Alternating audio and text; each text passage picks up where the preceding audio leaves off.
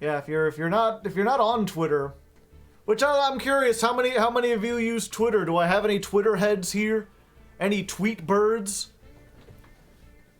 It's one of those things that, like, before I became a content creator, wouldn't catch me dead on that site. Never would have gone. I only started going there basically to post about upcoming projects I had, and then I found out you could do shit posts and stuff and make funny Yu-Gi-Oh memes, so I've been doing that. Sound effects 50. Joe 100, exactly. Elon is a chode. He's a super chode! But yeah, one of the things that I try to do, which is, I don't think it's a mistake. I try to engage with people because Twitter is one of the few places that's like not completely information siloed. If you're unfamiliar, information silo is kind of what they call like an echo chamber these days. Although an echo chamber implies that you're there like on your own or that you're just being parroted. People like repeating the same things. An information silo is more like the idea of being buried in external sources that are just getting you deeper and deeper into the same thing. So like Reddit, yeah. A lot of Reddit, because you're choosing what topics you want and what topics you don't, you can find yourself in a silo where you just get buried deeper and deeper into a community, and it's harder and harder for voices outside that community to reach you. Twitter is pretty good about, even though it has an algorithm, like, I'll still get stuff I didn't ask for. I'll still see the likes of my friends who have different interests. So I occasionally see posts about, like, Madoka Magica or from, like, the anime community, even though I don't watch anime.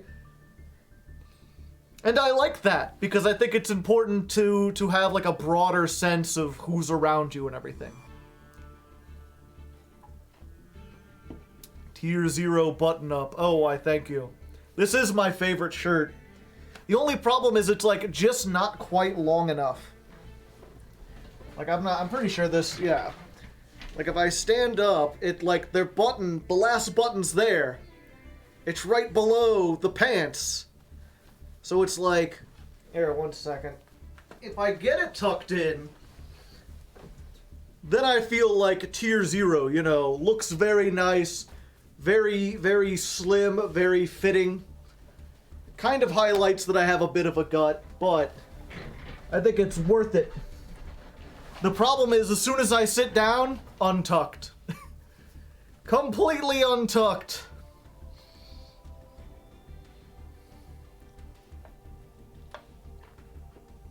Like the current TCG format. But yeah, as I was... Sorry, I got distracted.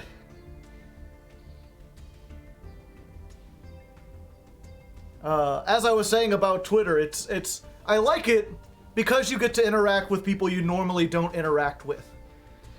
And that's good for, like, learning and education and having an understanding of the world and different people and different views. And it's also good for me specifically where I'm trying to sort of educate people politically or get people more engaged with politics by questioning their views or getting them to look into the other side of things. First time being here, love your content. Thank you, HolloXD2970. So yeah, because I like to engage with people, because I like to try to question people, you know, it works sometimes. I've gotten people who are like, huh, I haven't heard that, or I haven't heard it explained that way. But I'd say like 70, 80% of the time, when you try to question someone's views, they just get super defensive and angry. And, you know, you try to discuss it out a little bit, either to see if you can reach them or to see if, you know, because someone else will read that topic. And maybe someone who's not going to be as passionate as that person will see it and be like, huh, this person has reasonable takes and this person's being angry or whatever. But it's still frustrating when you spend like an hour talking back and forth with someone and just make like zero progress You start out being like, I think, it might be beneficial to vote for Democrats. And then an hour later, they're like, yeah, okay, groomer, get out of here. Clearly you just want to abuse children. And I'm like, excuse me? What now? Like, you are far down into this hole that I did not expect. Huh? Yeah.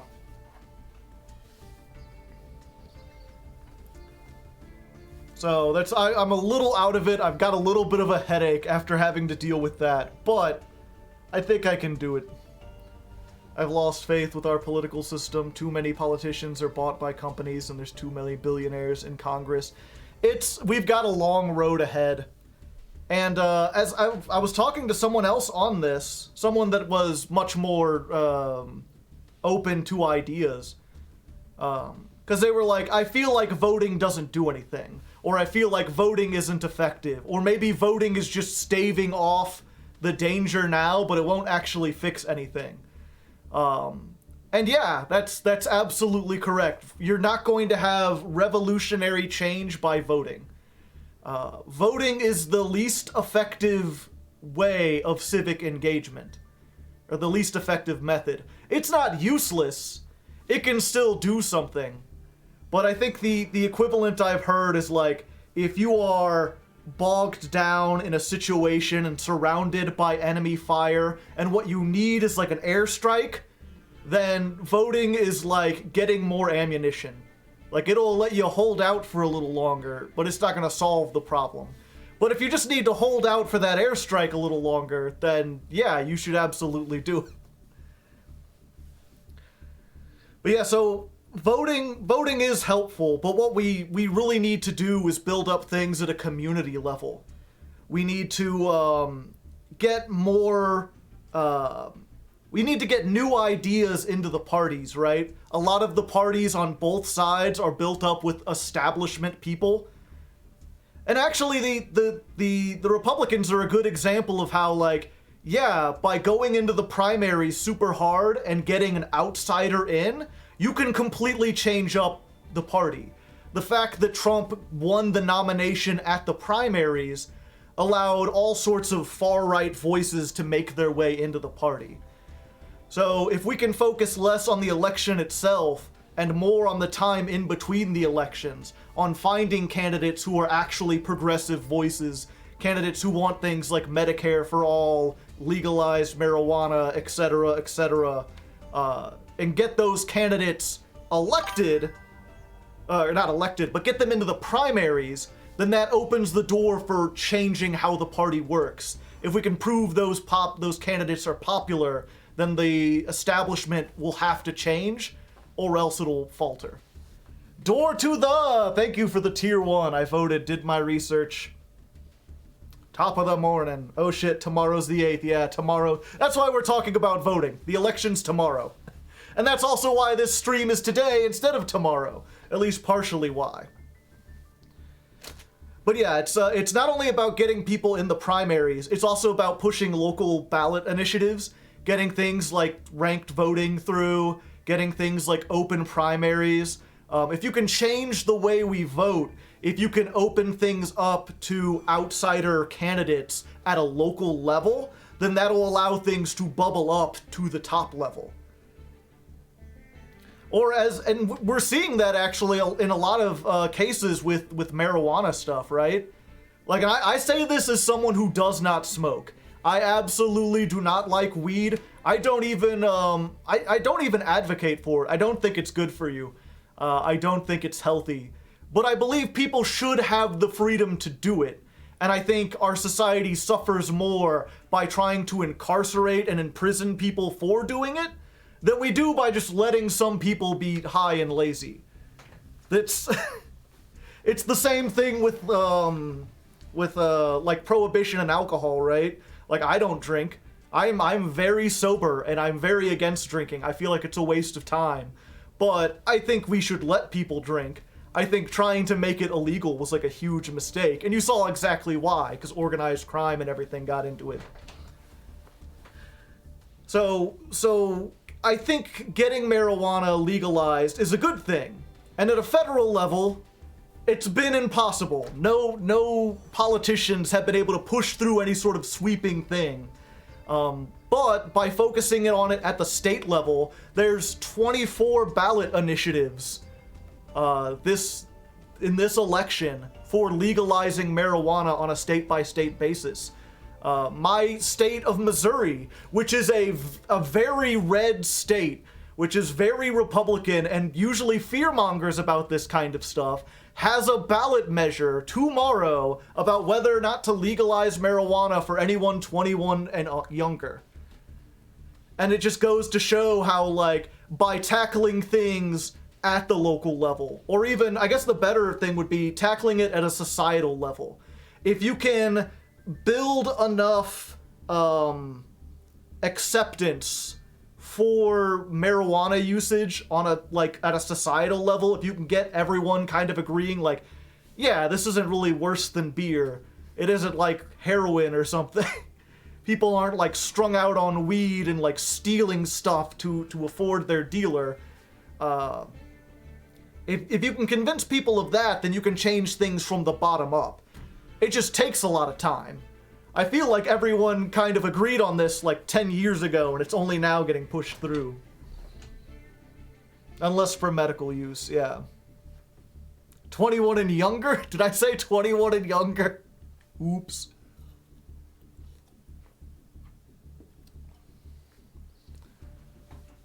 State here will never legalize weed despite most of the states around it. Yeah, it's 21 and up. Excuse me.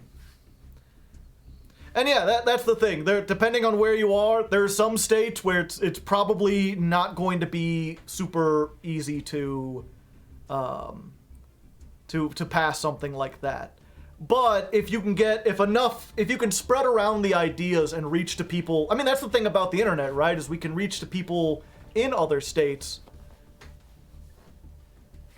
Pro-pod in schools. Yeah. I think that generally applies like everything that I do. It's like, I'm fine with people smoking as long as it's in their own place and they're not bothering anyone. Yeah. 90% of what I could say politically is like, I'm fine with people doing whatever as long as they're not hurting anyone. And that's the thing, is like, most people agree with that. Most people are fine with people just doing whatever as long as they're hurting anyone.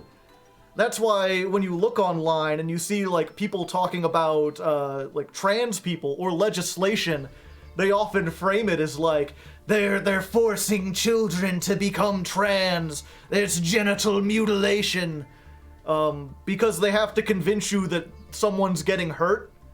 Because if the truth came out that no one was getting hurt, that it was just people making individual choices with medical professionals and doctors in a very, like, long-term, well-thought-out way, no one would be angry about it. No one would be able to muster the hatred for people just living their lives however they want. Hello, Scarecrow? I assume that's supposed to be Scarecrow. It's always children, because people want to protect children. Ban them for living!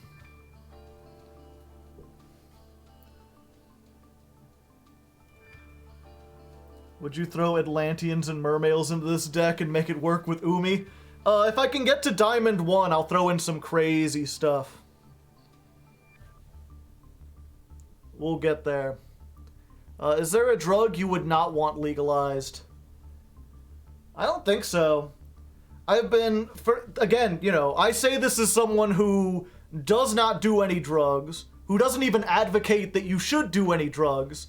And I used to be I remember being in high school and being like, beer should be illegal. And getting a lot of pushback because I was like, there's no logical reason for it. But after looking into, you know, the societies that have tried to ban alcohol, and the societies that have just like let all drug use be legal, the ones that legalize everything are doing much, much better. When you look at states like, what would it be? like Pakistan. Pakistan's a like Muslim state, or it's run mostly by Muslims, and they make alcohol illegal. But there's still a lot of alcohol in the country. There's still a lot of alcoholics in the country because there's a huge underground market for it, and they waste a whole lot of time trying to regulate it. I remember I worked with a guy who lived in Pakistan for years and years, and he's like, "Oh yeah, you know, it's banned here, but you could get it. It wasn't difficult."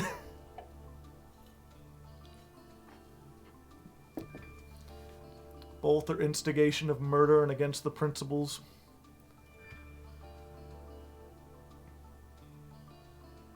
Brutal. Yeah, I'm not too familiar with the Italian government and how they work, but that seems pretty awful. Yeah, Portugal decriminalized every drug and addiction went way the fuck down. How come you're streaming on Monday? Because the election's tomorrow, and also I've got to move a couch tomorrow, so I'm going to be busy. Anyway, enough about this. It's nice to vent a little bit, but we are here for Yu-Gi-Oh! At the end of the day. We can always talk about this more. Drugs, yeah. I remember when they like, yep, I have to give it to drugs for winning the war on drugs. I'd also like to congratulate Terror for winning the war on terror. Turns out that starting a war against like a philosophical concept isn't really winnable. Do you mean Yu-Gi-Oh? Is that some new kind of drug? Maybe. Time for fish! Okay. Dawn of the third day plus deck version 5. Ocean man, take me by the hand, take me to the land. Yeah, and before we get started here, I will remind you once more, I got a new microphone today. It's up here, just out of reach. I don't know what that sounds like, but the people early on said they couldn't tell the difference. If anything sounds too quiet or weird or whatever, just let me know. I can still make adjustments. I'm sure it's not perfect. So if you do hear anything that seems slightly wrong or weird, just let me know, because there is new settings I can mess with. Sounds nice though. Yeah. I think it's pretty good. Much better than these old ones. The best thing about it, right, is that these old ones are they're on these little arms that are attached to the table. So anytime my foot hit the table or I shook a little bit, the microphones would wiggle around and you get this awful sound. This one's on like a tripod. This one's great. To hear you in auto-tune. Do you believe in life after love? Win with tripod. Okay. Alright, here we are, dawn of the third stream. Oh wait, I should probably be here. Save and return, yeah. I should probably be back here. Oh, and I need to turn on the ladder climb. Let's do... Nope, not that.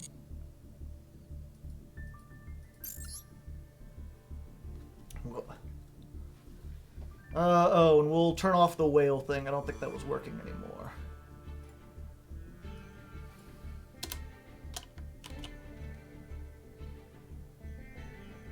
And we can move this over. There we go. That seems good.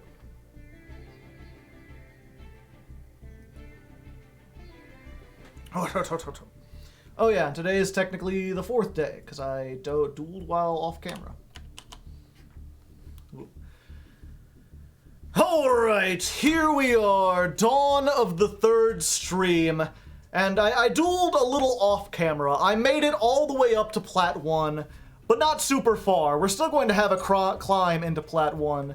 And also, while I was doing that, I had to make some changes, because I've run into like floodgate based decks, particularly Eldritch, more times than I care to. So I had to get something that could get rid of all these back row. So I've swapped out the Infinite Impermanence for Evenly Matched. This has worked a little bit better at sort of clearing up these duels where I start out and the first thing they do is like set 4. Whether it's Eldritch or what was the other one? Subterror. I've run into Guru Control like more than 3 times over the weekend, and I'm not sure why that's more popular, but it's kind of an ass to fight. Anything with a bunch of spell traps is hard because this whole deck is focused around locking you down to one monster. So the decks that already play just one monster and a lot of spell traps, not working out real great. And I will say with this deck, I had kind of an epiphany about it, where I was okay, we'll cut that part a little bit. I have a little something. I'm talking to the editor right now. Hello, editor. Cut after that last phrase, and then we'll... Now, while I'm here in between duels, I do also want to say, dueling this has caused me to have a severe bout of existential dread. I knew that playing a Floodgate deck maybe wasn't going to be as fun or interesting, but I didn't know it would cause me to, like, question my views of humanity. There's an idea going around philosophically that free will doesn't exist, that we aren't actually making choices, that we're just really complicated machines, and all our experiences over our lifetime sort of make it so that what we do is inevitable. Of course, we can't live our lives that way. If it would basically get rid of the entire concept of freedom. It would make things insanity. Nothing would work. Society wouldn't function anymore. So you can't live that way. But I've been feeling that about Yu-Gi-Oh! I remember MBT saying once that the real great thing about Magic, why people come back to Magic the Gathering, is because the slowness of the game makes it less obvious how much luck is involved. It's possible that the game is determined by your starting hands, but because you can't play anything for 2 or 3 turns, it won't be obvious that that's happened until you've already done a whole lot of stuff.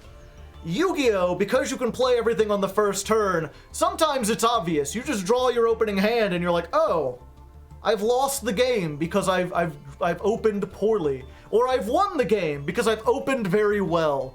And no deck has made me feel that more than Umi Control. And I'm not exactly sure how to get that across in the video, but I have an idea of how to try. So what I'm going to have my editor do is I'm going to do the next 10 duels, and we're going to show the end of every duel. So what I'm going to have my editor do is we're just going to do the next 10 duels, and we're going to show the start and end of every one of those duels. Just real quick, almost like a montage. Just an idea of, did I open well? Did I win? And see how much of these duels actually come out to being me making decisions about what to do, and how many are determined by luck of the draw. So basically, we're gonna disprove free will here today. I hope you're ready, because now that I'm down in the existential dread, you have to join me here. I hope you enjoy the ride.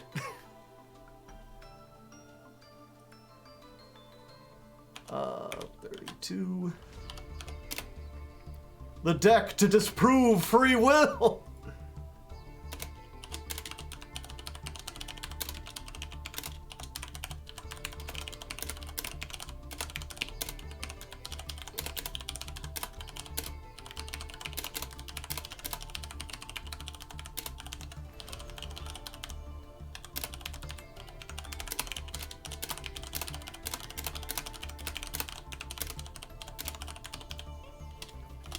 Okay. So let's try this, chat. Let's keep track of... Let's see. Right now, we've done... What's 38 plus 29? 67. So this will be duel 68, duel 69... Dual 70, Dual 71. I'm just making notes right off the bat because I know I'm going to have to put in information for all of these.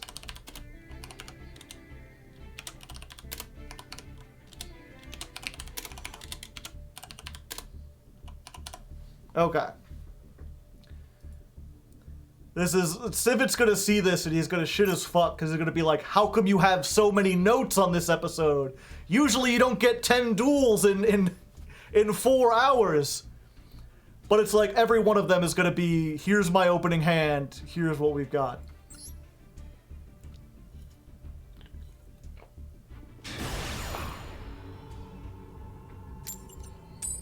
Alright. So here we are, Duel 68, going first. Awesome. This is what we want to see. And let's see if we've opened with the combo.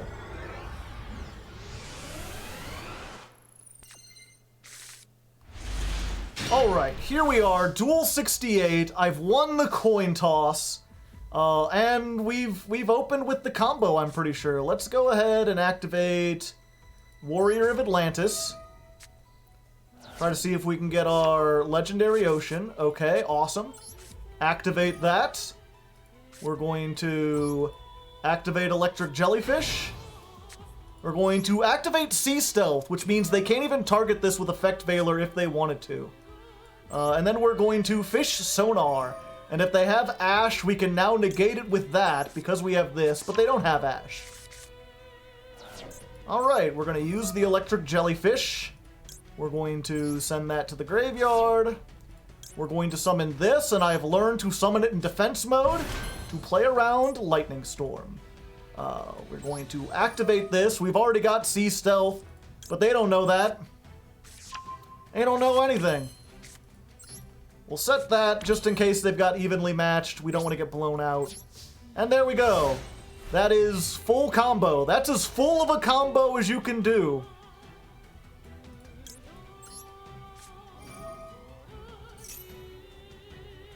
Activate Umi? No, we don't need to activate Umi.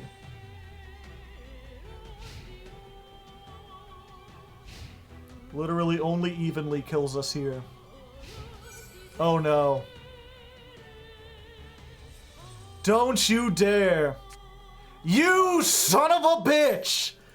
Exactly evenly. Okay. So we're going to...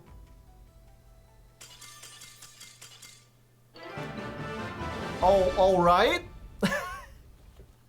Well, I was gonna say, you know, it's one of those cases where we got the perfect hand, but they've got the one card, like, in the game that outs it.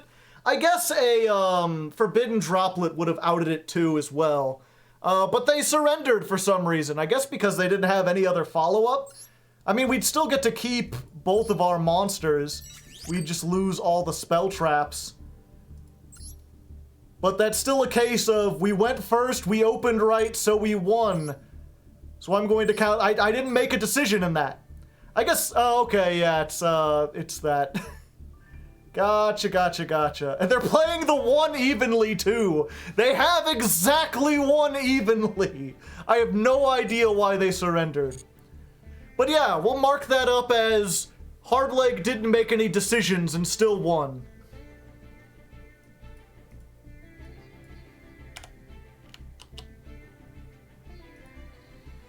Okay.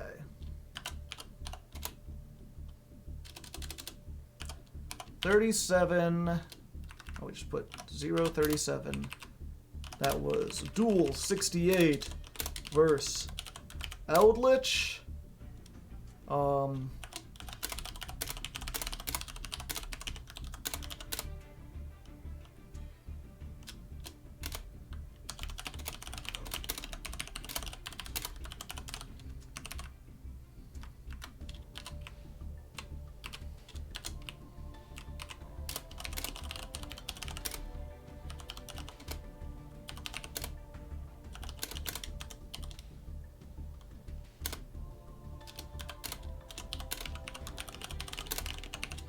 Okay. I'm just giving some notes. I'm like, you know, if you want to keep track of this, maybe with a free will exercised counter. This one is no. Could jellyfish not negate? Jellyfish can only negate spells and monsters. It cannot negate traps.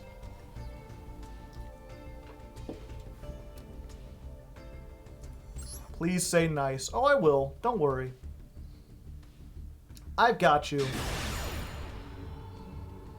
I just gotta remember to wait till the coin flip so it's good. Not try to do it.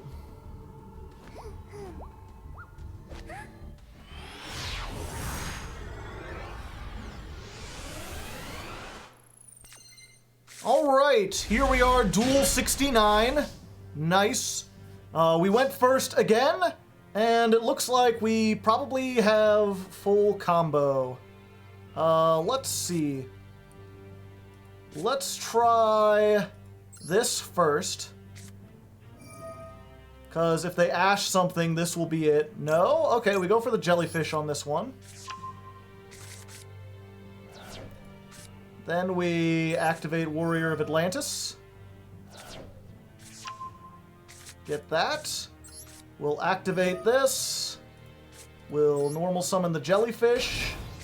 Then we'll activate Foolish Burial Goods, so if they were saving the ash. So I guess in some ways, you know, this is a little bit of a decision making. I couldn't just make... I had to choose the order. I'm not sure if it really matters, because again, that's the thing. Like, I have the illusion of making choices, because I am choosing to play around Ash. But if they didn't open Ash, then the start of this duel is determined entirely by what our opening hands were. So it's another sign against free will. We'll go defense for that. We'll activate. We'll get Sea Stealth 2. And here we go. Now, of course, if this is Marincess in the water, we might have a little trouble. Might have a little problems. There's not much we could do against Marincess. It's a bad matchup.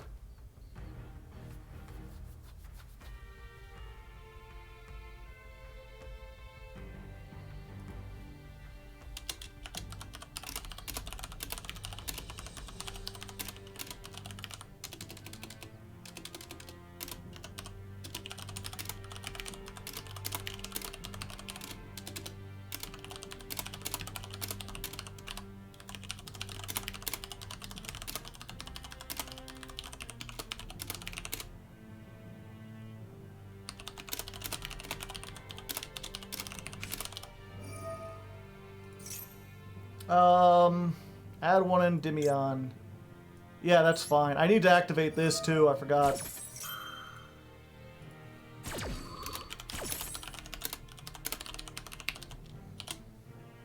Activate Umi? No. Sorry, just more stuff. I'm thinking about... I had a general idea of what I wanted to do with this section, and now that I'm actually living through it, it's making me realize, like, more notes I want to give the editor. Yep. This thing can negate the effect of a spell card, but not the activation. Into the Void. Sure. I like to live dangerously, too. Hey, it's Pro Zach. Thank you for the Prime hype. Hit him with the dabs.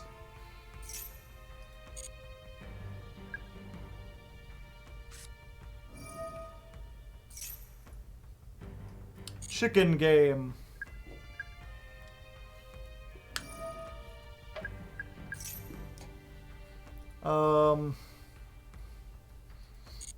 All right. My keyboard is louder. I guess it is over my keyboard.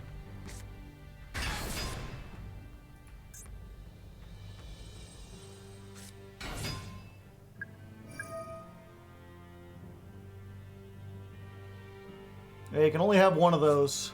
Away you go.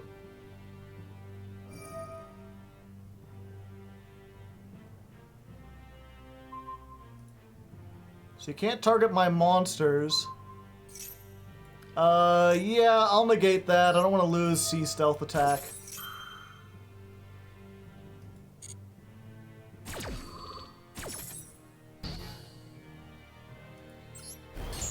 big.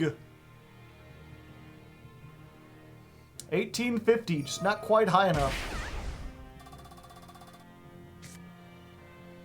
Draw one card, but they activated Into the Void, so they're losing everything at the end of the turn. Now they're doubly losing everything at the end of the turn.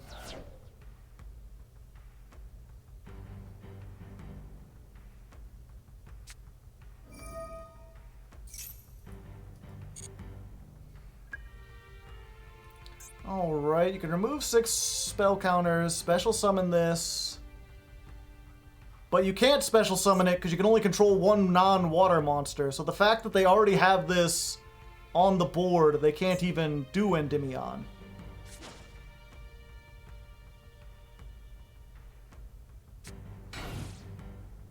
Ah, but they can tribute set! They tribute set! Oh, but they're pendulum summoning. Oh, they're not pendulum? Yeah. Pendulum. Once per turn, when a spell trap, you can remove.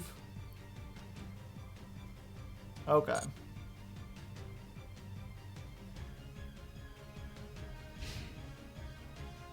End phase. Okay. Gotcha. I'm fine by this. Change to attack position. So, once per turn, when a spell trap card or effect, but they can't negate monster effects. So, let's get another sea stealth attack. Let's pop the chicken game. I don't even need the extra cards. Destroy it. Get out of here. I don't want to have to deal with it. And then what we can do is we can activate Electric Jellyfish. We can deck thin and summon the Ice Jade Tremora from our hand. This will be able to trigger the Sea Stealth attack because it's a water monster with level 5 or higher. Yeah.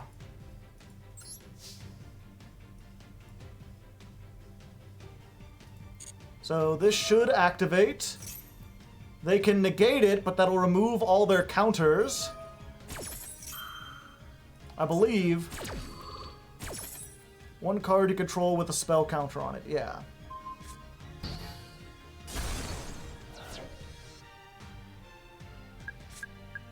Oh, but then they get spell counters back. Alright, well, we baited it out. We've got this. I don't know if we want to set the evenly in case they get a big board or something. Sure, couldn't hurt.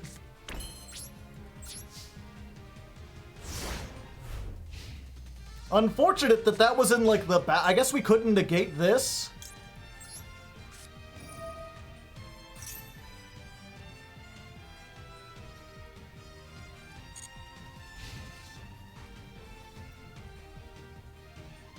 What made Tremora level 5? It's always level 5. It just is.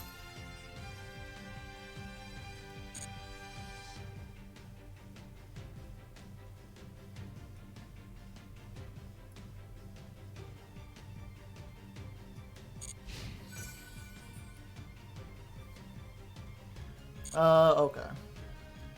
Yeah, I'm not sure what we do here.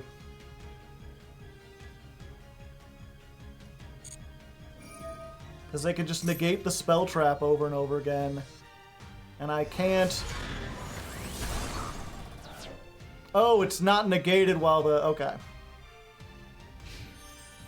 It can't be destroyed while it has counters on it.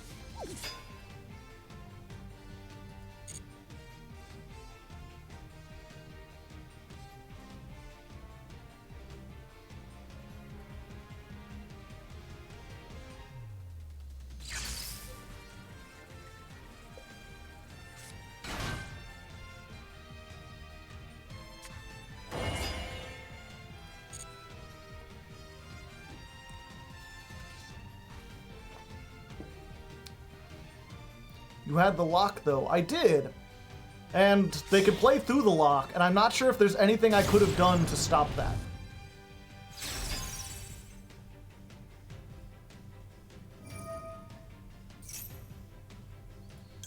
No.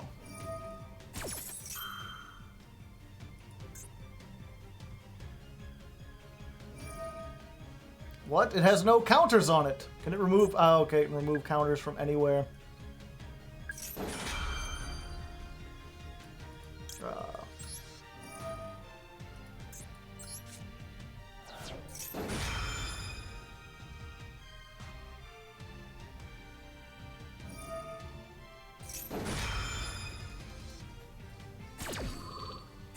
Welp, I just... Yeah.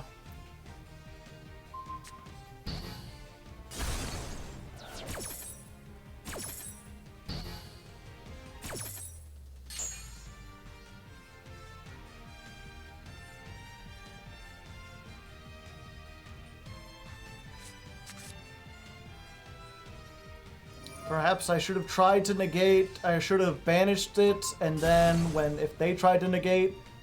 But if they didn't negate, then they just attack over the jellyfish, and I lose the jellyfish.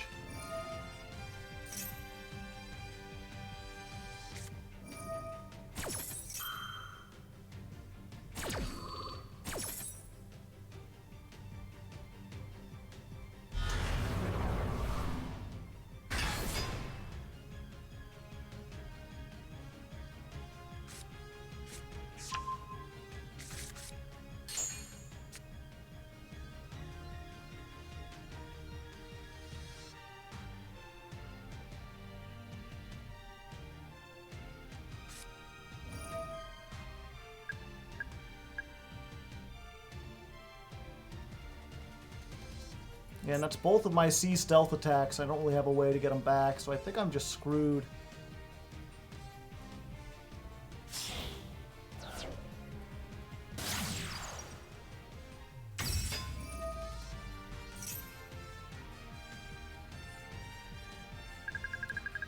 Nice. 12 counters.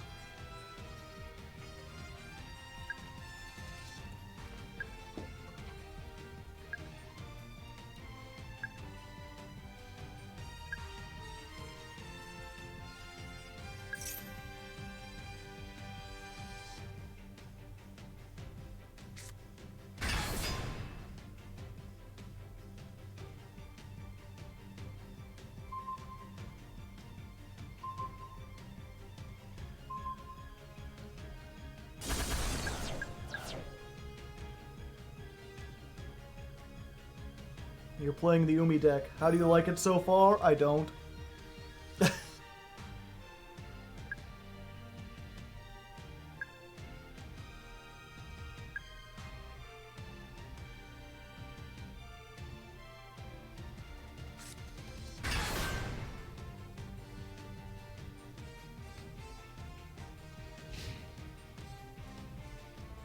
But the jellyfish came back. Yay! Another one. I think I just lose here. I don't think there's anything I can do, or pretend to do, or hope to do. I could certainly pretend. Oh wait, maybe?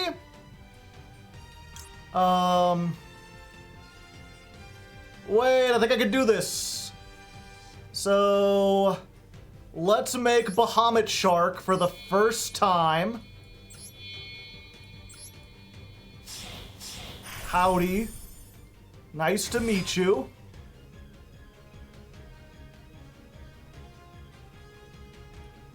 And we're just gonna go to battle. And we're going to run over this, because this has the monster negate. And then, because we attacked with an Ixie, along came Zeus with his thunderbolts. Woo! Negate this, fool! What if everything you loved was gone? Ah ha ha ha ha! And Zeus sends! It doesn't destroy! For the first time ever, I've gone into the extra deck, and it has paid off. Now, I mean, whether or not we win this really kind of depends on what else they have. A 9 and a 4. So they can pendulum summon a big thing, but I don't think it can beat over my 3000. Of course, oh, that comes back, and then if they tribute summon, is that the one that's the column? Am I playing the one person who has the... Which one was that? Choose one card in your pendulum zone, send to the graveyard all cards your opponent controls in the same column as that card. I am playing the one person who's playing Kaiden's Spirit. And I did it over here. I should, if I'd put it any other zone, any of the middle zones, I would have been fine. Could have done it. I guess that's a misplay. Didn't play around Kaiden's Spirit. How often does that happen? Whoopsie doodle. And we've got the Ocean Dragon Lord and no way to summon it. Welp, heartbreaking. But I think that's one for free will, you know. They, I think some stuff happened, some decisions were made that time, and that probably, determined who won and who didn't. So we'll mark that down as one for free will.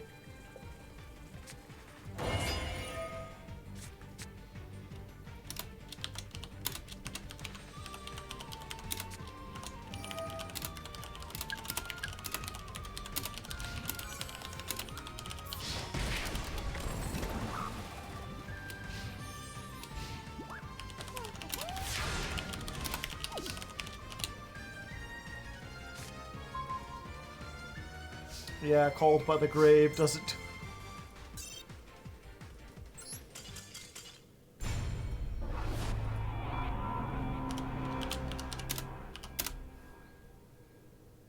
Nice try, though. It was a nice try. Darshi, thank you for the tier 1 sub.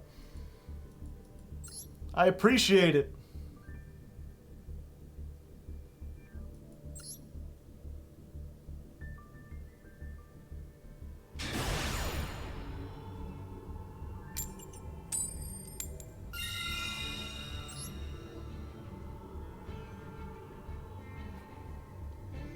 Another treasure chest.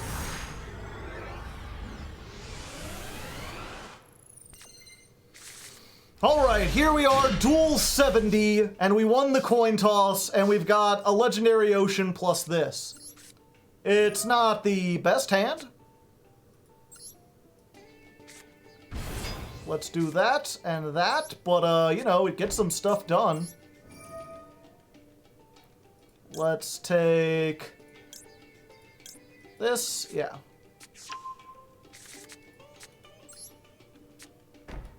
There we go. End phase. Hello, hello, hello, something. And Meow VT, thank you for the raid of 6. Welcome, new viewers. Let's get some cats in the chat for them.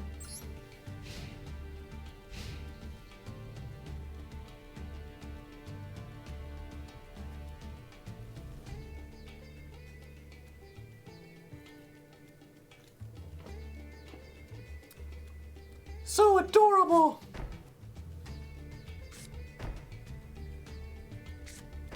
Up. Up. Here we go, here we go, here we go again. Here we go again. I should've known, should've known, should've known again. Here we go again. Ooh. Here we go again. Alright, let's get a search. Even though I literally need nothing. Oh boy, skill drain! They started with the 2 of. Let's do this. I'm still getting my search. You can't stop me. I'm gonna get another one. Sea Stealth 2! Another one.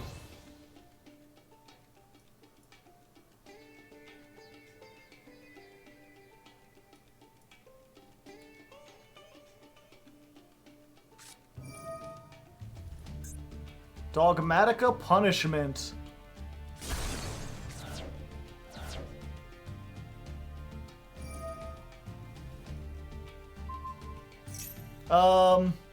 Sure, you could target that if you want, you know. If it makes you happy, it can't be that bad.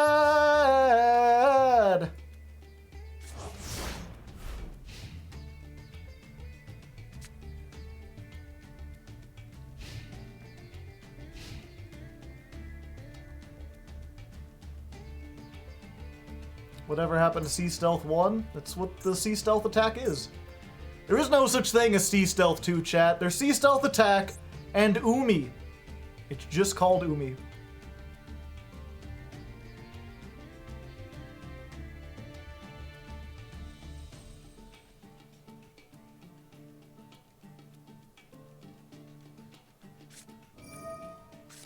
Oh. Oh, I see. Yeah, I think I'll stop that.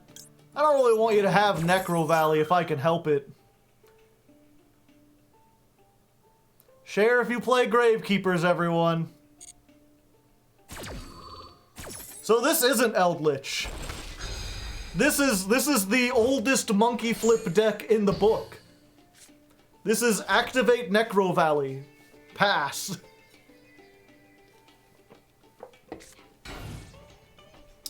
They're setting a card, chat. I wonder what it could be.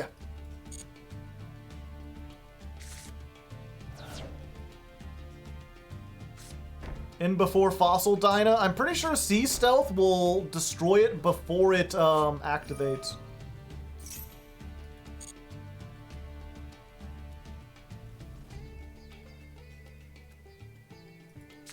Lord of the Heavenly Sky Prison. And they have to discard it because of Card of Demise. Oh, oh, such a silly, silly man. Well, I guess I'm summoning this. Why not?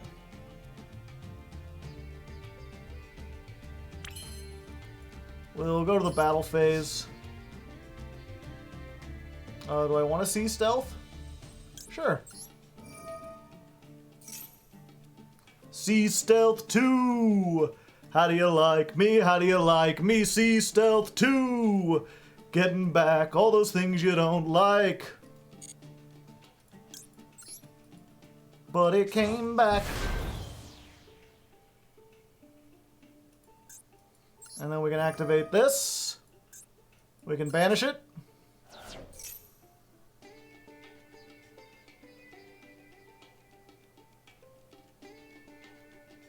How come your mom let you have 2 Umis?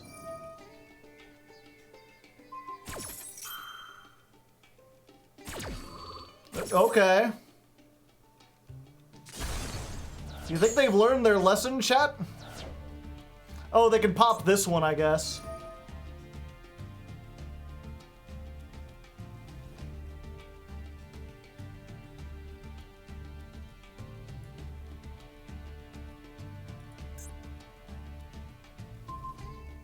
Oh, they're going for my evenly. Alright. Let's run over this Gravekeeper's spy. Oh, it's not a Gravekeeper spy. Alright. Do I want to set this?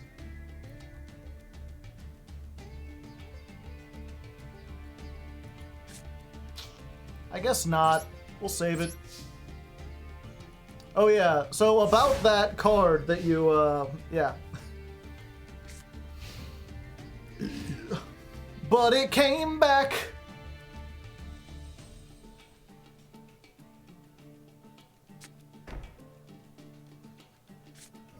Another one. What are they playing? They're playing Trap Cards Turbo, chat. Add 1 Gravekeeper from your deck.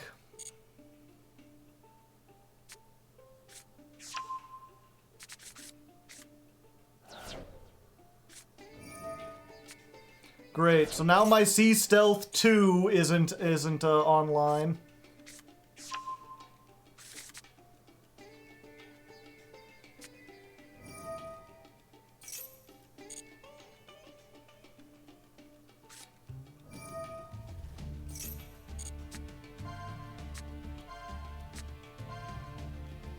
No monsters!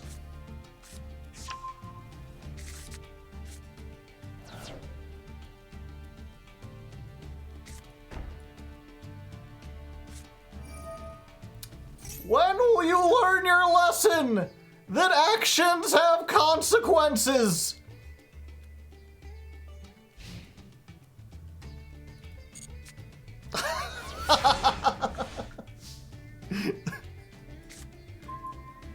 When will you learn? Change to attack position? Another one?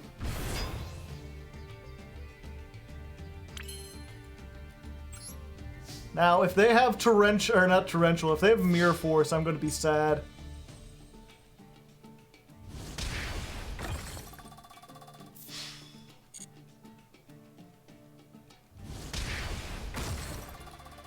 They don't appear to have Mirror Force.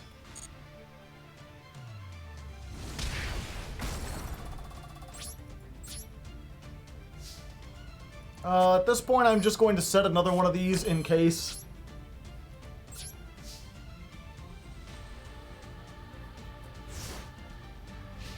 They grabbed the Harpies, didn't they? Yes.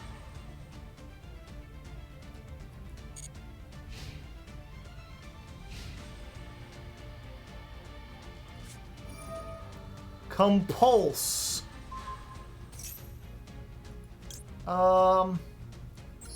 Yeah, I guess we activate this. You can't fire me, I quit.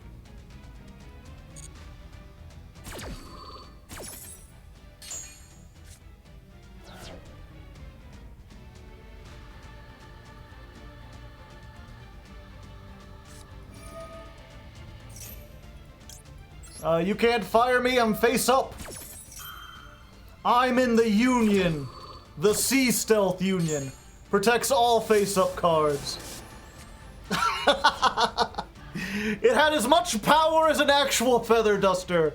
Just came down to tickle all my spell traps for a moment. Oh yes, silly me.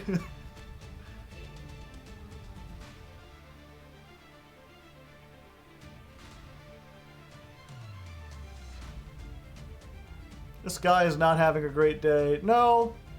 No, he's probably not. He's like, I don't get it. I played all the lockdown. What do you mean I need a win condition? Can't I just play all the lockdown and win that way? And the answer is no. You've got to at least have a 2200 monster that you could poke with. That's the only way you could do it. I guess that one, I made some choices. Choices were made. I did some gameplay. We'll count that towards free will, although, I don't know, it might have been determined by my opponent, whatever their deck was. I don't think we saw a single actual monster that wasn't just a hand trap or the Lord of Heavenly Sky Prison. They don't have any monsters! They just have the Sky Prison and the Commandant in a deck that's playing Card of Demise. So every time they got it, they had to discard it. What? Okay, never mind. Free will is off the table. I won that the moment this guy loaded in with this deck, because there is no way this could beat anything other than just someone surrendering. This is like a surrender turbo deck.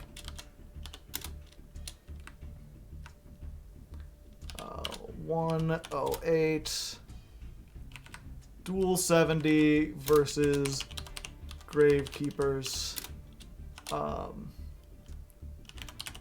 show the first hand the skill drain, and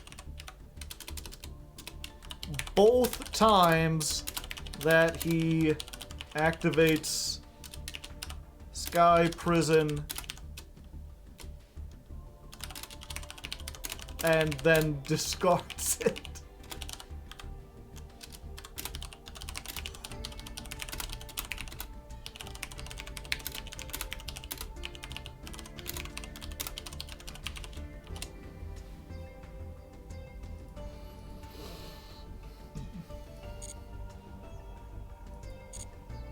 Trap a bullshit Necro Valley. Yeah.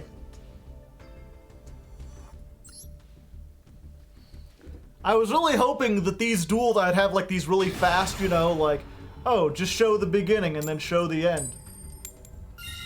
We're winning a lot of coin tosses.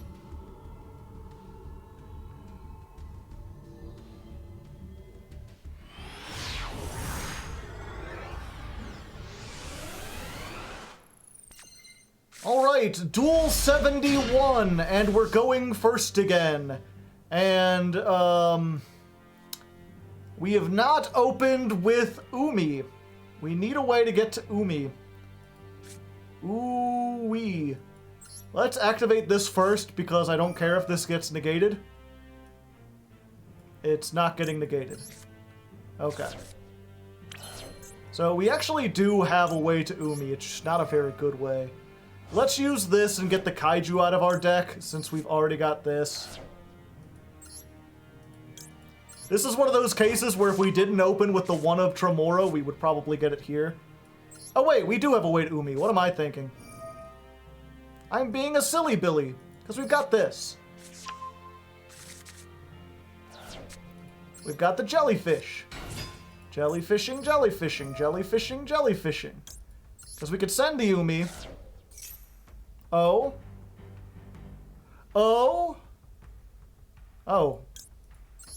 Okay. Summon this. If they've got an Imperm and they've saved it for this, then they're big-brained. Smart-brained. Because they know that if I had an Umi, I would have activated it here already before I did this. Oh, they're not doing it. I don't know what they've got.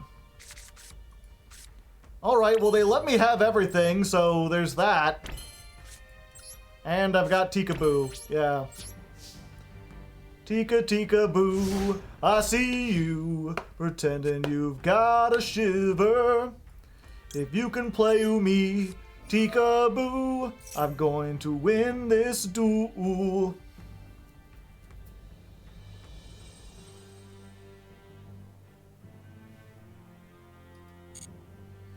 Activate Umi? Yes. There we go. So at this point, I think it's got to be Numeron.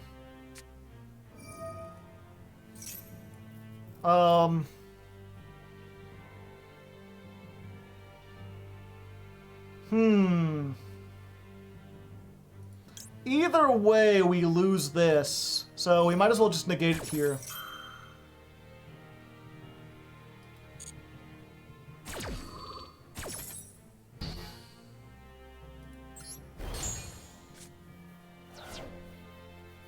Yeah, we either could have... Okay. Yeah, we either could have C-stealthed and banished this, or we could have just activated it.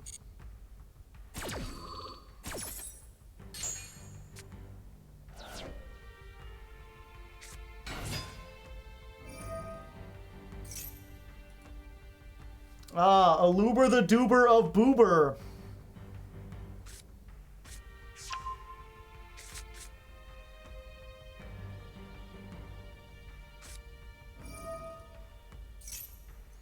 I don't think this hurts that much, but I guess we'll find out.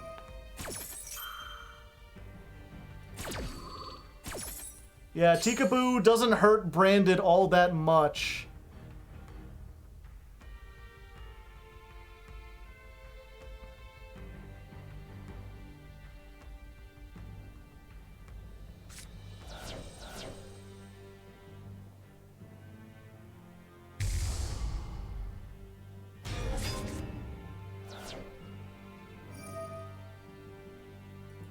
The question is... I thought is... No, it's a dragon. So they're just going to use themselves anyway. Mirror Jade is a worm.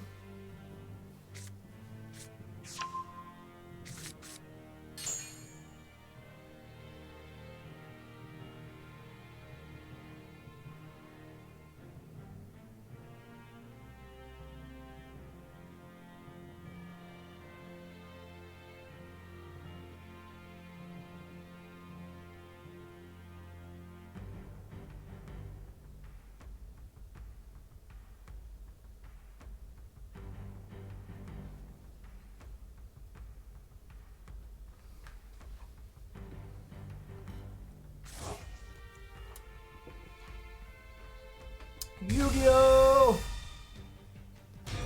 Wertis. Interesting choice. I don't understand it myself, but whatever. That hat is dapper. Thank you. No Mirror Jade? Is Mirror Jade a worm? Are they a free thinker?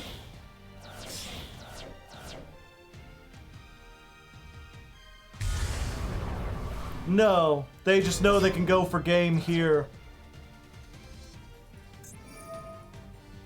If they pop this, then it's 5, 6, 7, 8.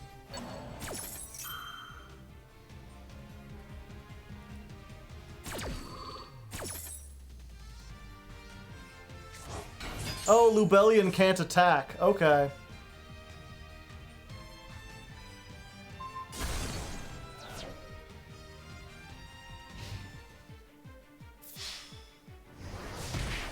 Okay, so they're gonna hit me for a lot.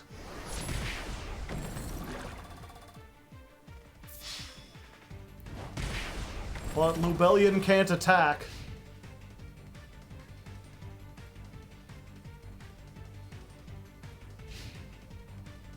And then in the end phase, this comes back and makes it so they can only control one monster. Monka W. Choose wisely. They're like, it's fine, I'm just going to attack over, we'll be good. Be like, well, you see, the thing about that is that it's a very nice monster you have, but what if it were a turtle?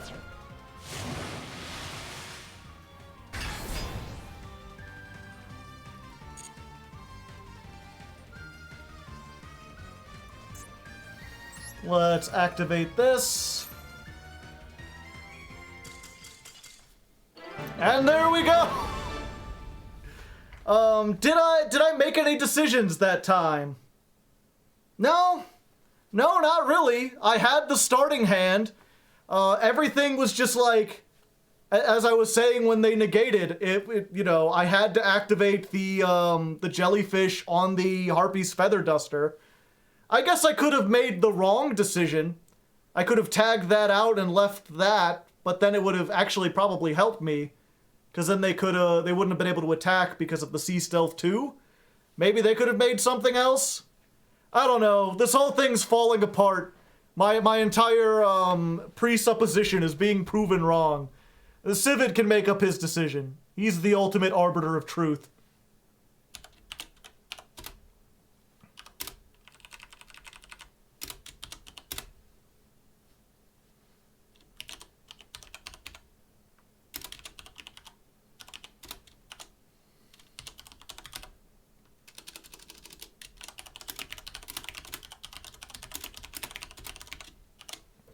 I will choose free will.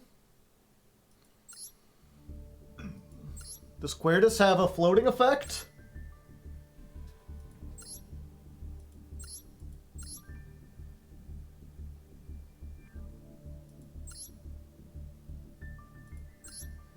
During the main phase, you can change everything. If this face-up leaves because of opponent's card effect, you can add to your hand or special summon.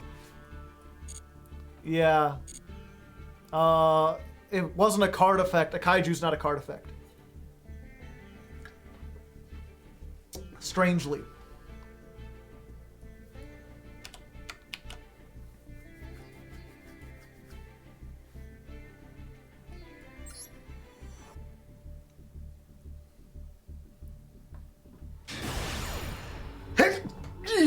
Pardon me.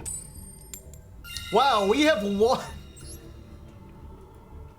What is this? 1, 2, 3, 4.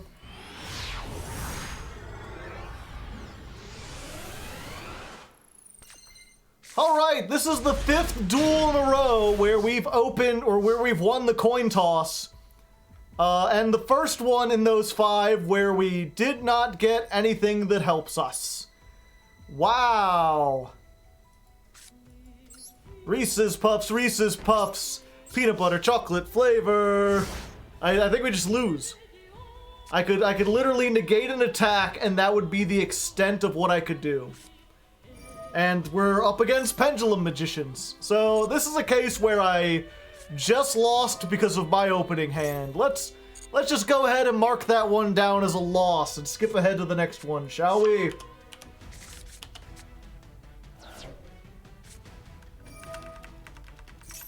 Not free will. Let's see. 120. Duel 72 versus Pendulum Magicians. We'll go ahead and activate this.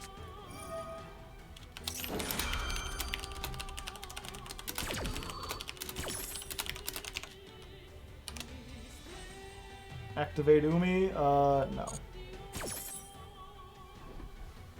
Why harmonizing? I choose to lose! I'm gonna take this moment to go check on my beef that's cooking in the other room. I'll be back. Hopefully they don't mess up and then, like, pass the turn and something bad happens.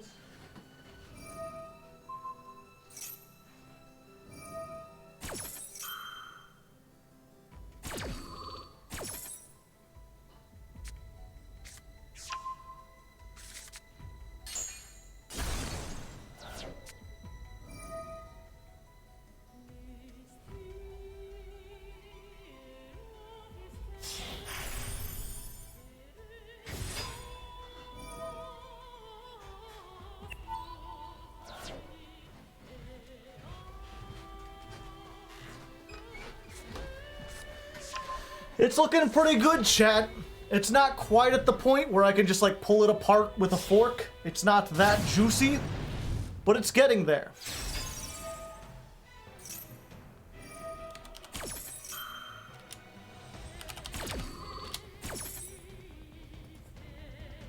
Beef pot?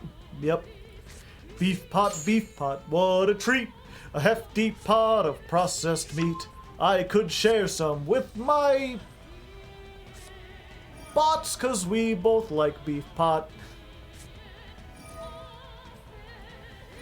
I got jump scared by Joe coming back. That's the original, or the original one was Beef Log. If you think I just made up that song, I did not. Beef log, what a treat. A hefty hunk of processed meat. I could share some with my dog, cause we both like beef log. Brack, I dare to disagree. Cheese log is the log for me. As a meal or as a snack, it's my favorite saturated fat. Doon, doon, doon, doon, doon. Cheese log, cylindrical and yellow. Cut the cheese log and I'm a happy fellow. Beef log, what a treat. A hefty hunk of processed meat. Cut the cheese log and we're a happy fellow. It's a nice thing to sing if you can get 2 people to do the voices. Because if you do them both at the same time, it works. You could share the ham meme? I could. Bars, thank you. You got an opinion on the Elon stuff going on Twitter? Yeah, I think it's awful. Elon, Mr. Free Speech Man, banning a whole bunch of people. It's not just that he was the free speech man, right? He was the free speech absolutist. He was the one out here, like, you know, even if people are lying, even if people are being hateful, even if they're rallying a mob to attack government buildings, we shouldn't censor them. But now he's like, but impersonating people without clearly marking parody is too far. If he was just someone who was like, if he was someone who admitted that free speech had some limits, that there had to be some logical restraints in place, and he was also like, yeah, and parody, imitation is one of those limits, you know? We can't have people pretending to be other people. That's a reasonable thing, but it's not reasonable when you also believe that people should be able to say literally anything, even if it gets people hurt.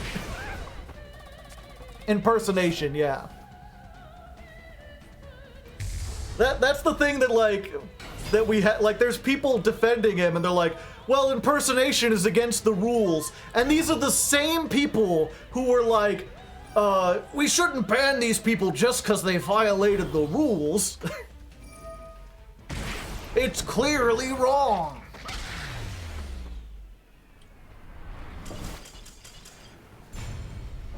It's like, that's why you have to have a nuanced position that isn't just, you know, again, you can't be an absolutionist about this kind of stuff. Saying it's always good under any circumstances or always bad is almost never, it's never the case. Absolutionism is just like, it's, I think MBT said, he's like, this is a third grade take. This is something that middle schoolers who are just learning about politics or just learning about philosophy are like, yes, it's all or nothing. And then you give them like real situations over and over again about how like that ends up with innocent people being hurt. And eventually over time they come to realize, oh, I need more nuance. Also, what a stream on Monday. We're doing the streams on Monday because tomorrow is the election. The midterms, possibly the most important midterms of my generation. At least I hope they are. Because if they're not, then that means things are only going to get much, much worse.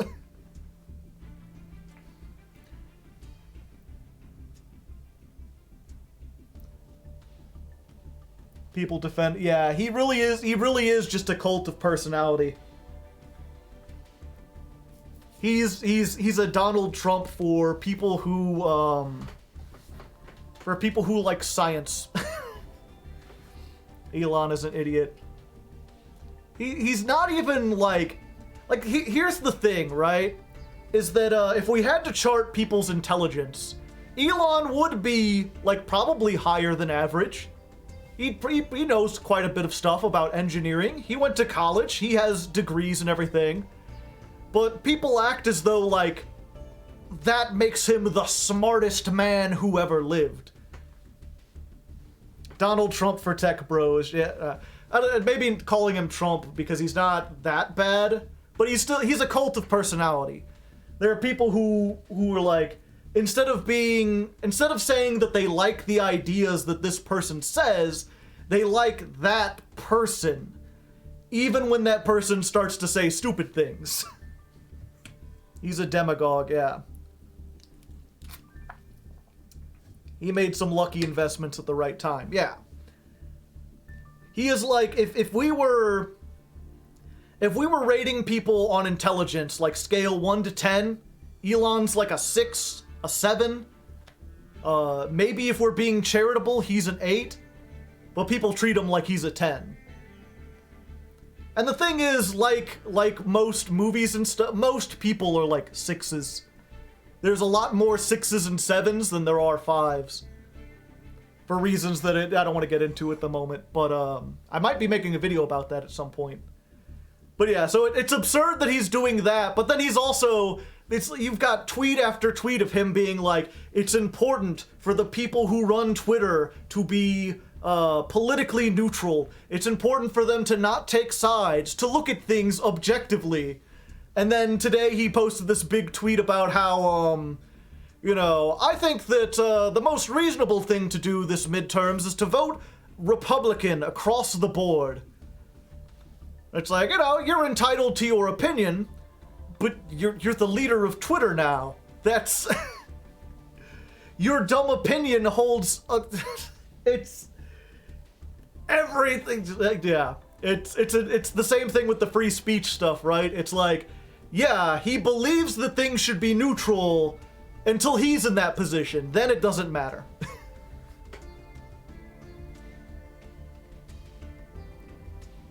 Yeah, statistics are funny like that. Maybe Twitter will die. That would be nice. See, Twitter, I believe, was already on the way to dying, right? And I think it was already downhill. The problem now is, how much damage is Elon going to do before it dies?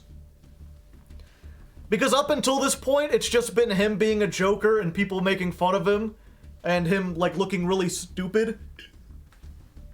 But if he actually convinces a whole bunch of people to go out and vote Republican at the last second, like, he could have real, tangible, bad effects on the country because he bought Twitter and then used it to make himself the biggest guy and also can't be banned. Elon, edit of the lost meme, yeah. But I guess while we're here real quick, let's see. I do want to explain that thing I said before, partially because, like I said, I'm thinking about making a video about it, and I'm curious to see how it works, or how it looks to people, me just sort of like half-assing it. It basically has to do with the bell curve. I'm not sure how many people are familiar with the idea of bell curves. It's this idea of, equal distribution. They say that if you have, a population, logically, there'd be a whole lot of stuff in the middle, and you'd have equally distributed, like, say this is you've got the center. There, you can't see my mouse, can you? Yeah. And I can't... Can I make this so I can point at it? That would be cool. Gotta put it below the webcam. Oh, but I'm not big enough. Okay. We'll get this. I'm learning in real time how to be a math professional. Yeah. So, you've got the whole population, right? And this is 50%. Let's say that this is how smartness is distributed. The idea is that, most people are in the center. And there's a lot of people that are, like, slightly smarter than average, a lot of people who are slightly dumber than average, and then as you go, there's increasingly fewer and fewer people who are extremely dumb. And same thing in this direction. There's smarter and smarter people, but as you get smarter, there's less and less of them. It's this equal distribution of intelligence. And you look at that and you're like, yeah, that makes sense. And then you try to ask people, let's, like, scientifically, why would we fall into this? Evolutionarily, like, why would our genes produce this effect where most people are average and some people are really higher? Because if you actually know anything about the way evolution and genetics works, genetic variance is random, right? If there's going to be a mutation that makes someone, like, biologically way smarter than everyone else, it's going to be a random thing. And even when it comes to intelligence, the idea that it's even biological at all is kind of up in the air. I say up in the air, that's generous. I think it's like 90% of it or 80% of it is how you're educated and how your environment is. What is intelligence? Yeah, that's another thing. But there's a lot of talk, especially in businesses, about distributions like this. And the thing is, it's really one of those, like, middle school ideas. It's something that you see and it looks good, but it doesn't line up with what actually happens. Because it turns out that life is kind of messy and not so neatly mathematically organized as this. For example, let's say you were rating video games or movies that you had seen on a scale like this. You would imagine that most movies would be like a 5. that everything would fall in the middle because that's the average. But movies that are really bad don't often get made. The more good a movie is, the more interesting the idea in the pitch is, the more likely it is to get made. The more likely you are to see it, to have it even appear in a movie theater. So that's the phenomenon where most games, most movies, end up being 6s, 7s, 8s out of 10. You fall a lot more into the higher end of the spectrum, because anything lower isn't going to survive the process long enough to even make it here. And it's the same a lot of times with intelligence. If you look at IQ tests, what a lot of people don't know is that IQ tests are subjective. What they do is they give an IQ test to like 1,000 people, and they chart what the results are. And if the results look like this, then they're like, okay, that's a valid IQ test. But there's nothing that says IQ is distributed like this. And in fact, if you look at the IQ tests that fail, which most of them do fail, what you end up getting is a chart that leads far more on the intelligence side. You get one that has a look. Let me see if I can actually do this real quick. I can't draw on the screen, that would be neat, but I can do, there we go. It ends up looking a lot more like this. Like basically they'll make like 50, 60 different IQ tests, and most of them end up charting like this, with most of people on the higher end trailing off lower, and then a very few select people who happen to make it over that. And so there's a lot of reason to believe that maybe IQ tests are biased, that maybe they're judging them wrong, and that intelligence is much more spread like this. Which means that in fact, most people you talk to aren't stupid, or aren't even, like, in the middle. Most people are rather intelligent. They score rather highly. And the impression that we're surrounded by idiots is something that people who are here try to make you believe. Because if they make you think that all these people are dumber than you, then you're less likely to agree with them and work together. Thanks for coming to my TED Talk. Do you have any questions? Let's remove that. I can't think anyone is dumber than me when I already think everyone is just stupid in general. Yeah. Or I guess that's the thing, right? Like, you know, we all like to feel like we're surrounded by idiots, but at the same time, it's like, how many times have you done something stupid? I think maybe because I'm a content creator, I'm more aware of it because I have to watch back myself do everything. Like, I record myself for 4 hours at a time, and then I have to go back and look at it and be like, why did you do that? That was a really dumb move. That you didn't think that through. You didn't do that very well. Like, we all criticize our other people and ourselves probably more harshly than we would. Yeah, everyone includes me.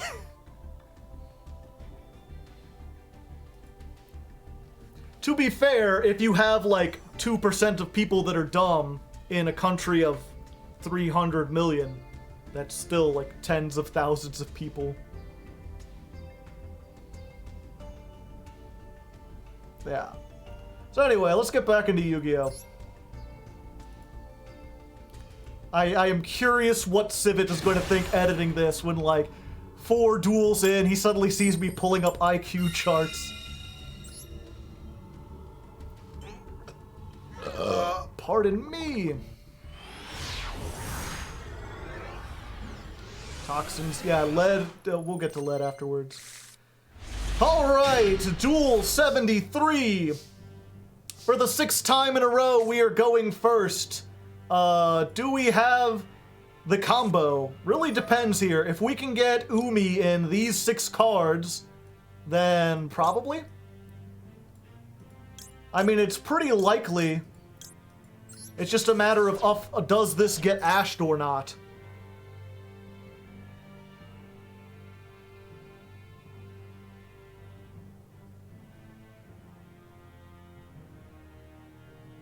Oh. Oh.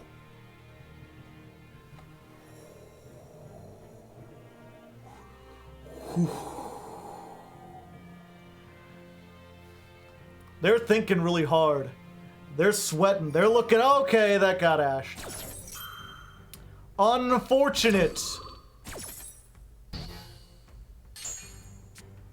Alright. So we don't have the full combo. Question number 2 here is, do they have something that destroys all the back row? And or, do they have a deck that loses to there can only be one? Because again, the thing is not whether or not I win or lose, it's did I make any decisions? So far, 0 decisions made.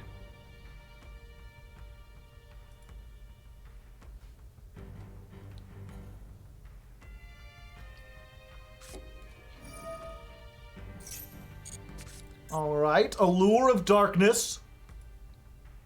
We're feeling the allure.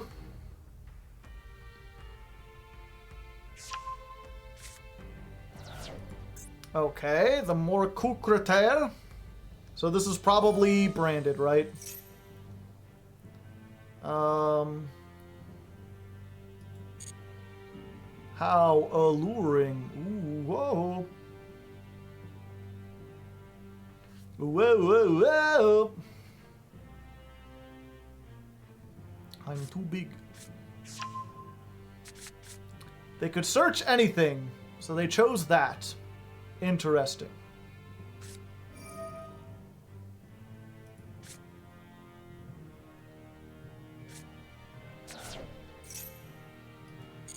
Okay.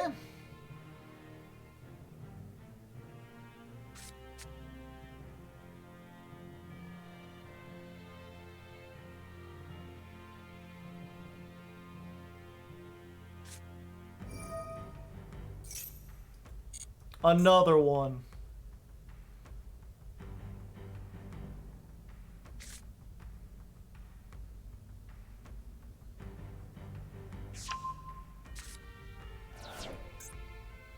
What a tragedy. They've drawn through so many cards. Will they get to the back row removal?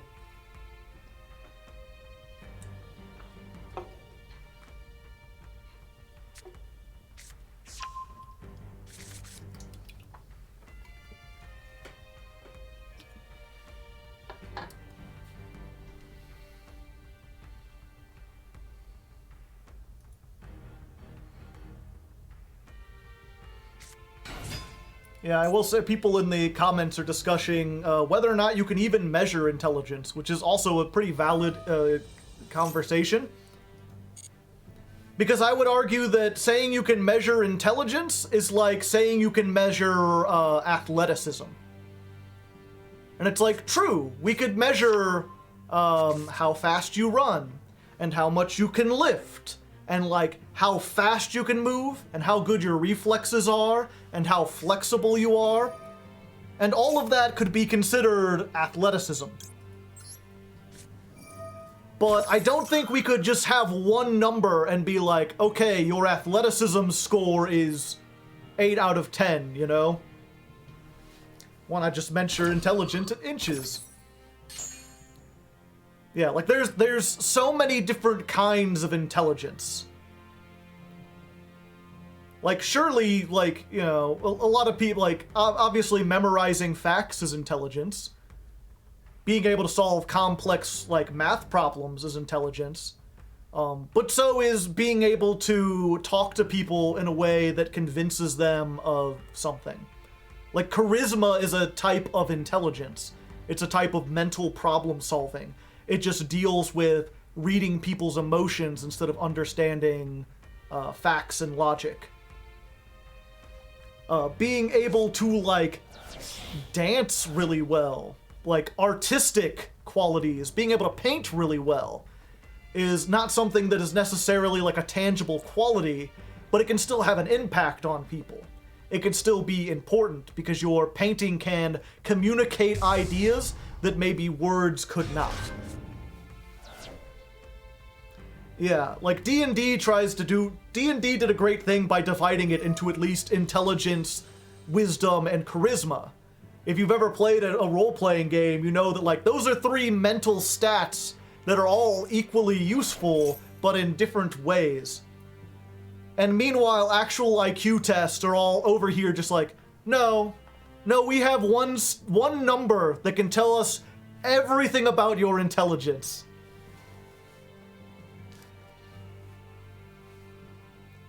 Or like, oh, what's another thing someone came up, they're like, okay, but is there a difference between someone who, if you sat them down with like 100 books, they could learn everything in those books, but it would take them a year?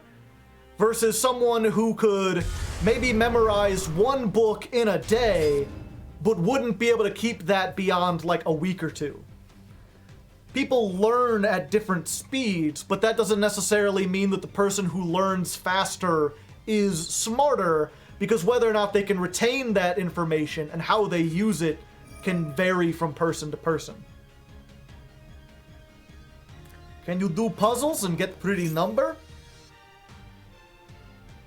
Plus, there's the whole idea of, you know, people who advocate for IQ tests are often like, yeah, IQ tests are consistent throughout your life. And that it's one of those things that it sounds like, oh, I didn't know that. And that's because it's not true. It's clearly not true. That's like saying your athletic... Again, if you compare mental to physical and try to say, like, you have an athleticism score, and that is unchanging throughout your life. Like, no, clearly you can work out and train. Like, yeah, a lot of people who are overweight, who don't exercise much, probably are going to continue to not exercise much. So if you tracked the athleticism of people over time, you might get the impression that it doesn't change much. But that's because there's no outside force actively trying to get people to change. But you can absolutely put people into a training regiment and make them more athletic. Just like you can put people into proper education and increase their IQ scores by a lot. Consistently. There is no such thing as a test that you can't prepare for, is a good way to put it. They hit the wrong thing. No free will, you drew bad and he opened the nuts. Well, here's the thing, is I get to activate Umi here.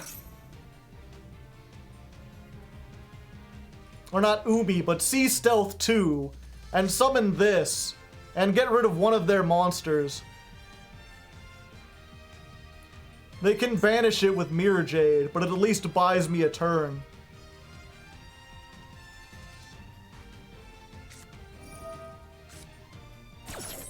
I guess that's one way to maxi. I'm still not making a decision, though. I'm just pressing the button when it came up.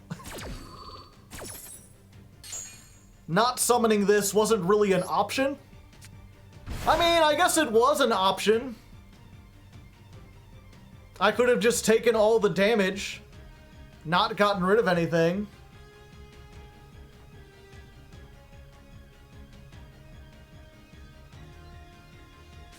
And then done this at the start of my battle phase. And actually, now that I'm thinking about it, what I should have done probably is waited. No, never mind. If I had waited and like kaiju'd the Mirror Jade first, then they would have 1 water and 1 non-water, and their deck they'd be in a worse position than I am now.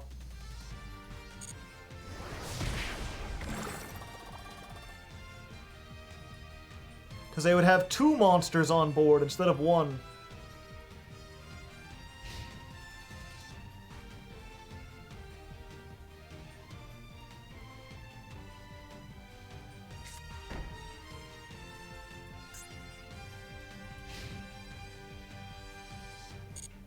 Alright, let's see what we draw.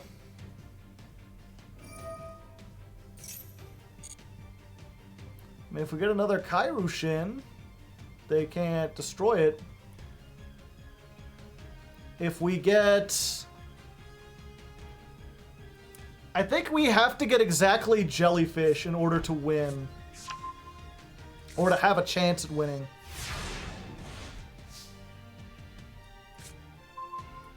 That is not Jellyfish.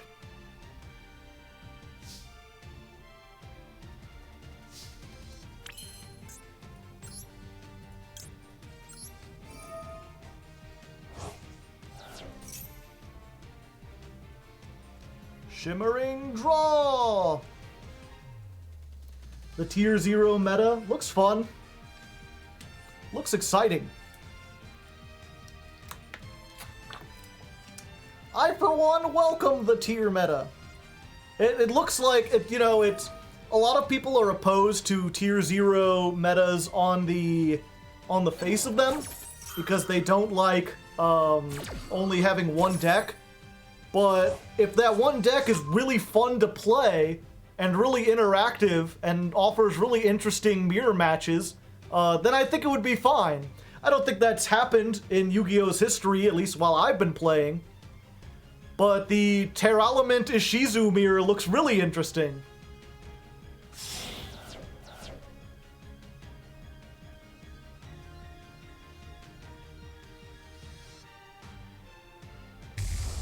TCG format seems miserable. Interesting. Why they'd get that, I wonder.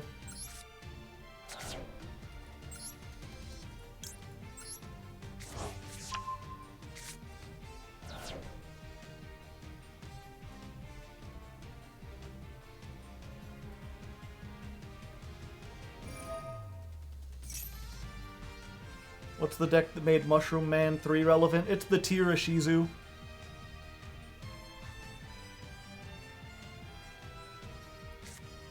It's so interactive that all they do is interacting and you don't get to play. I guess that's one way to put it. So I'm curious how many people mostly just keep up with Master Duel and don't even know what Terralements do or the Ishizu stuff.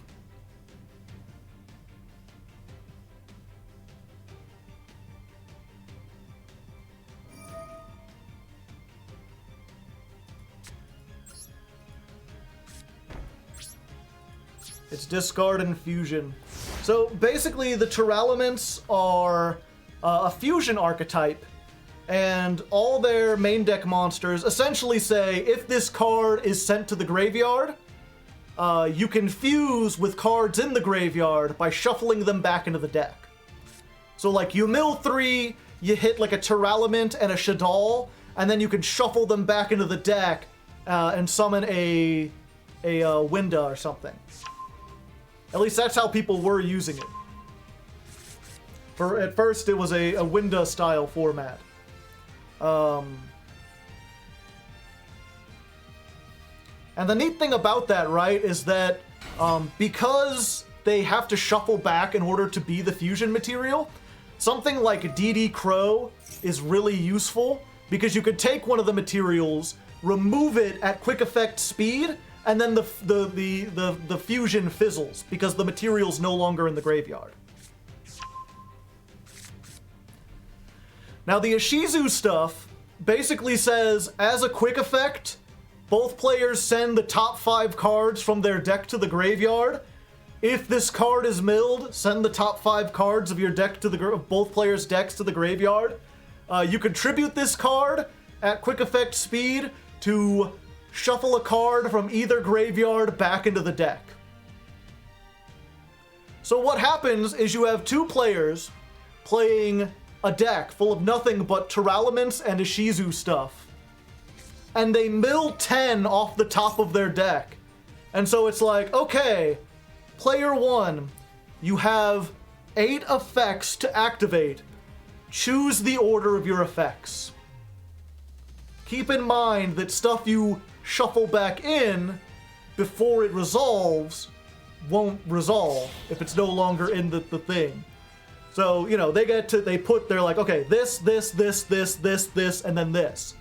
It's like, okay, now player 2, construct your chain of the things that you milled this turn. So they're like, okay, I'm going to pick that one, shuffle it back, because I know you're going to use that to make that, and that'll give you more mills. And because you've shuffled in these 3, and I haven't seen this from your deck, you're most likely to hit this card. And so it becomes this thing of like, as someone says, a turn will last 15 minutes with no negates, very few disruptions, with both players just deciding how this one big chain is going to resolve. I love this. I know! To me, I'm like, that seems super interesting. I like the idea that it's just like, toss out a whole bunch of stuff, your opponent tosses out a whole bunch of stuff. Like, choose wisely. That sounds like hell, yeah. I probably should have just surrendered. Probably. Let's let them get the damage in, but yeah, this one was a hit against free will. We definitely just opened poorly and they opened well. Good game.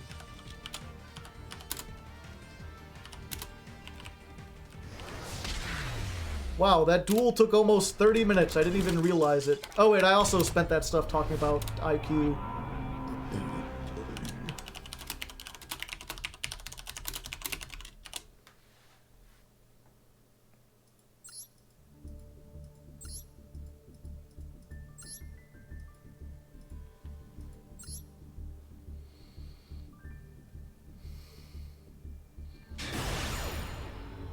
Lose and you'll lose a rank. I'm sorry, little rabbit. But I'm going first for the 7th time in a row. 2, 3, 4, 5, 6. Yeah. Oh yeah, I gotta put that. Loss. Alright, so for the 7th game in a row, we are going first. And we don't quite have it. Or we do if this and Warrior of Atlantis both resolve without Ash. So if we get both of these to go off, let's activate this first. That determines what we'll search. Okay. So I think we've got it. It's not the perfect one because we are missing the jellyfish. But we do have the Kraken, which gives us a little bit extra, a little something spicy they may not be aware of. So we'll just Legendary Ocean, normal summon the Ocean Dragon Lord, activate, get Sea Stealth Attack, set everything,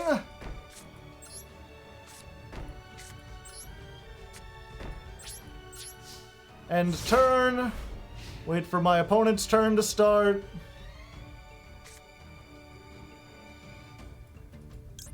Activate Sea Stealth.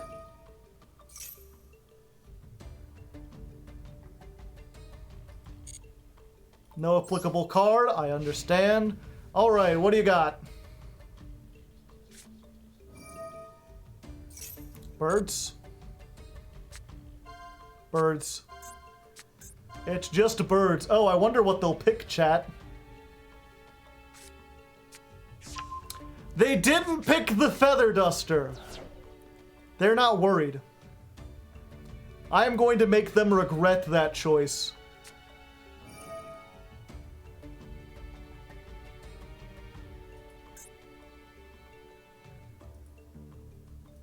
Okay, so now they get Pot of Prosperity.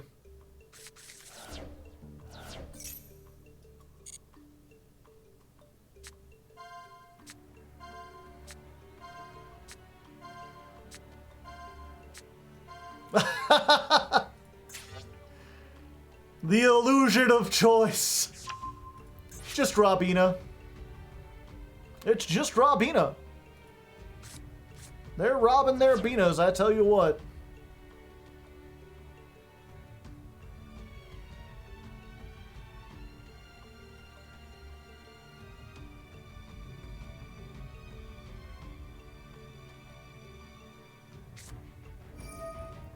Book of Moon.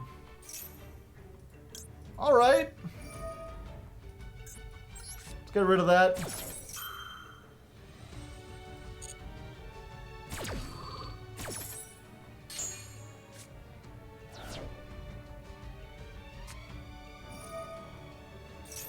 Alright. Activate the field spell.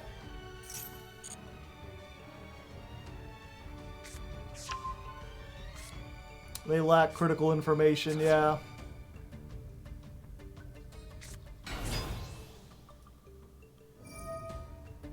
Oh, what a nice winged beast you have there. It would be a shame if you were incapable of summoning any more winged beasts.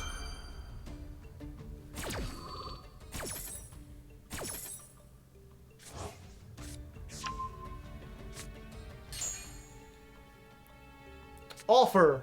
I receive game. You receive nothing? Oh wait, does this special summon? Banish until the end phase. Okay, it doesn't special summon it back, so even if they normal summon the barrier statue, I still get it. Oh yeah, they can't summon the statue anyway. They can only control one winged beast.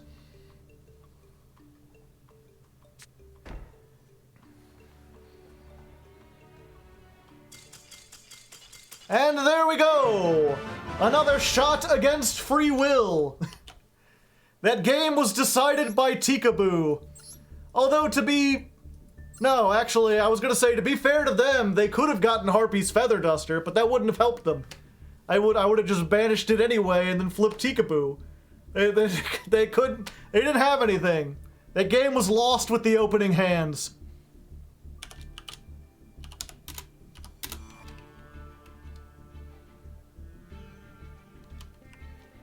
Duel 74 versus birds. Same as above. And me going first, too, yeah. Give me 1 second, I'm hearing some weird noises from outside. Let me check to make sure things are okay in the world.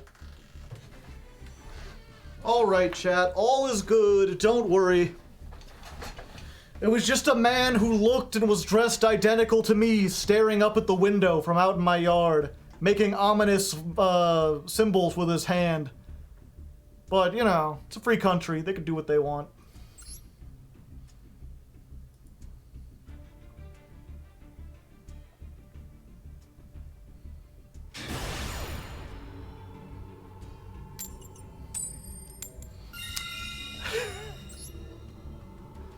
How's the beef doing? Thumbs up.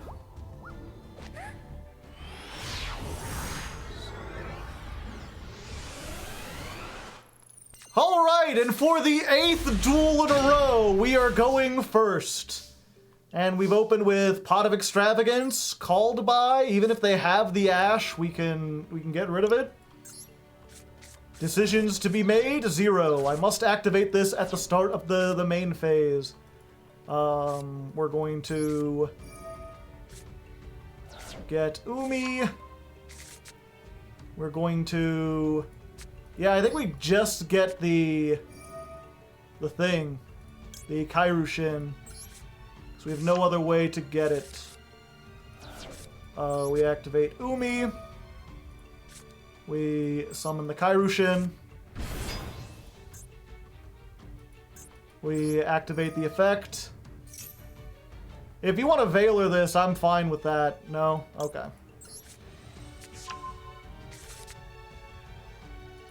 Honestly, I was kind of hoping that they would Veiler or Ash there.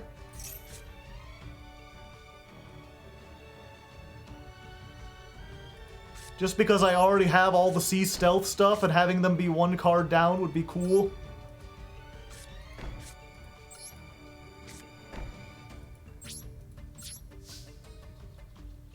Alright. Let's see, do they have a way to out this?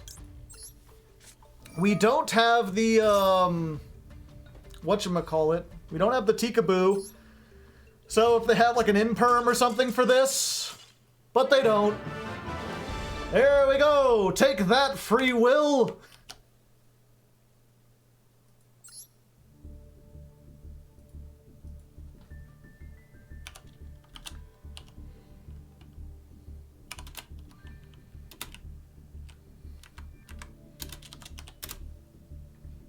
What was that?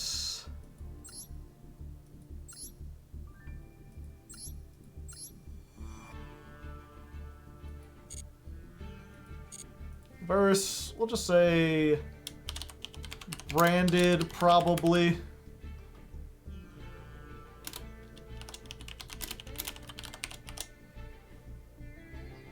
Did they even have an out to that? Was there anything they could do? If they had drawn Feather Duster or Fairy Tale Snow. Oh, or the Infinite Impermanence.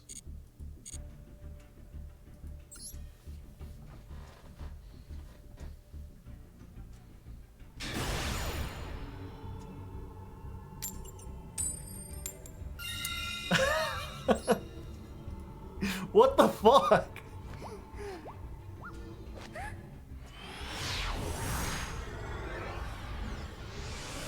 You know, I was trying to do this to show how much impact the coin toss has. But I've literally just won 9 coin tosses in a row. I've flipped a coin 9 times and done it every time. So yeah, let's go ahead and activate the Pot of Prosperity. Maybe I shouldn't have started with this, but we'll find out. Do.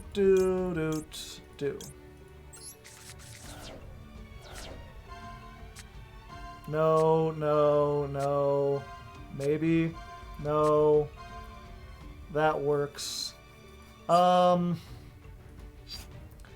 we take the electric jellyfish here.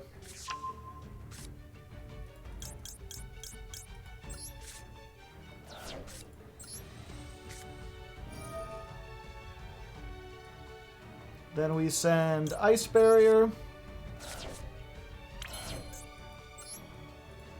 We use this to get the Kairushin.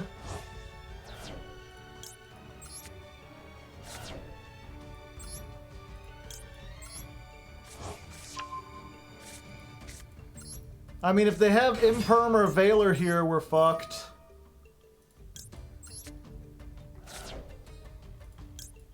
But it doesn't look like they do.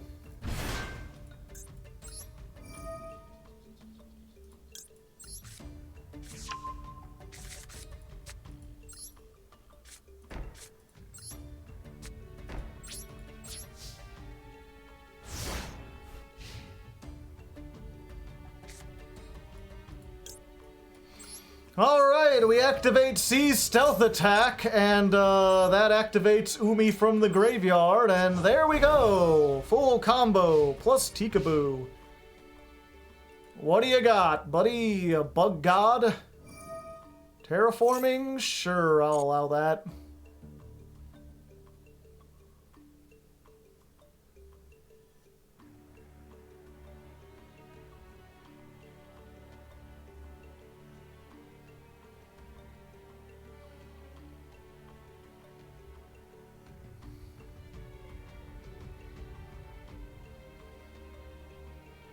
The Dream Mirror sleeves. Someone actually played the solo mode. Twitch mobile app is still broken. Oh, the Twitch. For a second, I thought you meant Twitter. I was like, oh, did Twitter already burn into flames? I've been expecting that, but I didn't think it would happen already.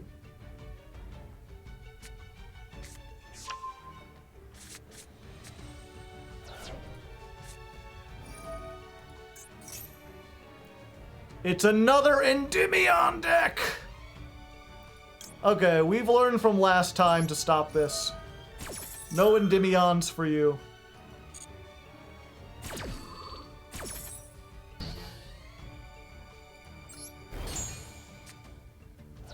We can't let them search it out.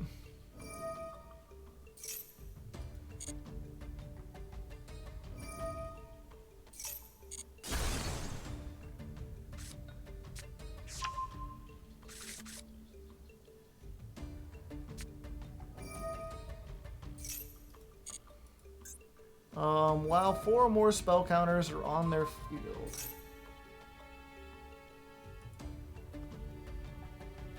Destroy it and this card. Okay, so we activate this. And then we activate this to banish. So now I can't be destroyed.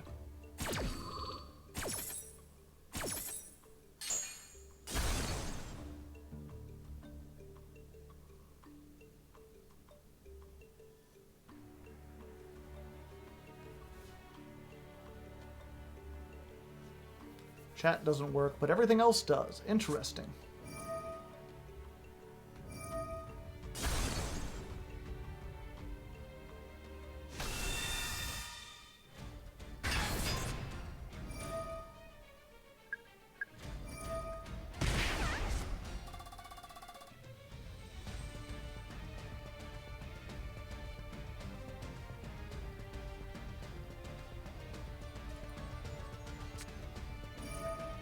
Damn.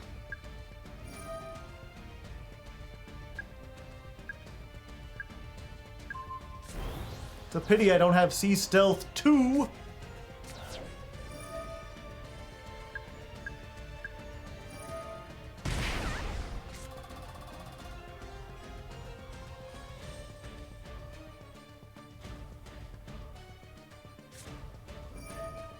Oh hey, I like life points.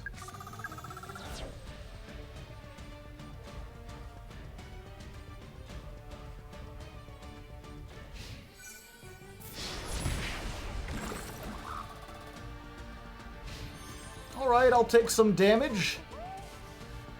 But my jellyfish came back. Ooh. Tremora, not what I wanted to see. Let's see if we can draw, shall we? I like to draw a card. Well, there's Sea Stealth 2. Which would help if I had my guy in the graveyard, but I don't.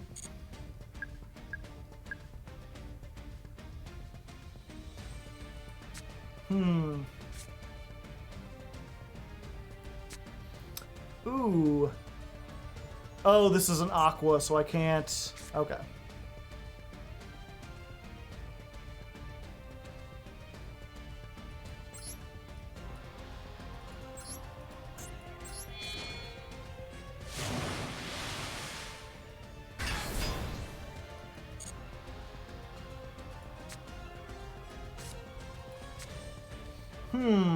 Actually... Okay. Just to make sure I don't die, we'll do that. I think we might be screwed. Probably. It depends if they can pendulum or not.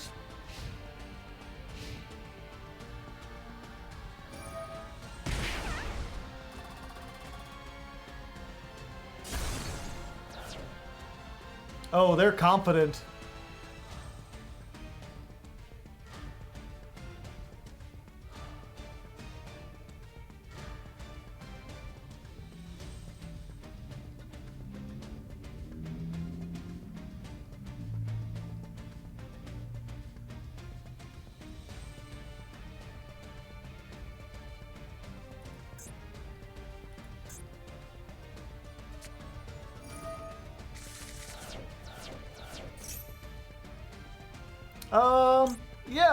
Yeah, I'll negate that. I don't want you to have more cards.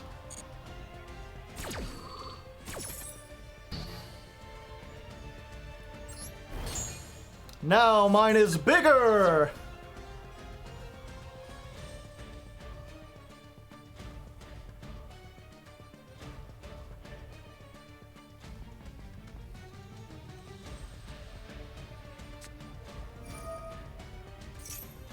Of course they have the 8 scale, why wouldn't they?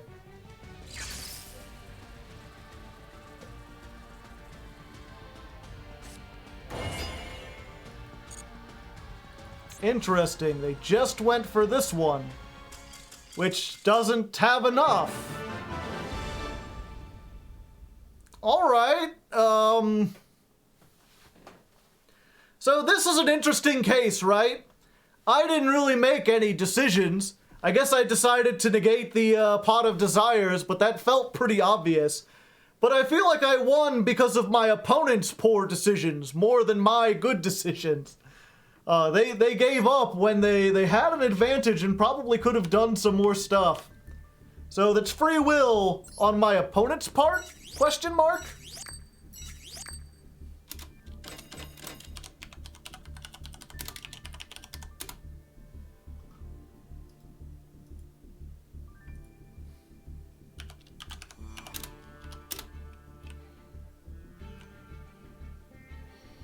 A win's a win. Yeah, they had free will. The free will to scoop.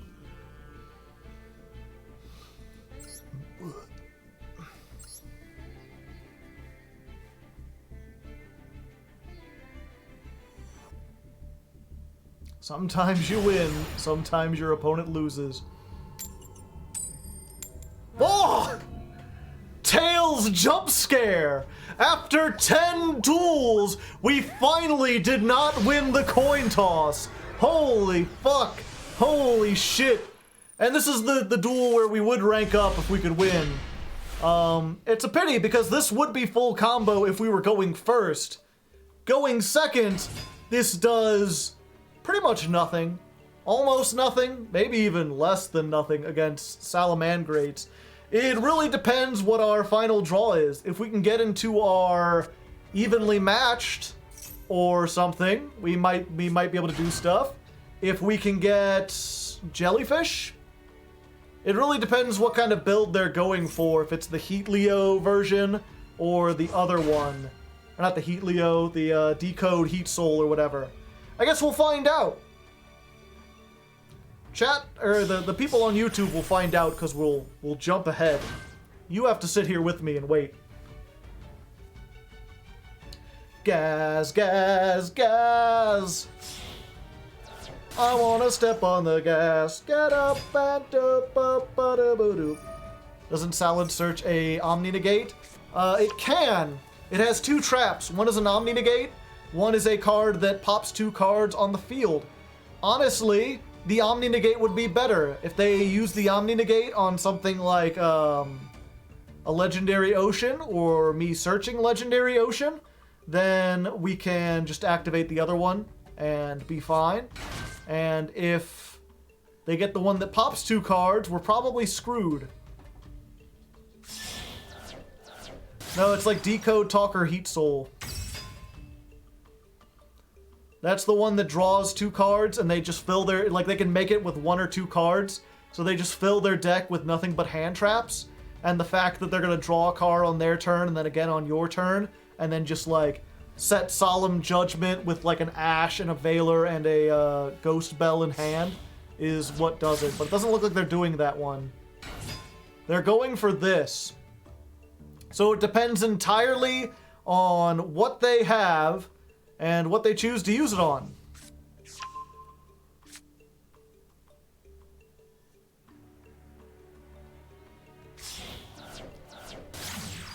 Oh wait, no, they are going for Heat Soul. Never mind.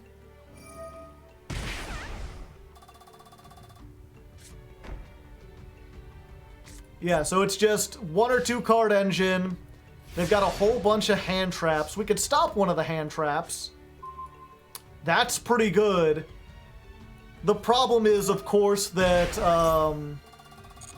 this is 100 attack more than us. So we can't run it over by battle. Let's try activating this and see what they do.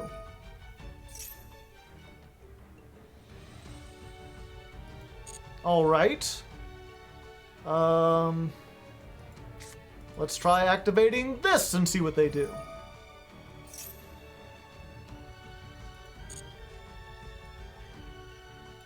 We'll send Ice Barrier. We'll use the effect of Ice Barrier.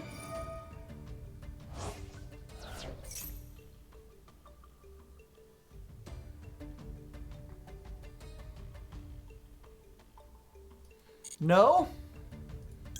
Okay. Well, in that case, I hope you don't have the counter trap that requires you to have links or anything.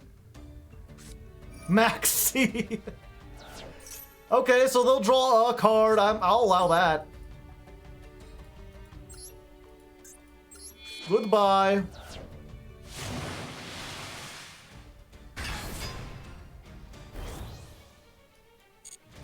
Then we'll normal summon the Ocean Dragon Lord. Solemn Judgment. Sorry, Solemn Warning. Yeah. Yeah, there's nothing we could do about that. I don't think anything except for Harpy's Feather Duster we would have just failed to Solemn Warning. So yeah, this does feel like a loss of the coin toss, our opponent could stop our summon kind of thing. And I don't think we can really go anywhere from here. So good job. Another anti-free will for the final of the 10 duels.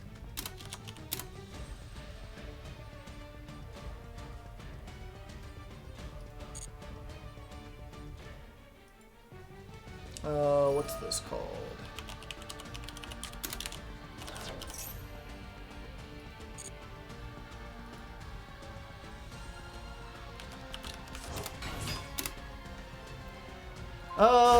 Yeah, let's not waste our time. Did we count the previous win? I thought we did. Did I forget to put it on there?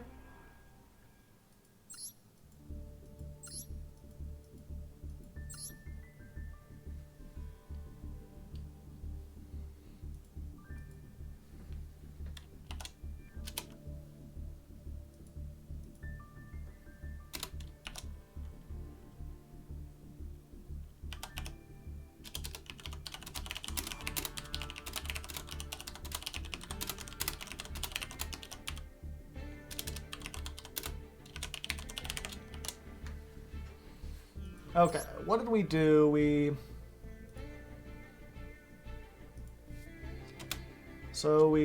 lost one,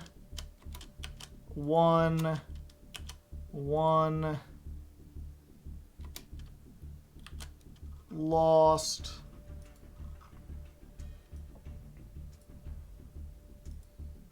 just looking at the last 10 duels, lost one,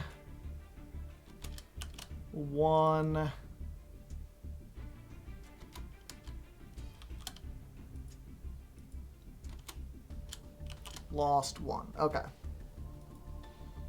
I didn't keep track of if we lost or how many of those were free will. So that was a no. That was a yes.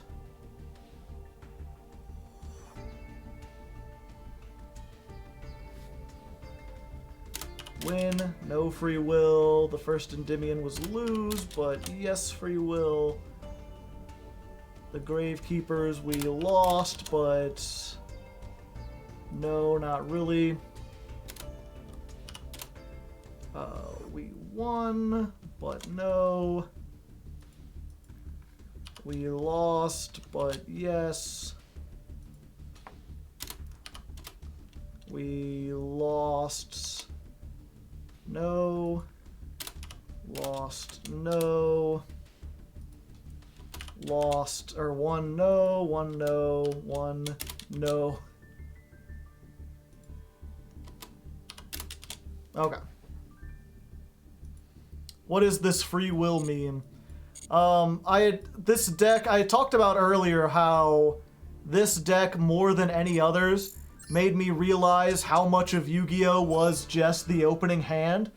So we sat down for 10 duels to keep track of how many duels we actually made a decision and how many were just us playing with the cards that we were given and our opponent either could break it or could not with what they were given. I wouldn't call that pile of Gravekeepers a deck. Yeah. Yeah, we had a couple things.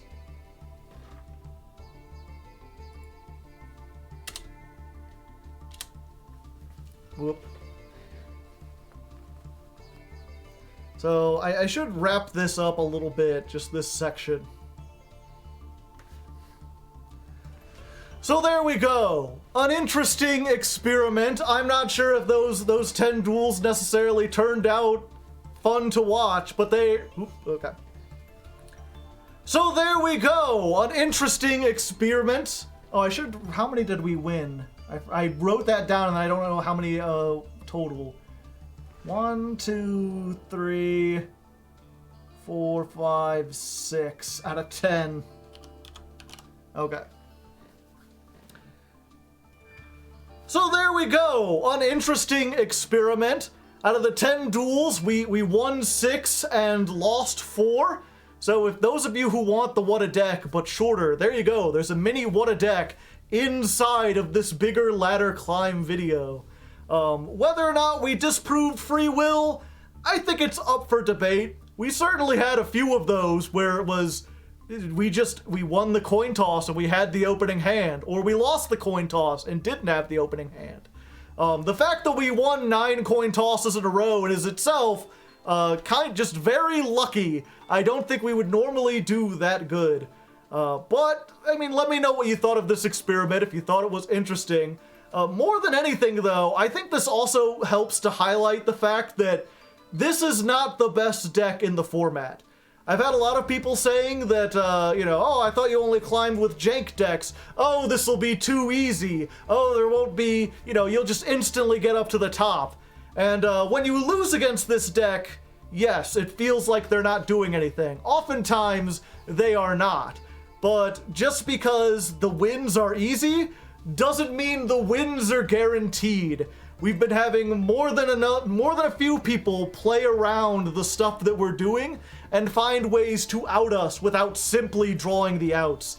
In particular, we had that earlier Endymion player who set a card and then pendulumed and then just took advantage of the fact that even though they only had one monster, that one monster could negate all our spell cards.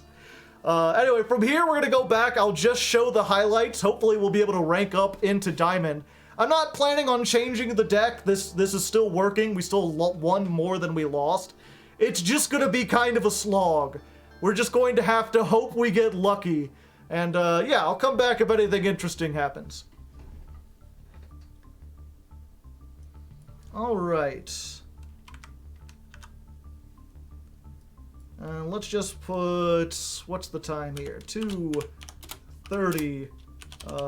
Wrap up the 10 duel montage thing.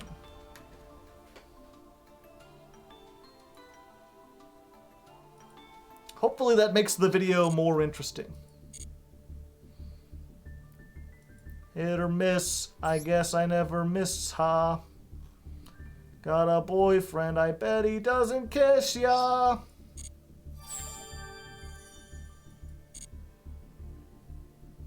Why do we have a useless level 10 train? Do we?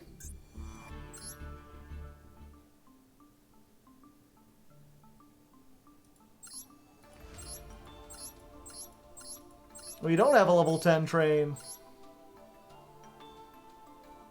We have Zeus. Zeus is not a train, though.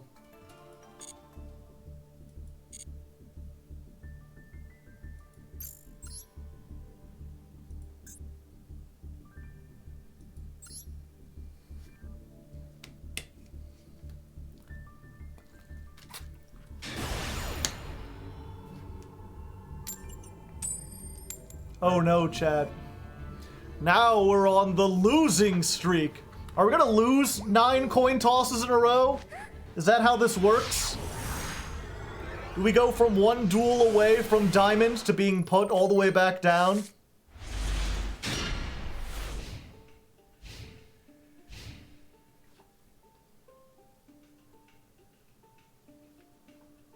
Card storage.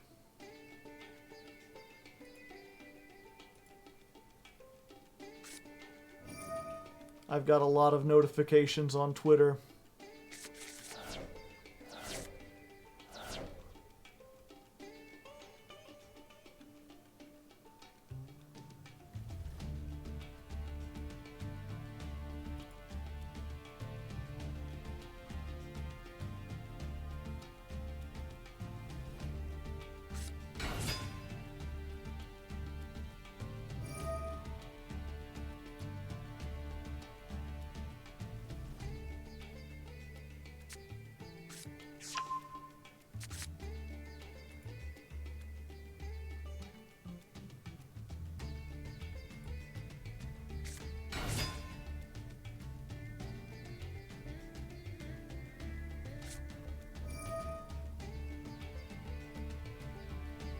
Okay, it's just people arguing. What in the Sam Hill is this? Gee, Billy, how come your mom lets you have 2 eagles? Did they really just end on 2 eagles, a dimensional fissure, and that's it? That's... Wow, I wish I had been here. I could have mocked them even further. That's what I get by being distracted about Twitter catching on fire. Alright, we need to get something pretty dang good. And none of that is it! Come on! Cheese and crackers! I guess we just take this. We just take this so we can get rid of it. I think we've still got it. Yeah, we've still got the lock. Unfortunately, the birds can play around just having Kairushin because they have water birds for some reason. So now that that's gone, we can use the ice barrier and not have it be banished. Which is good. I don't want my monsters to be banished. I would prefer if they were on the field. We'll send that. We'll add it to our hand. There we go. When the ocean is legendary and the dragon is lord. Howdy, howdy. You can only have 1. You get 1 eagle.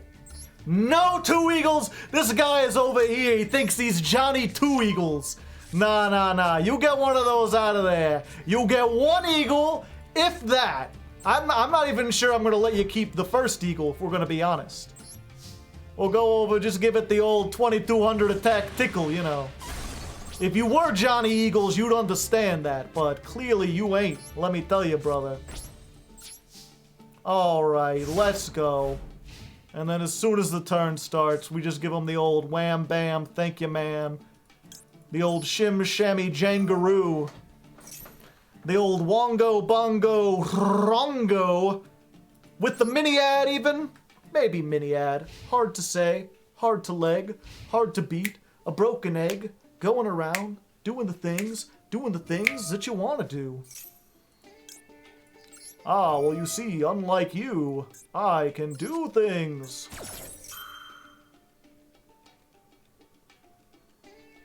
What if my spell traps said no?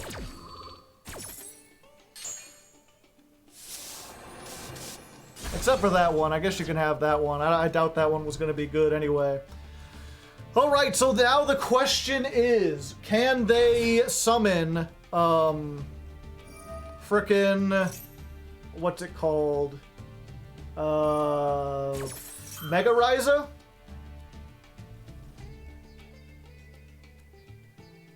If they can get Mega Ryza, they might be able to deal with this.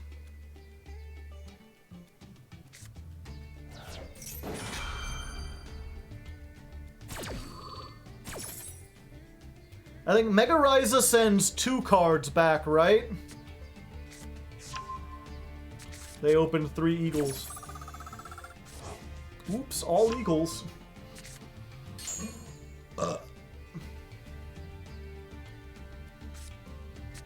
Yep, they going for it. Target 1 card on the field, 1 card in either player's graveyard. Target. Okay, so they can send 2 back.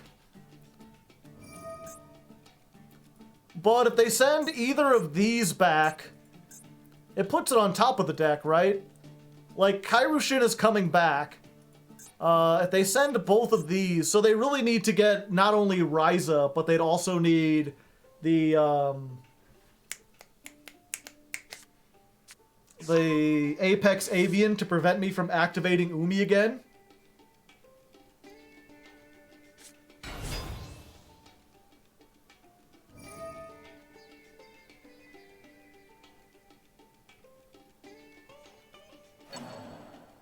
Yeah, it puts it on top of the deck, so I'm just going to get it back. So I don't think there's much they can do, unless they've got the field spell and they just have been hiding it from me.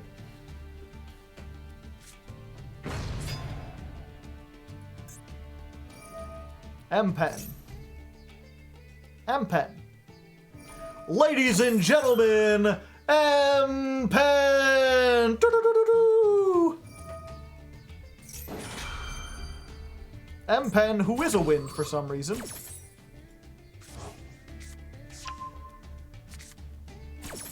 I think they can do both, because M-Pen searches a Fluunderese spell trap. And I'm pretty sure the field spell is a Fluunderese spell trap. No, they're going for that one. They already have the field spell?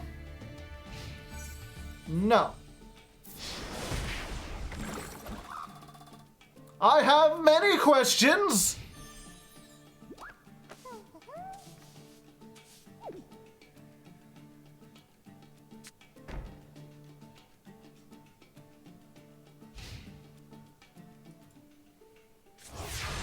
They want to flip us face down? Yeah, maybe. Great, another legendary ocean. Yeah, let's just search. Deck thinning, thinning out the whole deck. Deck thinning, what you gonna do when you get that deck?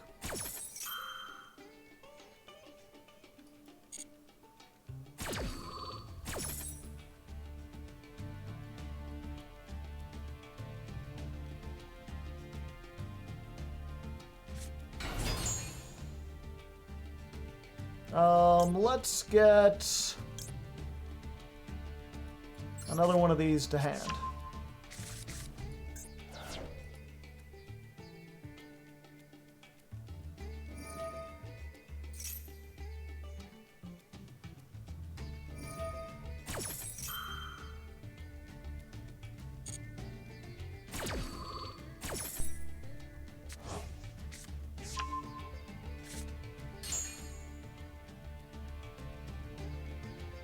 I forget that they can't tribute summon with this, right? Because they can only control one non-water monster. Pretty sure they can't tribute a wind monster, even if they would tribute another wind monster.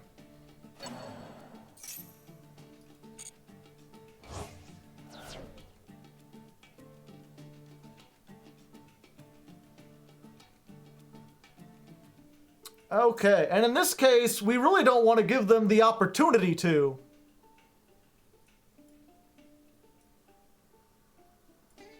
Actually, let's just normal summon this, because it's more damage. And it's level 4 now, and has 1700 attack. And let's just walk into their non-water monsters. Or into their water monsters. Oh wait, I don't do any damage.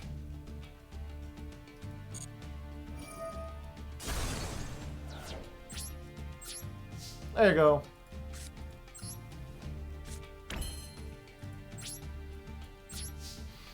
Well, plus now I can banish this with the Sea Stealth attack and protect my back row while keeping Kairushin on the field.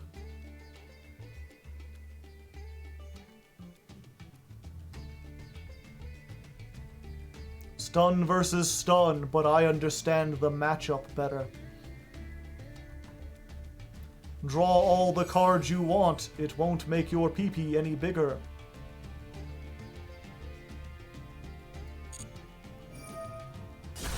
Goodbye.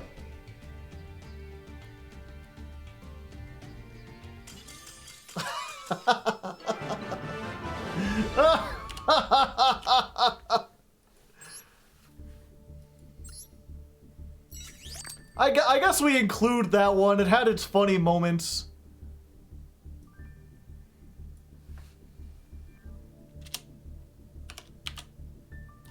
$242.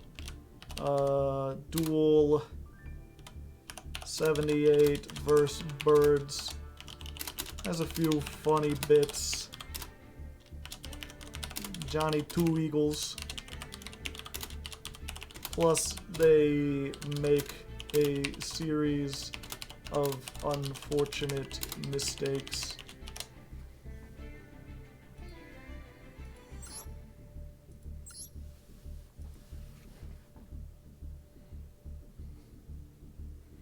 Boom, boom, boom.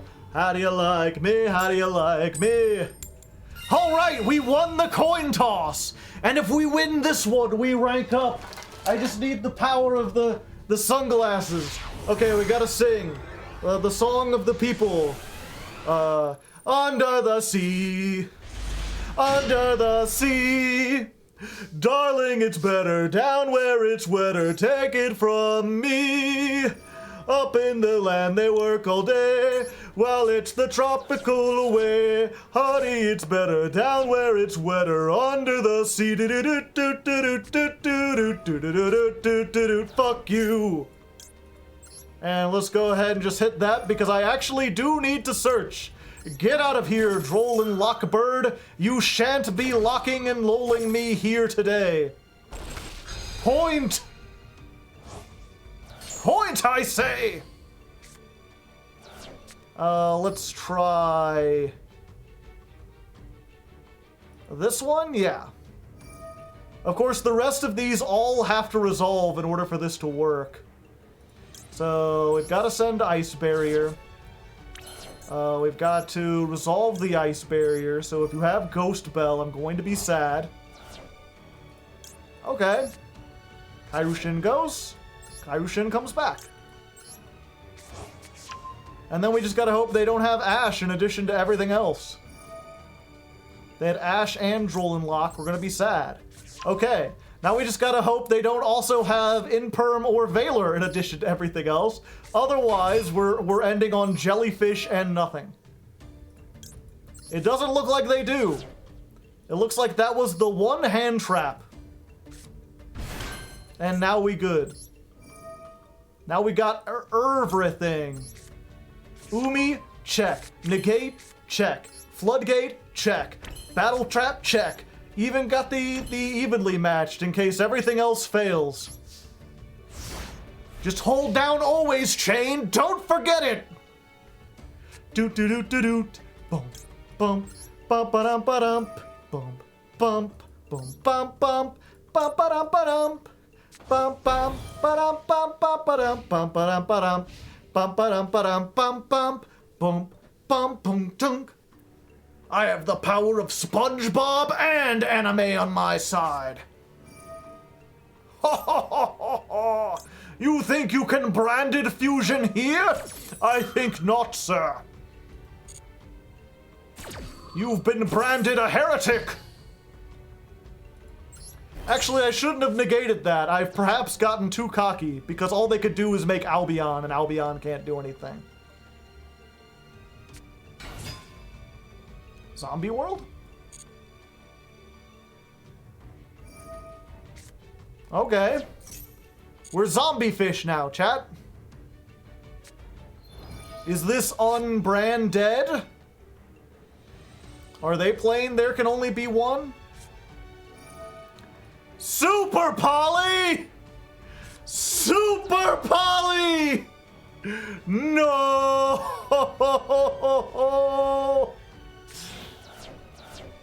Well, Ripperoni. He drew the out! Fortunately, I can still Ice Barrier. I'm taking no damage this turn. Your effects are negated, that's permanent. And then next turn, I can search another one. I can just get another one and then get Sea Stealth 2. You were looking at this like, Sea Stealth attack, if that's so good, why isn't there a Sea Stealth 2? In fact, you know what? Let's not leave it up to chance. I don't know what this is, and I don't care. I don't want to risk it. I want to add this to my down. One last thing for me to draw. Okay, that's nice, I suppose. Normal summon. Do not have Solemn Judgment. Good. Most good indeed. I attack. I protect. But most importantly, I defect. Get out of here. Main phase 2. Okay, we're activating this. I'm getting a sea stealth too. Somebody stop me. All right. The sequel that no one wanted, but it's here, baby. I'm just wondering when we're getting Sea Stealth 3, The Legend of Curly's Gold. That'll be the best one. And then we're gonna play this here as a trick. Here's a little lesson in trickery. This is going down in history. If you wanna be a duelist #1. Each player can only control one type of monster. Okay. So they don't have there can only be one. They have Rivalry of Warlords. So everything on the field is a zombie, and we cannot control non-zombies, so we can't summon anything. And here comes the Eldritch. Here comes the Lich, do-do-do-do. Here comes the Lich, and I say... Oh, I can still summon the jellyfish from the graveyard because it is a zombie. But wait, if I banish it with Sea Stealth, does it come back? I am very confused. Let's just dig through our outs. Let's just get some stuff. It will come back because I can't special summon it. Okay. Battle phase. Yes. Activate Sea Stealth 2. Another one. Hello there. Hello there, ladies and gentlemen. Hello there, ladies and gents. Are you ready to rock? And let's just banish this. And now we're gonna find out. Will it return? No, it goes to the graveyard, though. Now that is a ruling question for Distant Coder. Why does it go straight to the graveyard? I understand if it doesn't come back. I understand if it does come back. I don't understand why it would just instantly go straight to the graveyard. That is a strange interaction. I had no idea that. I'm equally baffled.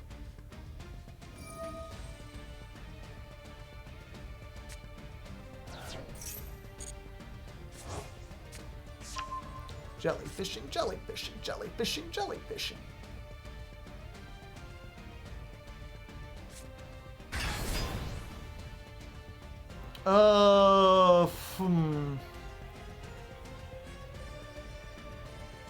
Okay. So what we're going to do is we're going to activate this. We're going to bring back this Kairyu-Shin. Then we're going to use Sea Stealth attack. Banish this Kairyu-Shin. Now what?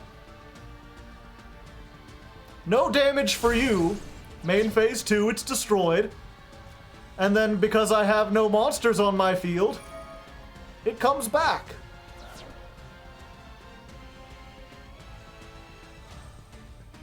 Sending it to the graveyard is what the game does when it gets confused where to put a card. I don't know, man. Just put it in the graveyard.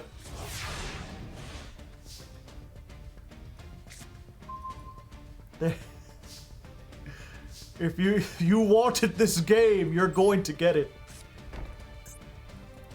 I'm pretty much just deck thinning in the hopes that I can eventually get to this. I can't kaiju them either because of reasons.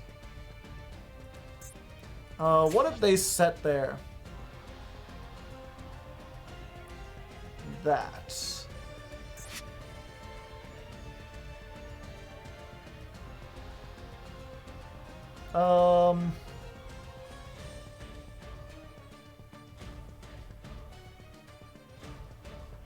Yeah, they can't activate it. It's just stuck on their field.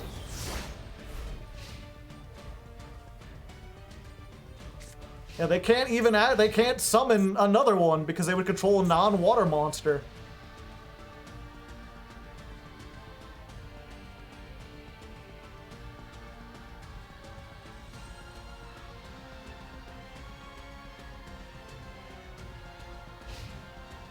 End phase. Okay.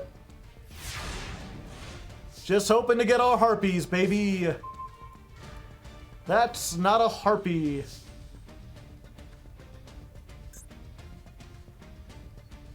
Let's activate this.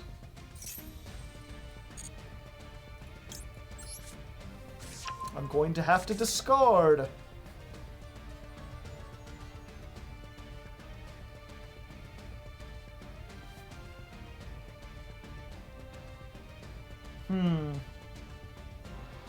Trying to think if there's a way I could do damage. I don't think there is. Yeah, we just go to battle.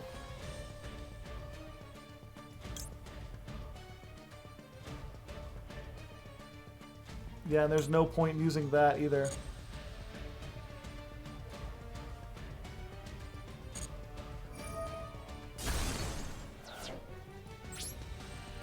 You took the whale out? Yeah, I did.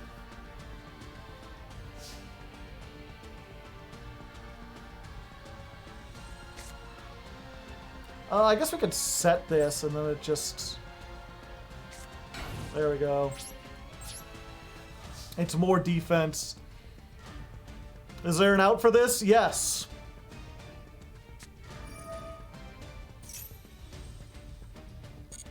The out is I draw Feather Duster.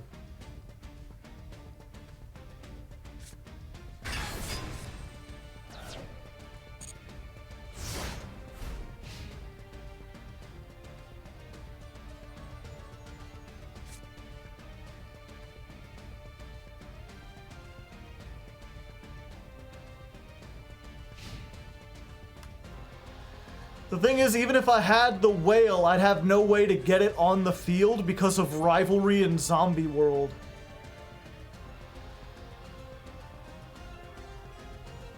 I'd have to, like, discard it for hand size,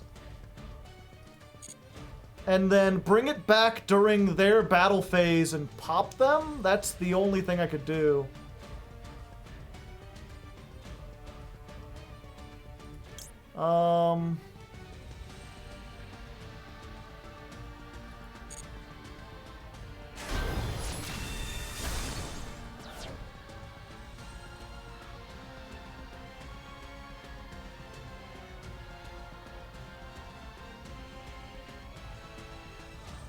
I could bring it back on my own battle phase, but it has to summon in defense position.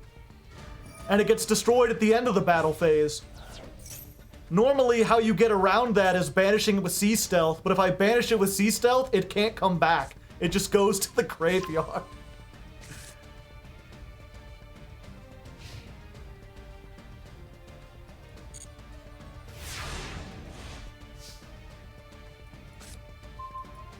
The direct attack is in the main phase, yeah. Okay, I have no more targets for this, but we're gonna activate it to try to get some stuff out of the deck.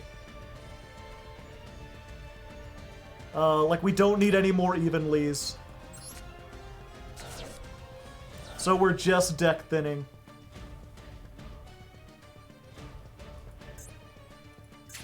And what did they set? Hakero?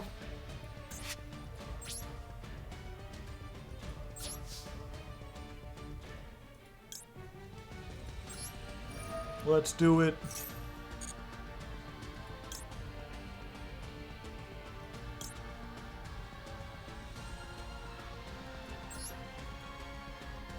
Behold! A Kraken!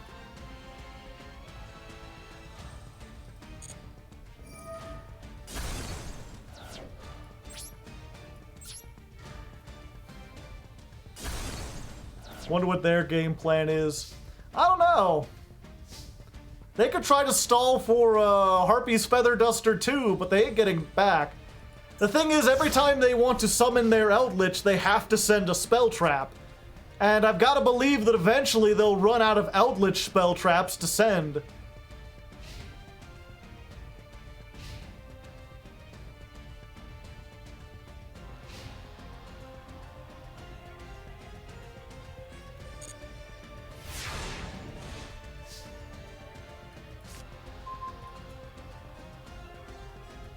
Warrior of Atlantis. If I summon this, I can...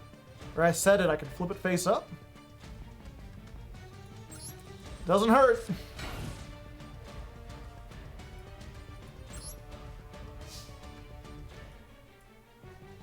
We're in an infinite stalemate. No, I assume eventually they'll give up.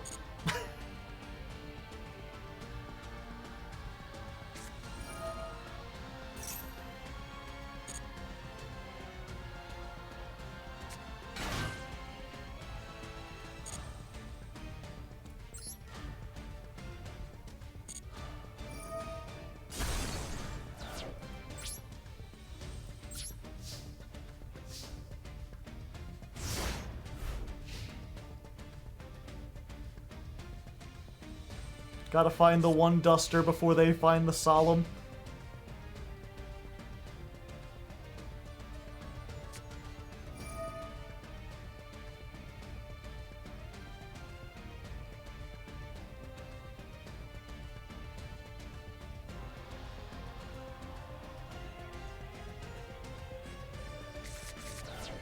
They're digging.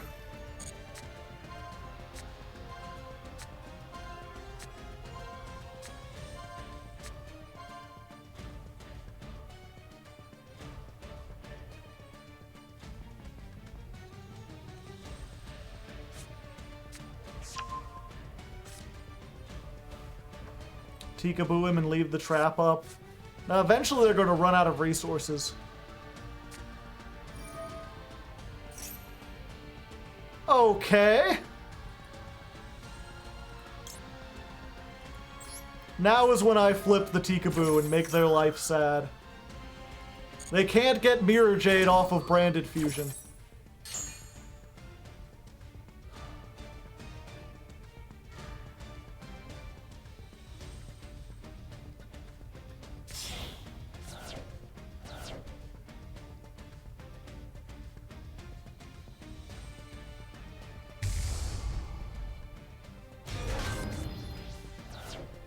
Lubellion. Get them lubed up, baby!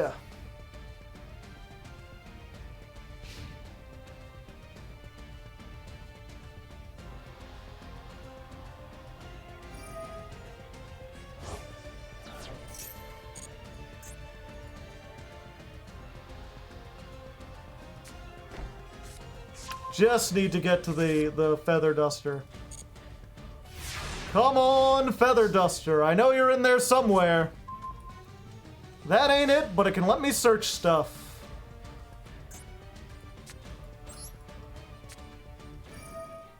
Let's deck thin the movie the game. Just a little bit more.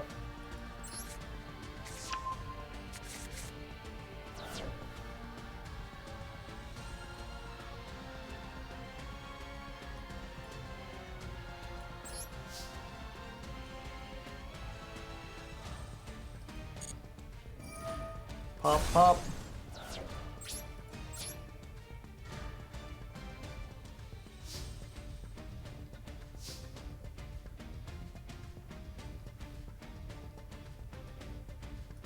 We'll send a Legendary Ocean. A Trickstar on steroids? No.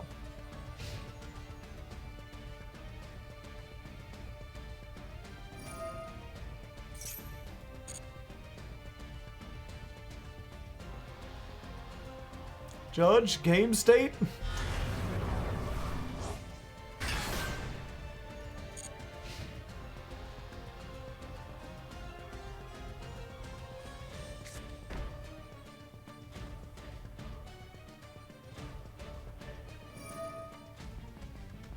Ah, I see!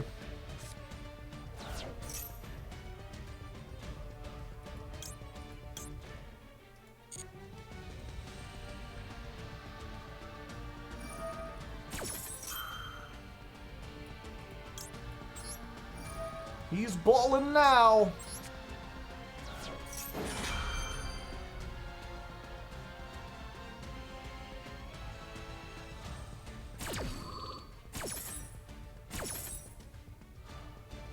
So they can banish something from the graveyard.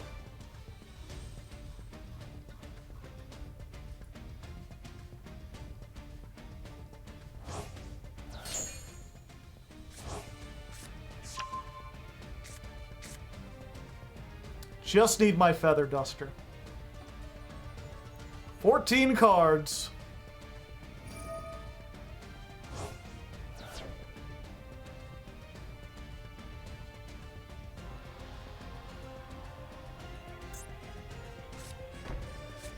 Reminds me of that Ojama game. Yep, just waiting. Except we have no draw power.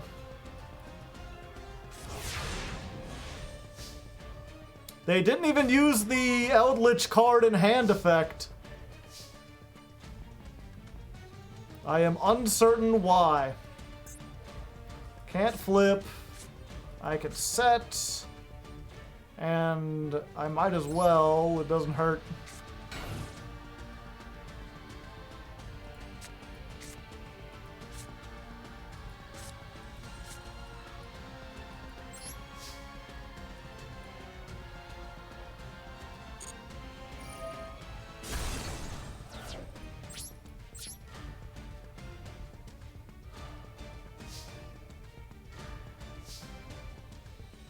They can't summon Eldritch. No, but they can discard it and a spell to send one of my spells to the graveyard.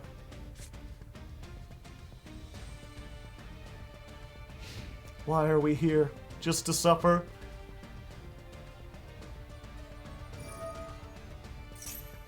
They could get another Super Poly. They could.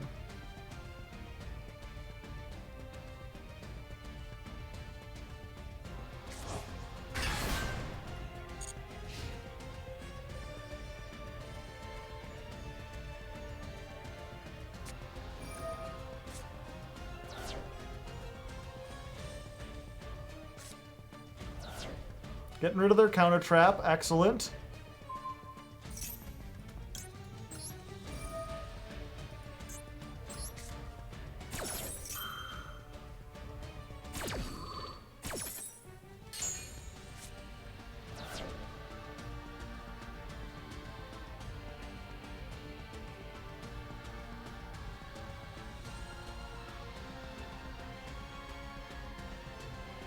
This is why you run Final Countdown.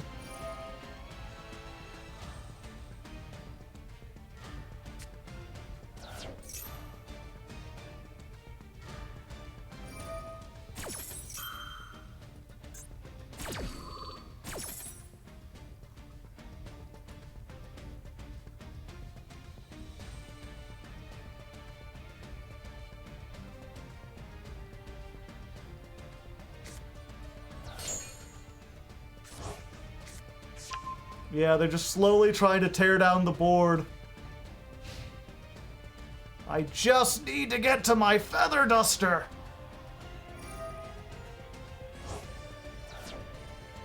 I've said that several times, but it's true.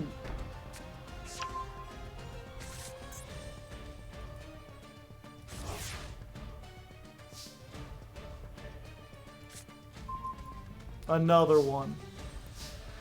At this point, I'm kind of willing to let them tear down my board. Because it means that eventually I'll be able to use this, and that might get some stuff off the board. If they keep committing and I don't... Yeah. Oh, I can't... Yeah, that's fine. It's dangerous, but I don't think they can get on enough game to win.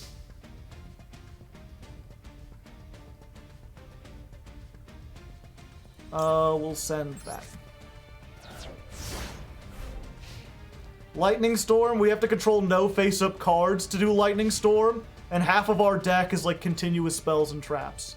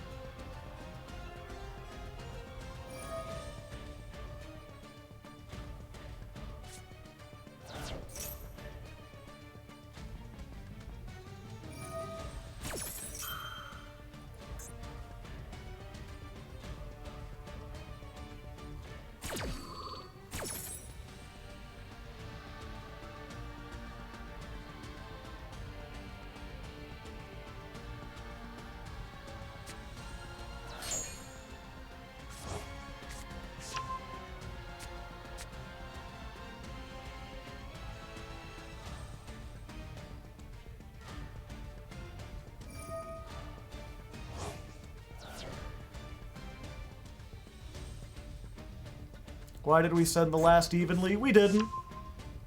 We've got one on field.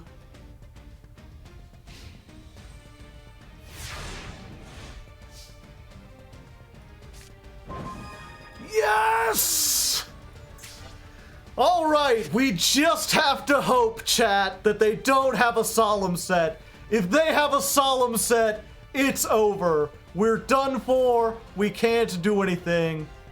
But if they don't, brother, get it all out of here. Get it all out. No more zombies. Get that shit out of here. Out of my life. Out of this house. All right. Battle phase. Activate? Yes. Yes, I will. Let's summon this. We can't. I kind of wish I had set this, but I wasn't sure how long it would take. We could beat over that. Main phase. Yeah, that goes away. Fuck.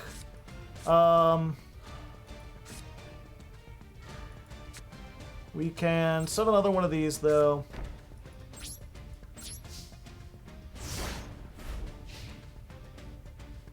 Now, if they have evenly matched, then we might be in for a spot of bother. Kill now, I can't kill now. I wish I had this.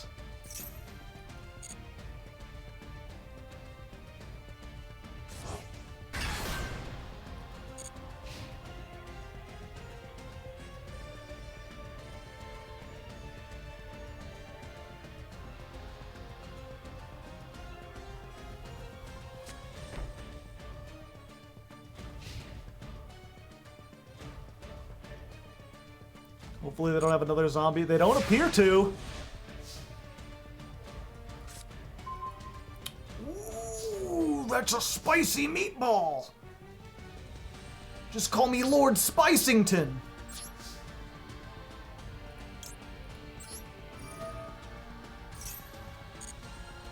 Let's get this back. Okay, we're on the winning side.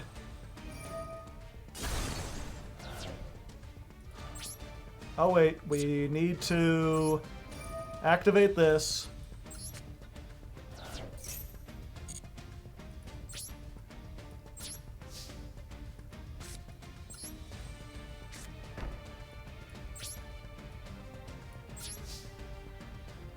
End phase, this comes back. And now every turn when they try to activate Baller Drock, we could just get rid of it. We could just get stronger. Like, no, I don't think you will.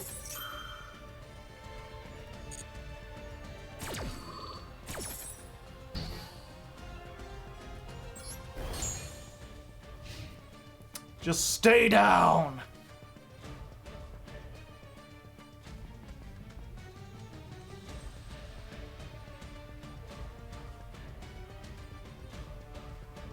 Just jellyfish punching. Lava Golem!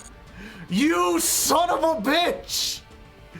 You scallywag! You shit-tickling piss-tickler!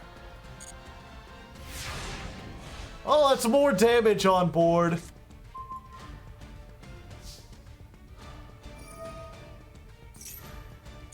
Ouch.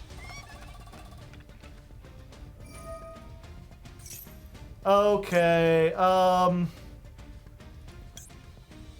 we don't even need to do that. Go ahead, come back. I have a bigger monster now. Change to attack. Normal summon. Battle phase. Activate Umi. Get it back again. Attack over this. Hit for 3,000. We're getting on board with damage.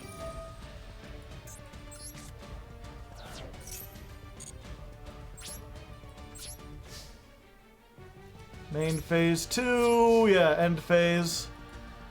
And it comes back. We're almost there, chat. Unfortunately, because of how they're doing, I have a feeling that one of those other cards in their hand is another goddamn lava golem. We're gonna be hit by 2 of them, aren't we?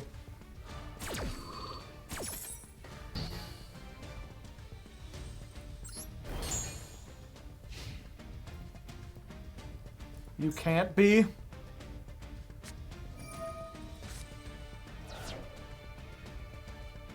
They're finally activating Eldritch to do the thing they probably should have done a long time ago. Get rid of this.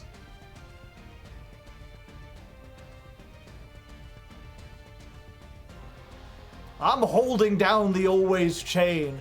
I'm holding it down harder than I've ever held it down before. Oh, they can't lava golem me again because of Tikaboo. Excellent. Yeah, they're trying to hit the lava golem so they can do it again. No, I don't think you will be. I think your days of outliching are out of here. Get that shit out of the graveyard. Consider yourself pointed at, good sir. Trying to hoodwink me? No. This is damage on board. I just need to make it to the battle phase. Don't you dare activate anything else. You setting cards. Look at him over here trying to set cards. Oh! Ice Jade. Sure. Another 1,000. They've got me on a clock. Baller Drock, I told you no. You're not allowed.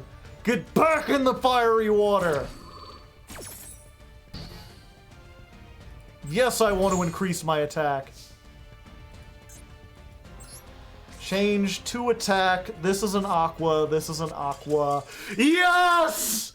Oh, thank the Lord!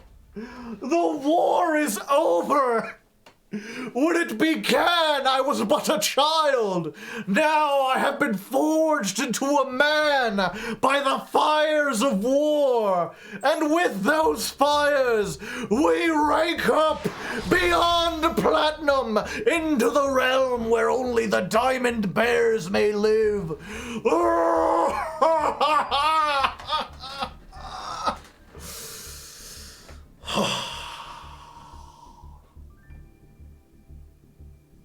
I'm done. I think, Holy fuck. Holy shit. That was an ordeal. Ordeal of the Traveler, that was it. I almost tore my best shirt. What do you think you're doing here? So it's 46 plus 32. Is that the... Oh, it should have been. Okay. Gotcha. 317. Dual 78 verse Eldritch. Honestly, skip most of this duel.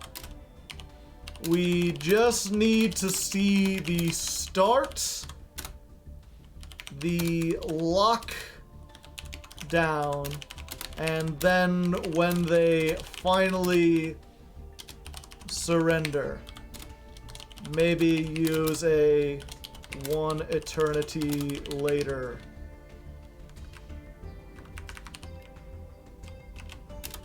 card or something. Skip most of this duel. I'm going to make it its own video. We just need to see the start, the lockdown, and then, yeah, okay. Good. Most good indeed. Show off how you protect it now. We're gonna that's gonna be its own video. Oh. I am exhausted, chat. I feel like I just ran a mile. I feel like I just ran several kilometers. I feel like I just ran a furlong. Do you know how long a furlong is? It's an ancient Roman unit of measurement. That last duel was one where nobody won. No, I won. I won not through the strength of my deck building or my ability to play. I won through determination, through the sheer willpower to keep going when other men would have fallen on the path. Sometimes it is persistence which wins you in this world, and today I have proven that I am the most persistent duelist out there.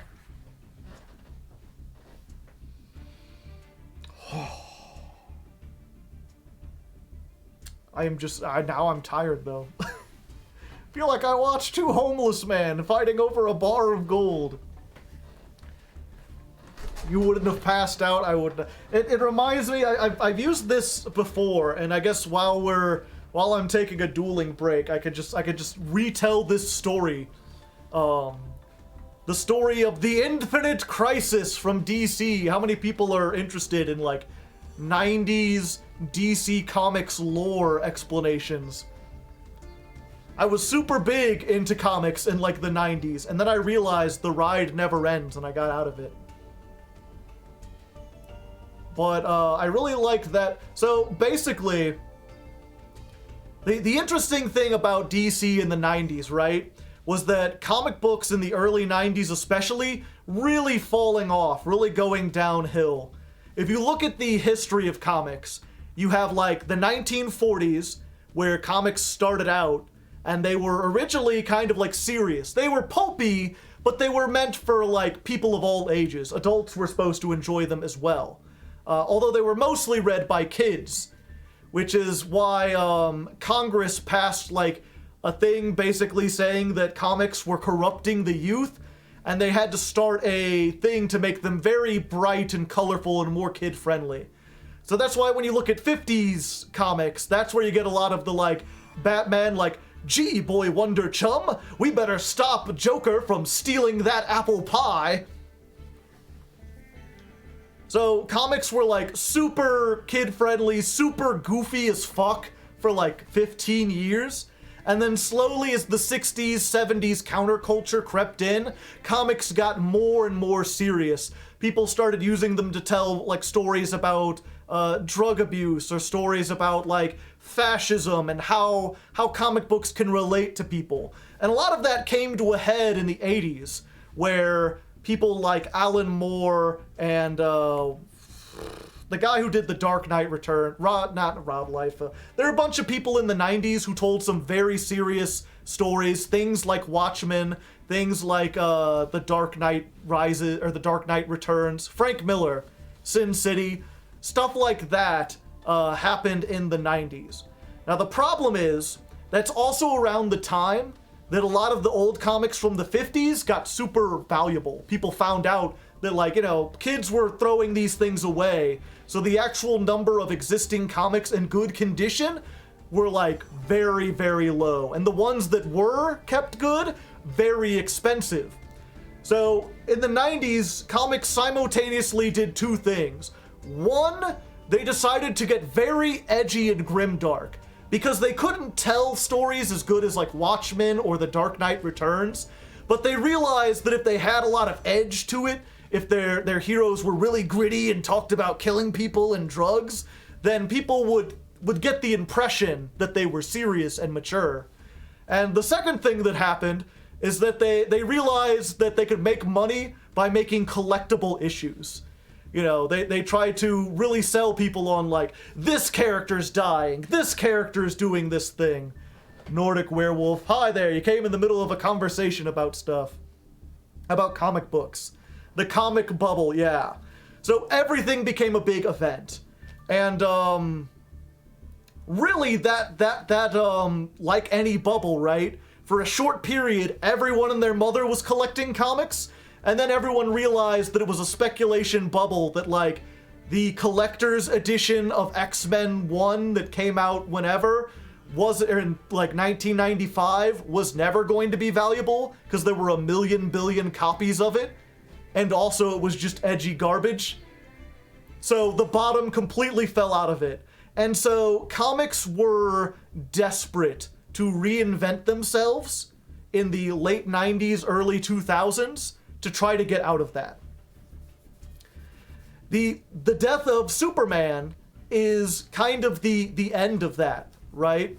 Death of Superman was originally intended to just be like a big crossover event that got people to buy the issues. And then as it went on and people weren't really buying the issues and there was like one news story and then no one really cared about it, they basically decided that they had to reboot things. They had to change everything. The only way they could bring in new people was to completely shift up the status quo. So they had, basically up until that point, the DC had a multiverse, but the multiple universes didn't have names or numbers or anything. It was just, there's a multiverse, anything can happen, literally anything. And they wanted to bring things back. So they had they had Crisis on Infinite Earths, where something was destroying the multiverse, and in order to fight it, they basically ended up destroying all the multiverses except for one. There was one Earth, and that's it. No more alternate universes. And in the process of doing that, the Flash died. The Flash died as part of that, and they had his protege take over. Superman was dead, and they brought back 4 new Supermen, people who were trying to carry on his legacy in different ways. This was around the time that Batman had his back broken by Bane, and he was no longer Batman. There was a new Dark Knight who was this weird edgy cyborg named Azrael that no one remembers. The Green Lantern went insane. He turned evil, killed all the other Green Lanterns, destroyed the central power battery, and then there was one ring left, and they gave it to a new guy on Earth named Kyle. And so now Green Lantern went from a core to one dude. One dude who is trying to carry on the legacy of, like, the genocided Green Lantern Corps. A much better version of Superman's successor happened later. Yeah. So here's the thing, right? You had this Crisis on Infinite Earths. And part of that, in addition to getting everything down to one Earth, you also got to meet alternate versions of Superman. Alternate versions of a bunch of heroes. But there were 3 versions of Superman in particular that ended up, like, basically after all the other universes were wiped out, 3 were still left around. There was the one that ended up being the Superman we had. There was, like, what I'll call old Superman, who was the Superman from, like, the 1940s, who was all, like, G. Willikers and very, or not, he wasn't. He was just the Superman who operated in the 1940s, the one who fought in World War II. Because they had to explain, like, how come Clark Kent isn't, like, 110 years old? So they had old Superman, and then they had someone they called Superboy Prime. Superboy Prime was from the universe where basically the 1950s Superman was real. Where, like, Superman could get a chain and wrap it around a planet and pull it, like, across the galaxy. Like, he's the Superman who's overpowered even by Superman standards. The guy who can, like, rip fabric apart. And so, I'll kill you to death. Yeah, Superboy Prime. This message, yeah, I'll permit that. So what happened at the end of the Crisis? We had the regular Earth, But then Superboy Prime and old Superman and a good version of Lex Luthor from another dimension, they couldn't survive on our dimension. So they created this pocket universe where they and like Lois Lane and a couple other people could just live out in paradise, and they could watch the what was happening on the real world from afar. Alexander Luthor, yeah. And so they're watching it, and that's when all the edgy stuff happened. That's when, like, Batman died, Green Lantern died, Flash died. And basically you had a revival after that where people were like, maybe we shouldn't have just cleared everything, because no one cares about the new characters. No one remembers Azrael. Kyle Reiner is, like, not the most popular version of the Green Lantern. And so they had this storyline where basically Superboy Prime was watching all this happen and came to this epiphany of like, fuck, we saved the wrong universe. We picked one universe because that Superman convinced us it was the best one, and now all the heroes are dying and going crazy. Now we saved the edgy-verse. We need to fix this. And because he's Superboy Prime, he punched a hole in reality and tore his way out of this pocket dimension and back into the regular universe. And then he and the old Superman started, like, trying to basically reboot the universe and get all the multiverses back again. And in a weird, like, they eventually succeeded, but in a way that, like, didn't kill everyone, so now we have a multiverse, but there's only like 24 universes. That was supposed to be the idea. I think they've retconned it since then. But one of the core things about that is that eventually our Superman talks to old Superman and convinces him, like, you know, this isn't right. This isn't what we believe in. We shouldn't be going around killing people. Like, if there's a way to do this, we should do it in a right way. I want to help you, but we can't go around just, like, killing people.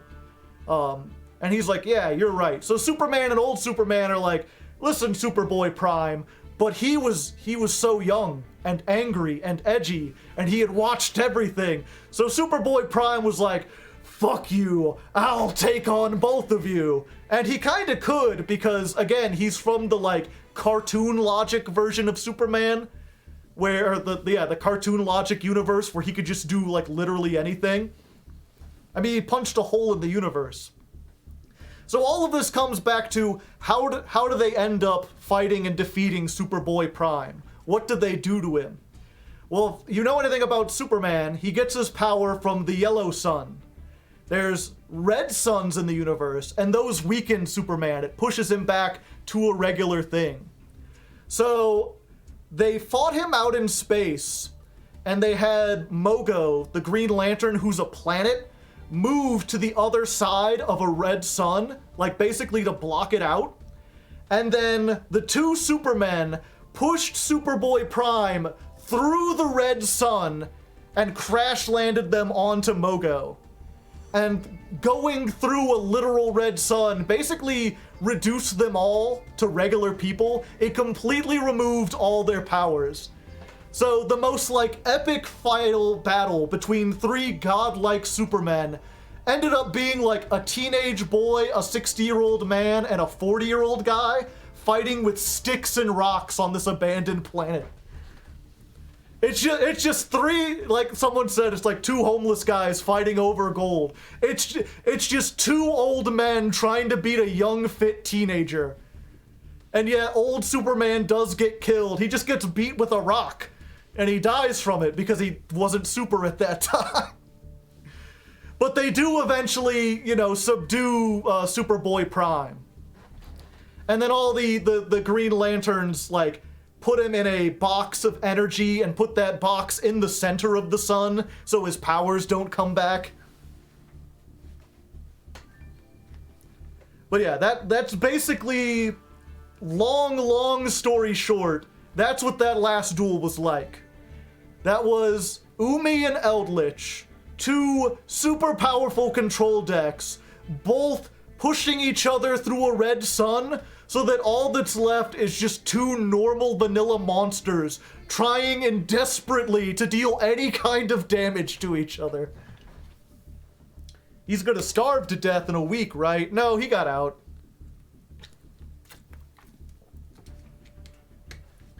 Superboy Prime eventually got out, and he got even more edgy than ever, and then he became Superman Prime.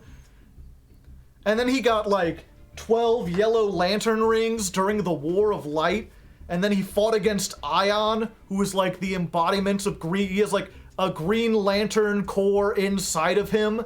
Like, he is the core, and also he had, like, 20 rings. Did you read Doomsday Clock? I did not. I basically got up to War of Light, and then after that happened, I was like, that was awesome. Like, now the status quo is back, right? And they're like, no, we're just gonna keep doing events. And I got out of it. He went through Super Puberty Prime, yeah.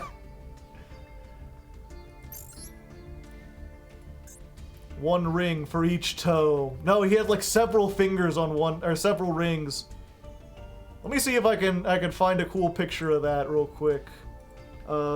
Superboy Prime Yellow Lantern.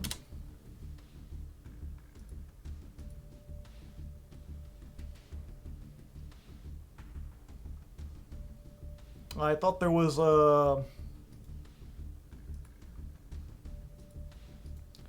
yeah, there we go. That's a pretty nice version of it. Can I post this? Oh, there we go. Yeah, they also, in order to both get his powers back up and to ensure that they couldn't put him in a sun again, some bad guys made a suit of armor for him that basically just pumps sunlight directly onto his skin all the time.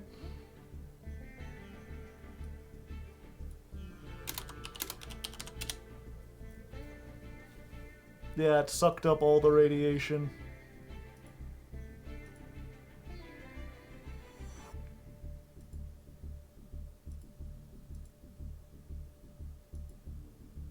It was pretty neat.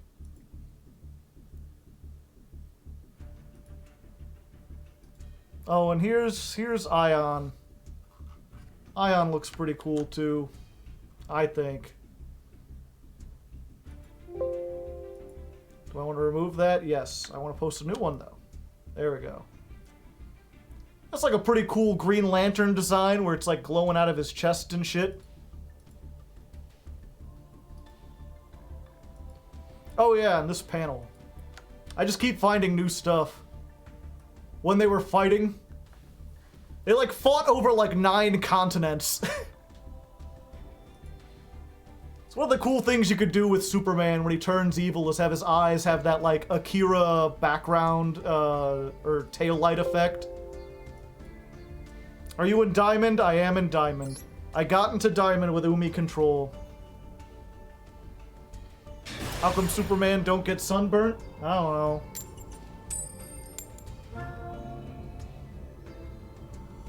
I don't understand anything about Superman. He's nonsense and poppycock, you know. If you saw the last stream we went over, we mentioned the whole like tactile telekinesis thing, where it's like, yeah, if you picked up a car with one hand, it would bend around that point. You can't pick up a car with human-shaped hands. You grab the bumper, you just rip the bumper off. It's not simply super strength. He has telekinetic field that he projects over things that he touches. Are those zebra cakes? You're damn right they're zebra cakes. Okay, so in this case, we need exactly evenly matched. So what we're gonna do is we're gonna Foolish Burial Goods first. Just to deck thin a little bit. We're going to get the Ice Barrier out of the deck. We're going to use the Ice Barrier, and we're going to get the Kairushin out of the deck.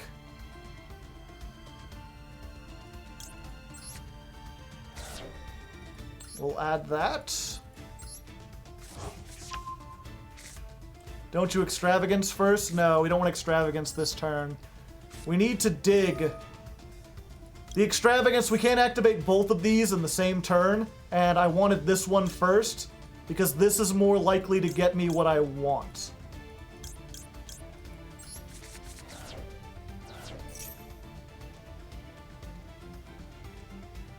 We're gonna try to dig and get to either... Oh, come on. Well, that sucks. But we got Umi. I guess Umi's probably the best thing to get from here. The Kraken is tempting.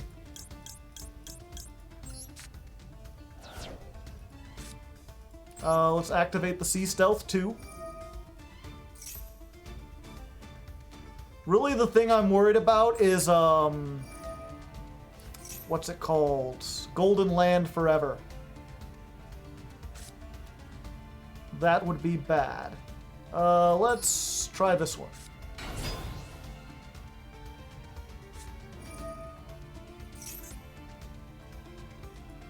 Each player can only control one type.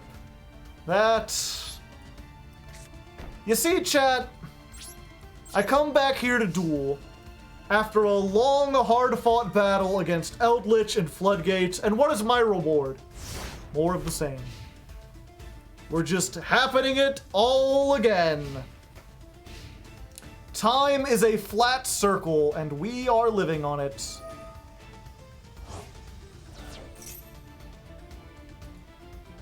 Oh, I can negate that. Yeah, let's go ahead. Why not?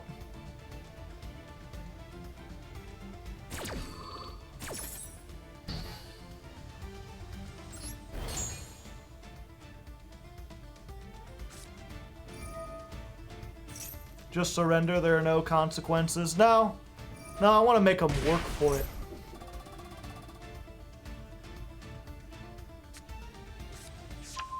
They knew I needed the Golden Land forever. Golden Land forever. Golden Land for me. Golden Land in the heavens. Oh, they're not even getting rid of this. I see. Okay, now we're gonna pot of extravagance. Time for an extravagant pot.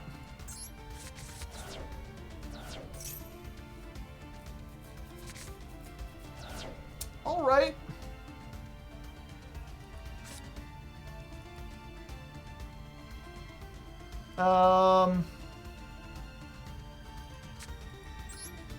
Yeah. This'll be funny.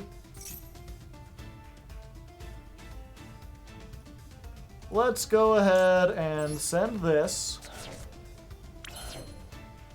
And let's use it again. But this time, instead of searching the Kairushin, let's search something a little bit different, shall we?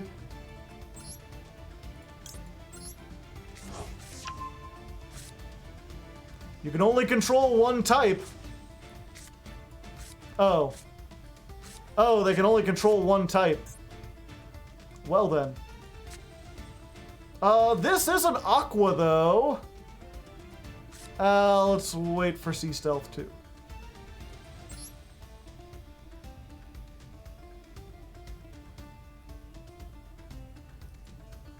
Set the Sea Stealth. Yeah, then I can just start getting over everything.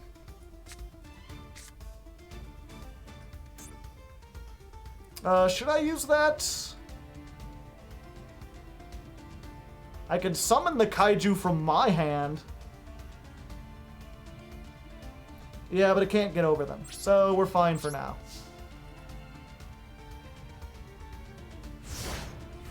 The Ice Jade Lady, she'd only have 1700 attack. Although, yeah, that does trigger Sea Stealth attack. And it's an Aqua.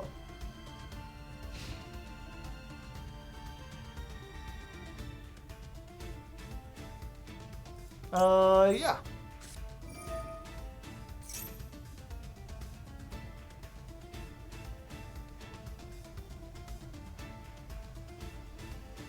If you want to negate this, you gotta stop the attack. Choose wisely. Use the effect? Yeah. Adios. I'll take the direct attack.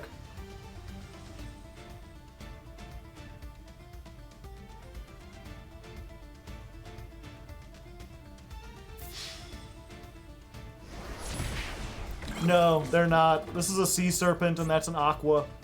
So I can't have both under Rivalry of Warlord. But I can just banish the jellyfish, summon this.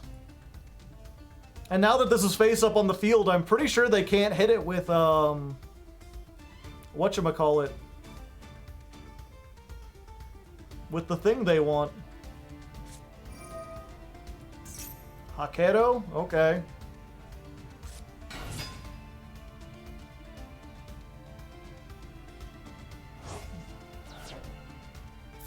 Just trying to get in for max damage.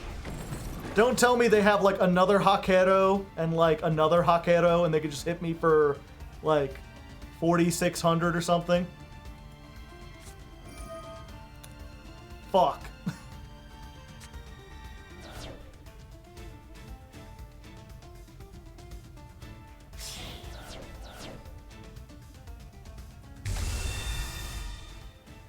And it has 38! Welp. I guess that did it.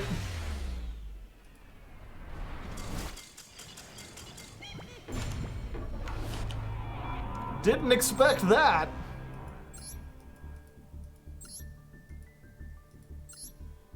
Actually playing Big Eldritch.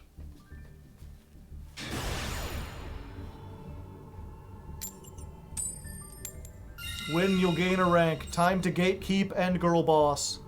Hello, Ame. How are you doing tonight? Are you having a good evening? You missed, I sat down and talked about superhero comics for like an hour.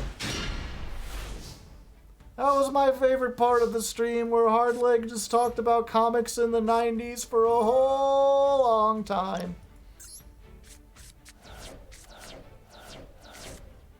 Nice. Yo, what up? Walk into the club like, what up? I got a big cock. No deal, I'm just going into the thrift shop. Ice on the fringe and it's so damn frosty. People like, damn, that's a cold ass honky. Just came back from work, relaxing. Nice. I'm a fan of relaxing. I've relaxed from time to time. I've listened to the song Relax by Frankie Goes to Hollywood.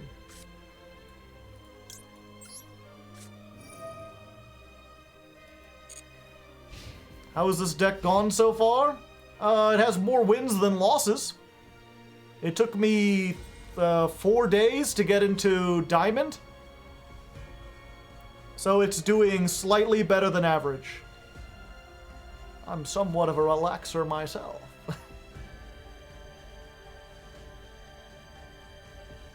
I say, don't you usually work earlier in the day? I thought you got off work in like the afternoon and then streamed. It's like late at night.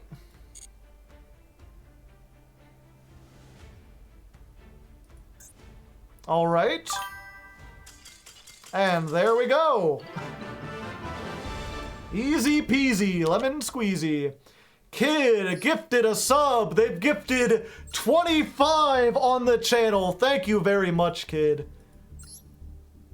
Are you on the Patreon? You should consider joining the Patreon. You given so much money.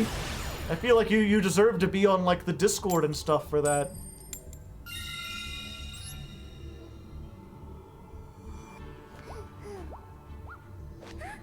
Are there any fishes that have commentation with the moon? Probably. What's the worst deck you've played in this series? Cosmo. Clearly. No debating. Wow. This sucks.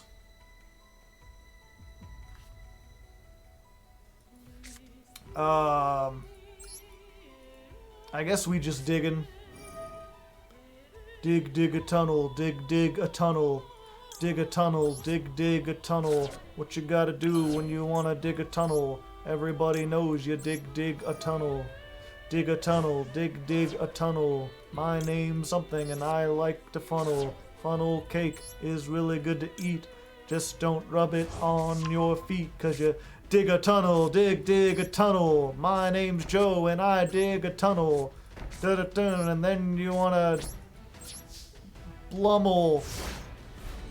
Feet funnel cake? How did I know that would bring you in? I'm just trying to improvise, alright? I'm not great at it, I just do my best. Oh no. Cosmos are worse than Ojamas, they are.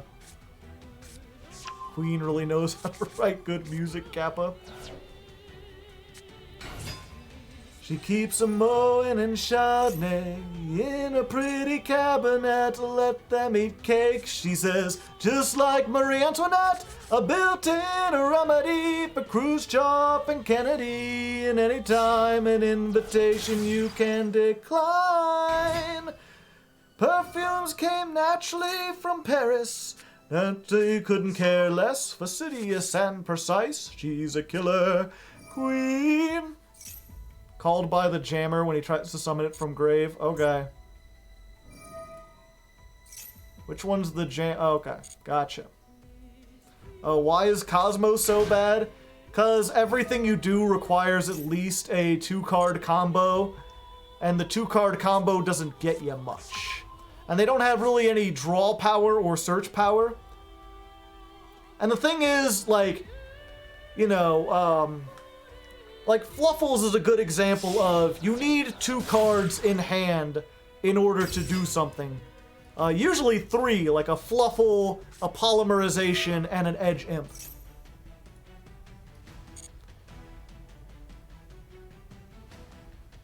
But, a lot of those cards are... Well, one, you have a card that searches 2 out of the 3 of those, which is itself searchable. Fluffles are the best. Fluffles are, I'm telling you, Fluffles are better. They've got a lot of search power. They've got a lot of great things.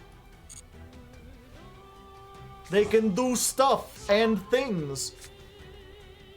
And a lot of those, like, you know, all you need to do combos is like a Fluffle. But a lot of your Fluffles have combos, or have utility beyond just being fusion material. Like Bear and Wings and stuff give you other effects. Whereas in Cosmo, you basically have pilots and ships. And what the pilots do is summon the ships. So if you just get a ship with no pilots, the ship is useless. If you just get a pilot with no ships, the pilot is useless. The cards don't do anything except for facilitating the other part of the combo.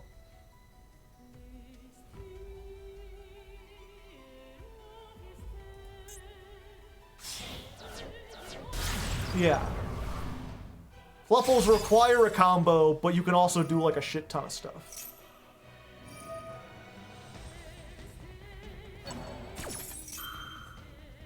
Oh, and they're doing that after the fact, so I can't...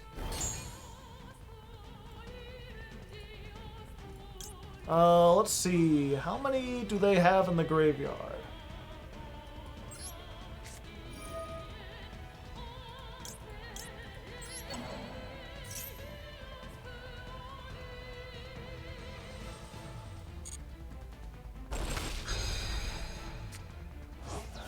That's someone told... I should have used it earlier, and someone's like, oh no, you need to wait for the update jammer. It's like, oh yeah, they can chain block. Waiting for the update jammer literally does not work.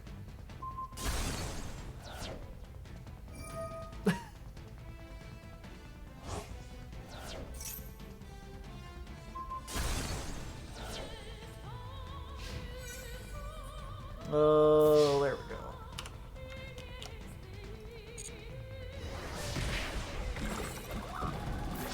Yeah, like what I probably should have done is stopped the,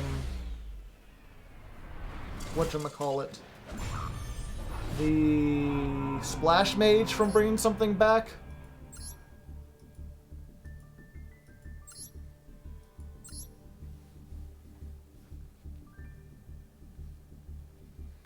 Which deck other than DDD would need the least amount of support? Probably Unchained. Unchained has a lot going for it. Honestly, Unchained is still a pretty good deck.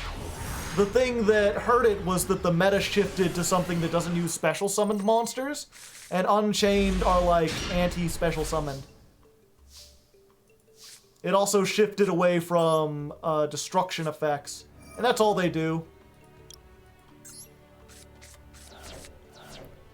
Fossils are pretty good. You can ash this if you want, I don't care.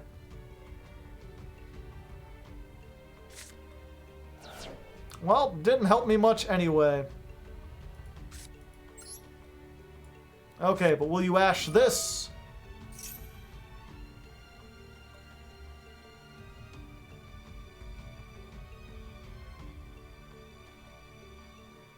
Yeah, Unchained have too few names. Okay. That's fine.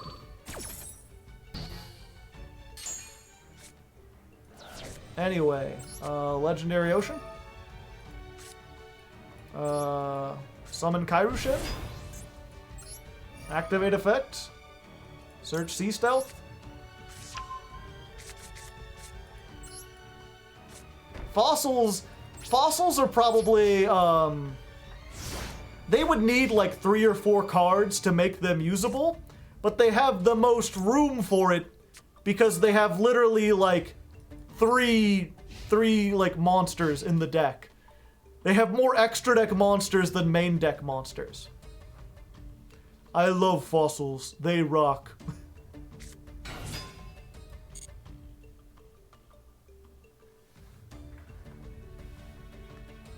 Yeah, it would be nice if they had some way to, like, you know...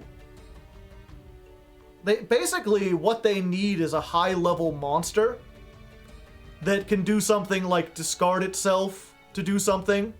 Because they have, like, a fusion that's, like, a rock and a high-level monster in the graveyard, right? And if your opponent has a high-level monster in the graveyard, great. Then you've got the thing that you want to do.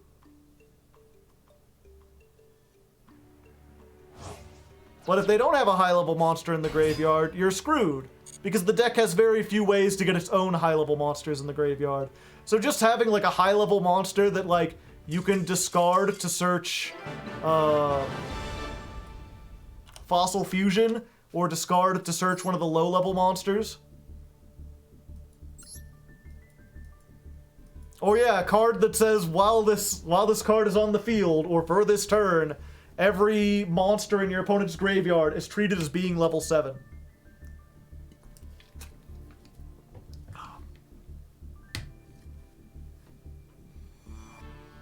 Let's actually look at that real quick. So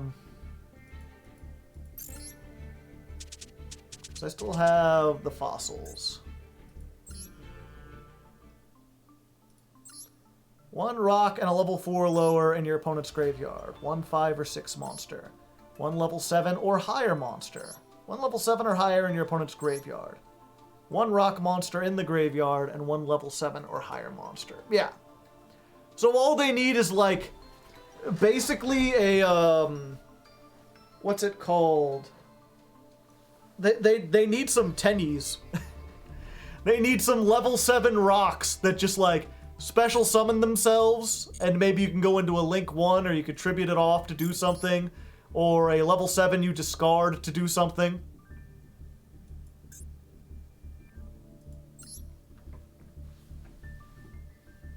Ten rock.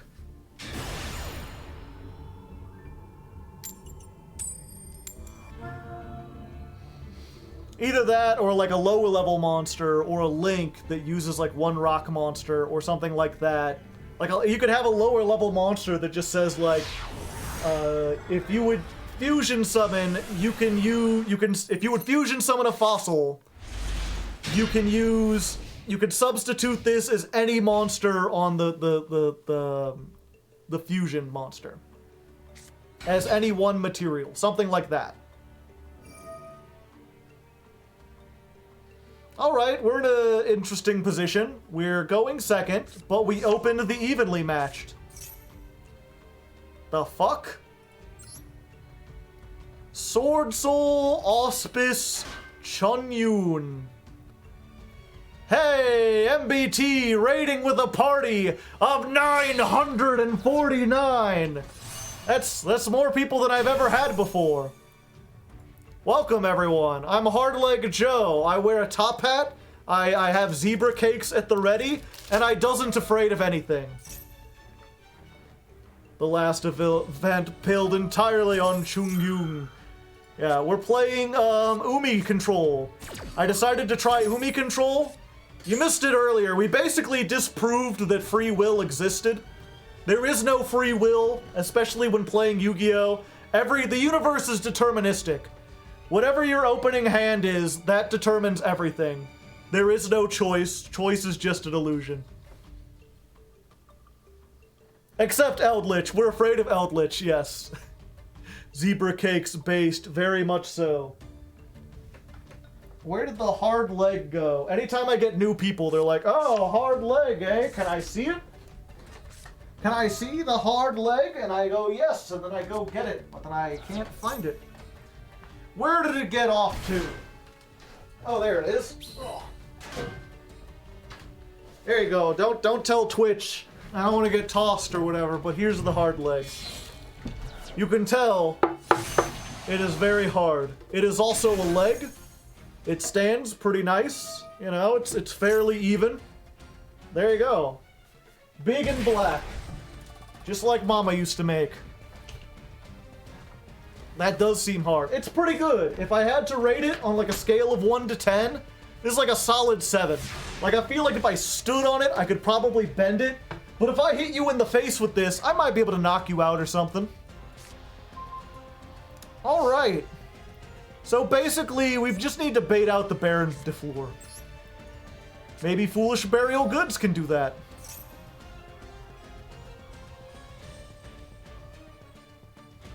Possibly. Perhaps. No. We're gonna send Ice Barrier. So maybe a Legendary Ocean will do that. I am a fool. I'm a foolish, foolhardy fool, and I forgot how evenly matched works.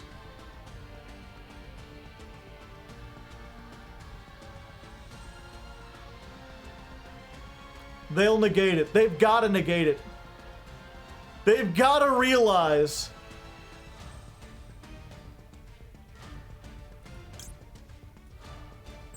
Okay.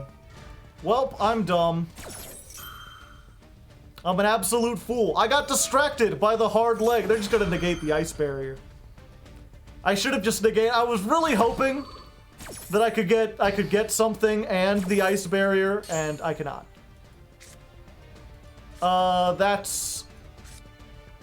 That's fine. It's not fine. I have ruined everything. At the end of the battle phase, if your opponent controls more cards, you can make your opponent banish. If you control no cards, you can activate this from your hand. But I control a card. Yep.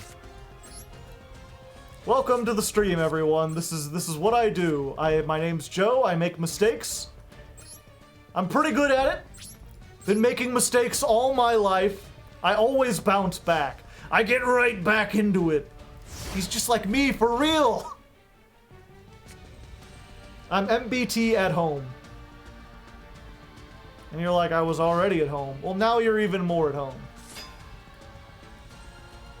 I just realized I have a warrior and a worm, so like, there could be only one, does literally nothing.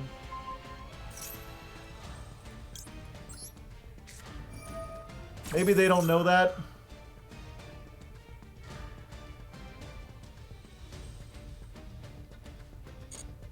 No. No, I've just blundered this into the stratosphere. Holy fuck.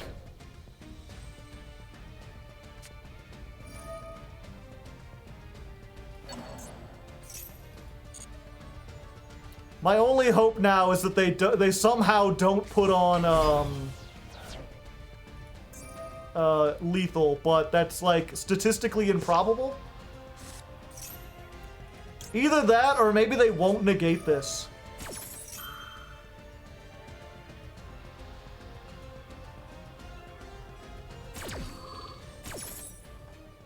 Excuse me? Oh. Why would they negate this? They already used the negate? They didn't. Oh, wait, yeah, okay, they did. I forgot for a second that this wasn't a once per turn negate. Sure. Banish a couple cards. It'll be funny. Or, I'm sorry, banish a card. One less to worry about, chat. No, see, this is fine. Never give up. Never surrender. Hope. I just gotta hope. It's like they say, you know, hope dangles on a string, like slow spinning redemption, winding in, winding out. The shine of it has caught my eye and rendered me so captivated, so underrated. I am certain now that I am vindicated. I am selfish, I am wrong, I am right, I swear I'm right, swear I knew it all along, and I am flawed, but I am cleaning up so well. I am seeing in me now the things you swore you saw yourself so tight.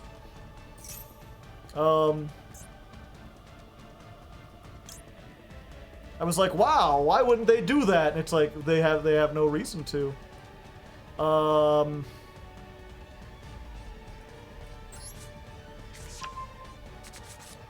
Yeah, like what am I gonna do? They're just gonna pop the C stealth attack, and if I banish this, then they just attack me.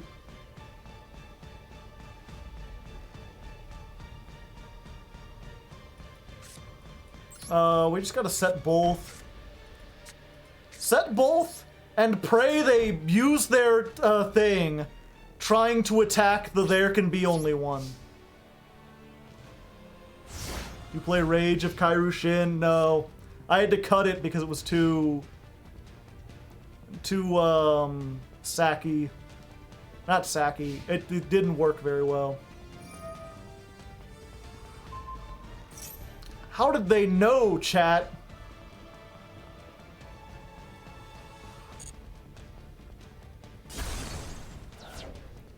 "50-50 shot and they guessed. But I'm not dead yet.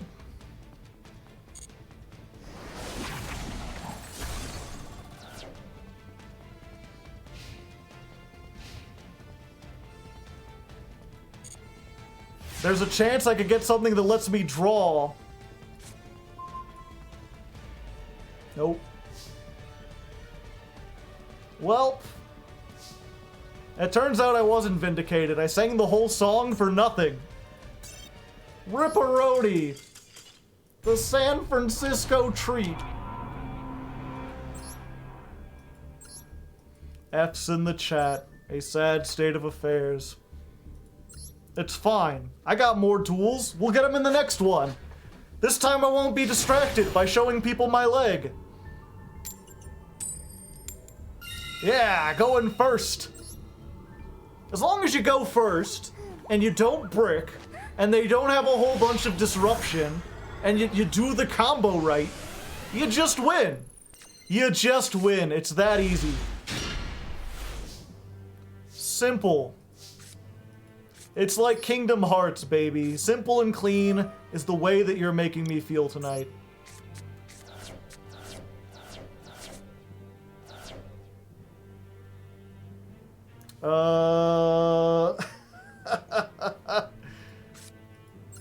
That's fine. We've got Sea Stealth too. We've got this. I think I'll just keep the evenly matched in my hand, honestly. Because the only way they're going to get through this is if they have a deck that's not bothered by it, or if they blow all of this up. Kid3888, thank you for the gifted sub. And if you didn't get one, you gotta type evaded in chat. You have evaded your way around the sub. If you do have subs, go ahead and show them off. Hit them with the dabs in the chat.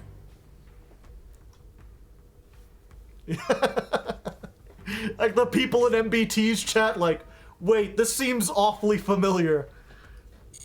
This is just like what I experienced, but with fundamental differences. Yeah.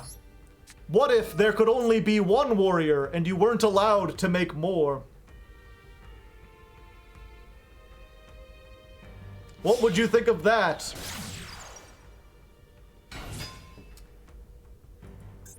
Okay, never mind. I got this confused with the Kairushin thing. Yes.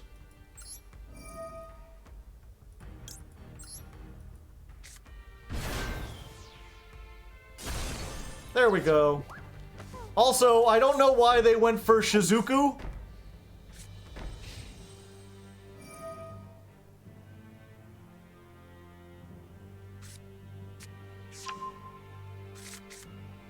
Oh, because she's water. Gotcha. Gotcha. Okay. Pot of Prosperity? Let's go for this. Oh, I've only gone into the extra deck once, and I lost. No. Maybe. No. No. No. Maybe. Wait, actually. I've already got Umi on the field because I've got this. Everything they have is spells. So we go for this and we get the jellyfish. Look at me over here, making decisions about my life.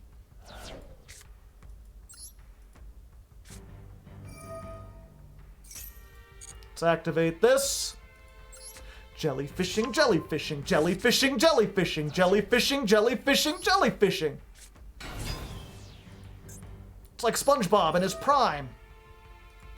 We send a legendary ocean to the graveyard, and we summon a Kairushin from our hand. He doesn't get a summoning animation because fuck him. He's a sea serpent. And we use this, we get the sea stealth attack. Then they surrender. This is what often happens in this game. SpongeBob Prime? It's the SpongeBob from the Prime universe. He has all the powers that Steven Hillenburg described in the source documents before they made SpongeBob.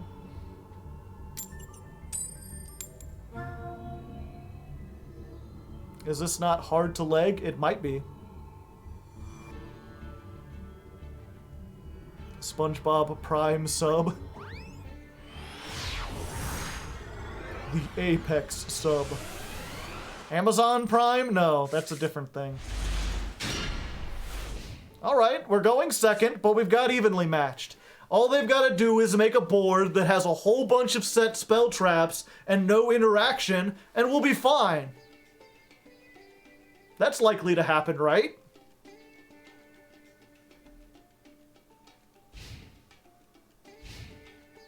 Main phase? Okay, it took them a second to realize they were going first. Okay, well, they've already got 1 point of interaction, but maybe I can bait that out somehow. In a way that, doesn't put cards onto my field. Interaction is lame. This deck interacts. Sometimes I activate Sea Stealth Attack in response to things. It's pretty neat. If you do that, all they can keep is the token. Yo, was that Ice Jade? Yeah. I wasn't pilled on the Ice Jade at first, but it's very useful. You can discard it to summon a water monster from the hand. And because it's level 5 or higher, you can search it with Ice Barrier, which searches any high-level water monster. So if you're in a situation where you have the jellyfish and you have the Oh, wait. This isn't the... Okay, there is an alternative, chat. The alternative is they've bricked. They've bricked to fuck, and they cannot do anything. So, let's activate this and see if they ash it.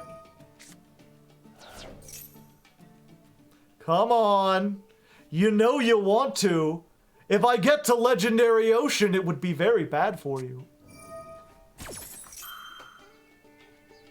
Well, that's not what I expected. That is not what I expected at all. How often do you see a Psy-Frame Gear Gammer up in here?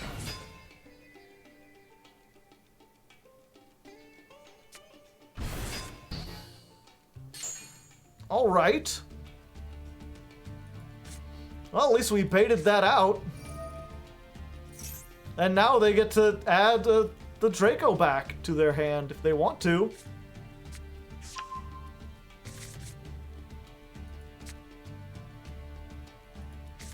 Okay. Now please don't ash this. I know I was asking for the ash before, but that was a lie.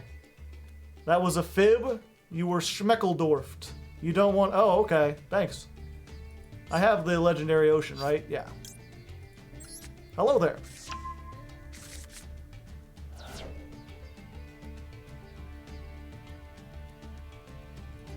So let's just Legendary Ocean. Now the field spell matches the aquarium. The aquarium, by the way. That's why we got the undersea treasure. Normal summon. Hello there. You control more than one water monster? Because the government has just issued a new order. Only one water monster allowed. Or non-water monster allowed.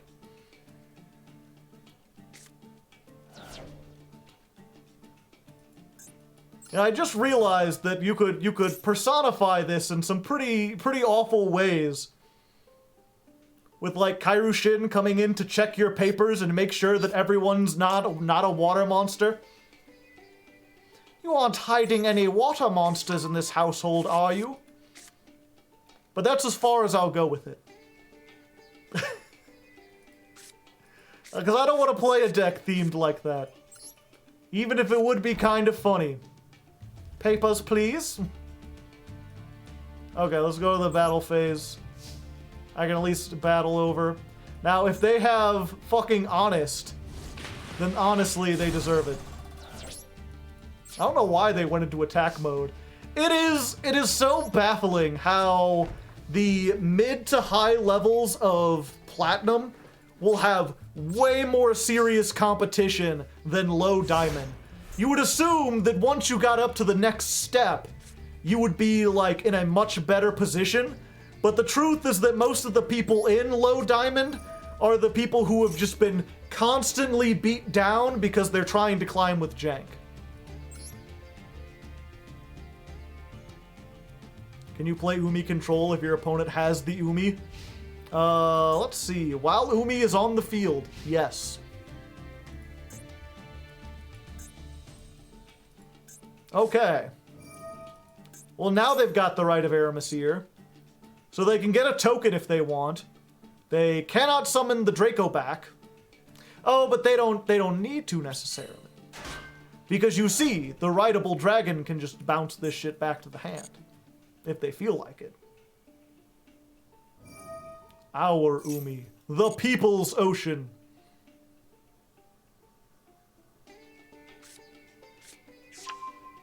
Yeah, already playing Ice Barriers. Shut up. You make me sick.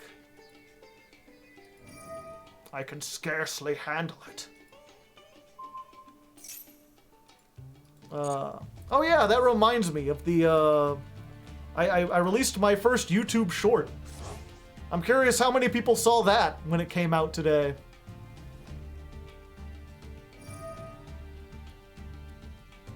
So what are they gonna do? Yeah, they're gonna return that. Okay. I've just gotta dodge out and hope they can't do anything. I saluted your short. I appreciate it. I'll have to look. I haven't been on YouTube.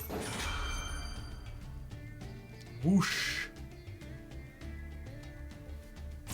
You have activated international waters. It was your best video yet. Yeah, I'd heard that shorts were kind of like TikTok and that like YouTube was trying to get people to make them and trying to get people to make new ones. So they would be advertised, they would be pushed super hard. I did not experience that with mine, but then again, I'm not sure if the audience was necessarily prepared for something like this. It's not quite my usual content.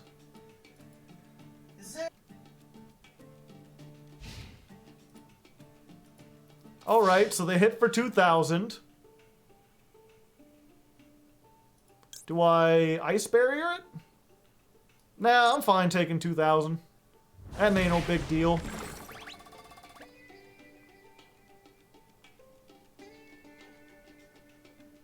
You are the large ham. I am the Banana King. Why didn't he put to attack? Mistakes were made. Max C? Alright, I guess it's a good thing I didn't ice barrier.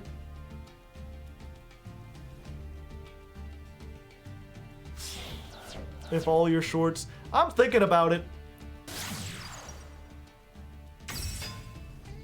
They lack critical information! They're like, I'm just gonna get rid of the sea stealth. Either that or they're afraid of the back row, in which case I guess I took 2,000 for nothing.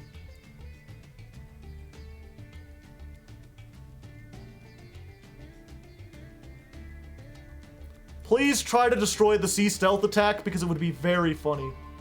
No, they're just going for ice barrier. Okay. I could have not taken 2,000. And then what? You make Nightmare Unicorn, discard another one to search this back, and then when Kairushin comes back, I just immediately search it again? I don't know what your plan from here is, Chief. I have theories. That seems like a really bad idea. But you know, here on Hardleg Gaming, we don't prevent our opponent from making mistakes. Oh, they had another Gamma in hand.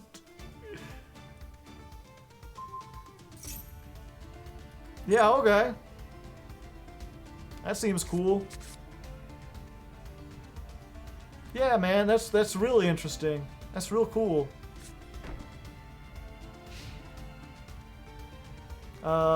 Yeah. Okay. I don't know if I'm smart enough to understand that skit. I don't feel like there was much to understand.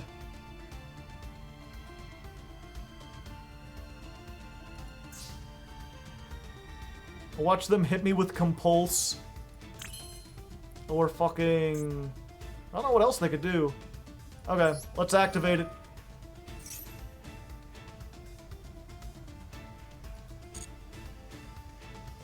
But it came back. They shuffled it into the deck just for me to summon it again.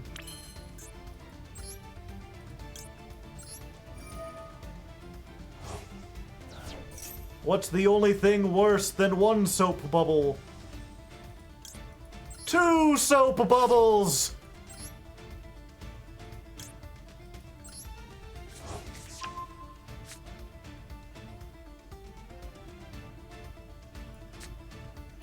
And I think I want to run over this even though it'll crash.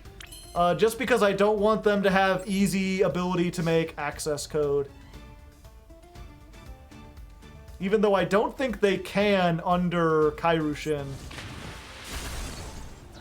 But that's fine. Next turn I'm getting Sea Stealth 2 and then I can just get that back. Let's get that back. Okay. Set another ice barrier. Set another sea stealth attack. There we go. Sea stealth 2 counts as Umi on the field, does it? No, it does. Oh yeah, sea stealth 2 does. 1 does not. Yo, remember me? Why does he care so much about the ham? He doesn't. You don't understand.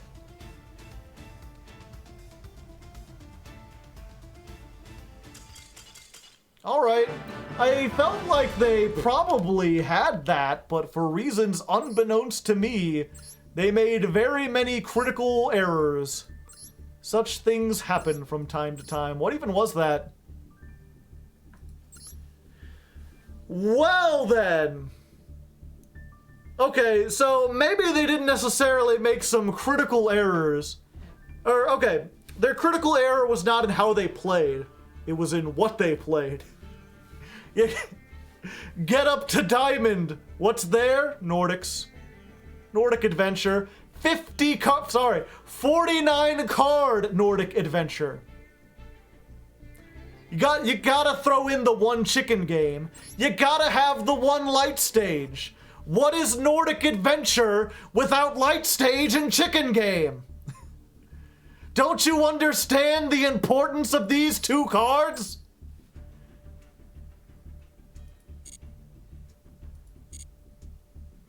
Okay, let's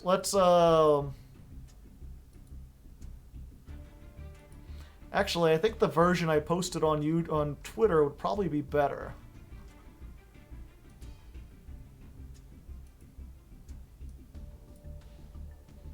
Okay. Let me see if I can... We're gonna watch this together, chat, and consider this an advertisement. If you're from MBT stream, and you're not familiar with my YouTube, which is youtube.com/hardleggaming, I'm sure one of my many fans will post that in the chat, because I don't need bots when I've got a fan base this nice. Also, I don't know how to use bots, because I'm old. But if you like this, then you can maybe expect more of this. Oh wait, 1 second. Ma'am, that is an 11-pound whole slab of jelly ham. It has no bones, fat, or connective tissue. It is an amalgamation of the meat of several pigs, emulsified, liquefied, strained, and ultimately inexorably joined in an unholy meat obelisk. God had no hand in the creation of this abhorrence. The fact that this ham monolith exists proves that God is either impotent to alter his universe or ignorant to the horrors taking place in his kingdom.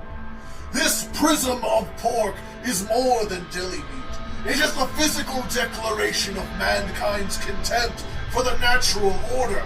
It is hubris manifest. We also have a lower sodium variety if you would prefer that. Is that...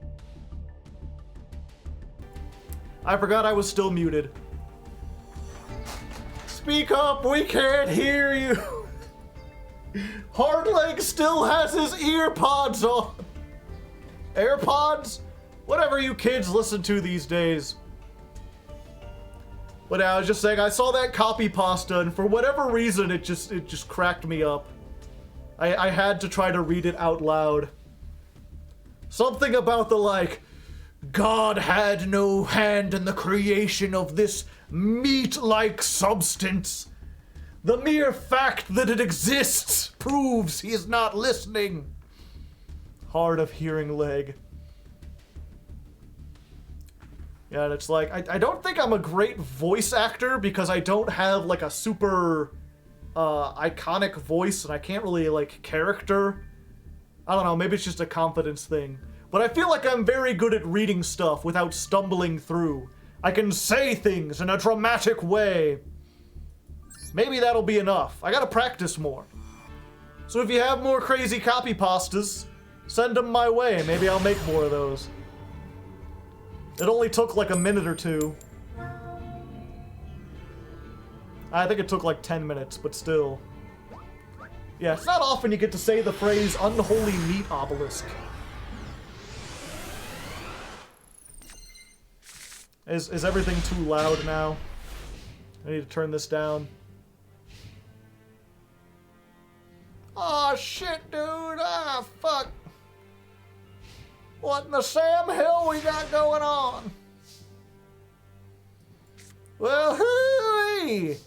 I done seen a lot of things in a lot of different ways, but I ain't never seen no thing nohow that looks like that. I guess I could do a fairly good, whatever, like country bumpkin voice. There's also old Gus, the prospector. I've seen a lot of things in my days. Coyotes come to steal my woman. But I ain't never seen nothing going like this.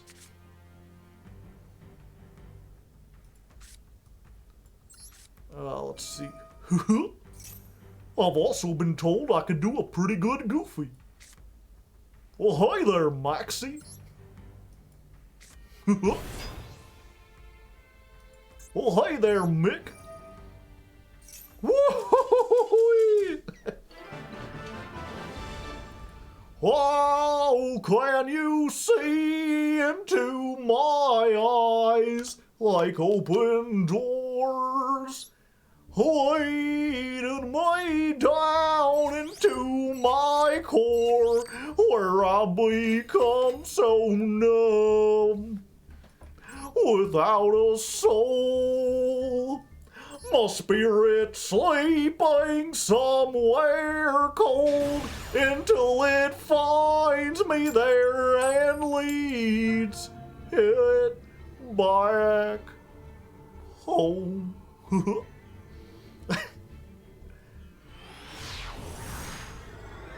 Wake me up inside. Call my name and save me from the dark. Bid my blood to run. Donald and Mickey backup singers. I feel like I could do maybe if I practiced I could do a better Mickey. Everyone can do like a decent Mickey, right? Just gonna be like, ho ho, well hey there, Goofy. Gotta watch out for that. The power of darkness is in your soul. Wake me up, and I can't wake up. Wake me up inside, save me. Call my name and save me from the garsh. Can Goofy say a swear? Will Goofy say a swear? Why won't you let Goofy swear, Disney? Oh, fuck.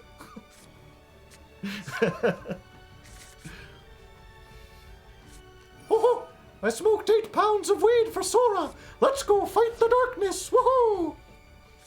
I'll fucking do it again. What do you have to say for yourself, Goofy? I did it. I'll do it again, too. No, Goofy, you're supposed to say, but I did do it. I killed them all with my bare hands. Mickey turns into Meatwad really quickly, yeah.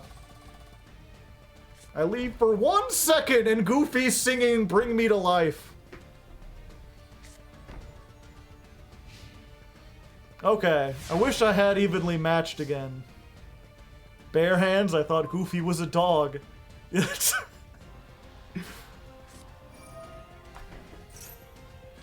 Come on now!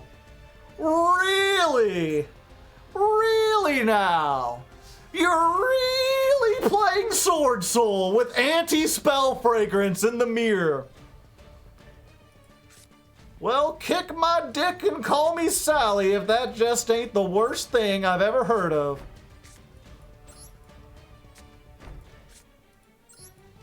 Well, I guess I'm setting everything. It called your name. It was aware. Yeah, it's... When is Master Duel going to learn that their ban list has consequences? If you don't ban all the floodgates in Best of One, people will play all the floodgates. I mean, my deck is floodgates, but my deck is built like the whole core concept. You couldn't bring this card into the game. It is the floodgate. And it's new. They had to do that. But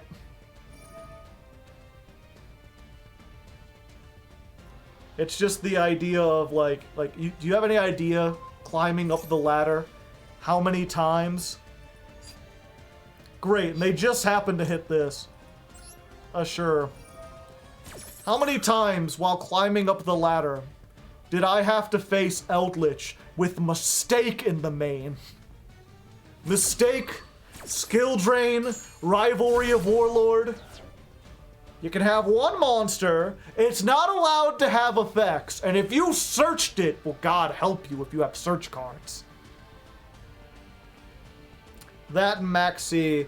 Maxi is still awful. It's not a staple right now because you have Eldritch and Fluunderies and the Umi deck that are all kind of in the top percentile of decks, and none of them special summon. And you also have Branded, which is probably the best deck right now, which does special summon, but they're gonna do it like twice per turn.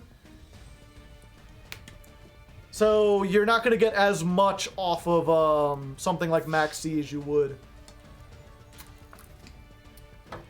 Fucking Umi deck is in the top tier? I think so.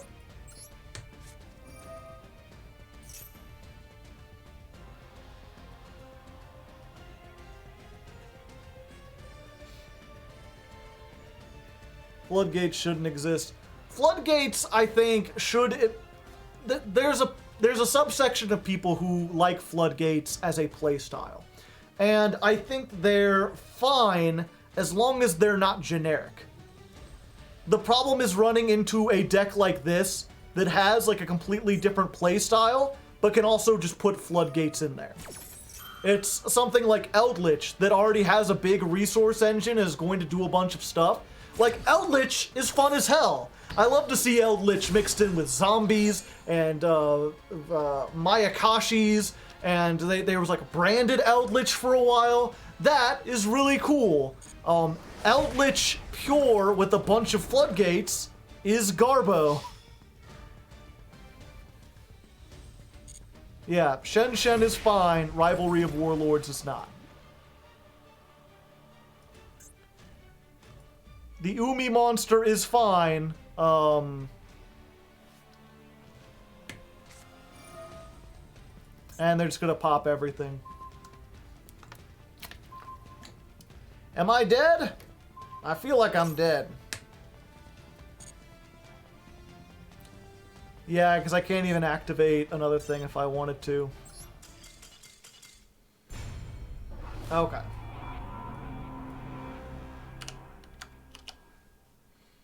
So I think I'm going to call it for tonight. I think that's about it. Because usually I stop after 4 hours. But since MBT rated me, I wanted to stay a little bit longer. And with that, I wanted to do one more little special thing. We're gonna do something. Normally I save this for like special occasions. But I wanted to sing just a little bit. Was the Umi list I sent helpful? I don't remember when you sent it. I've gotten a lot of Umi lists, and they're all essentially the same. Yeah, there's something I do on here from time to time. A little karaoke. There's a specific song I love to sing. I call it the Song of My People.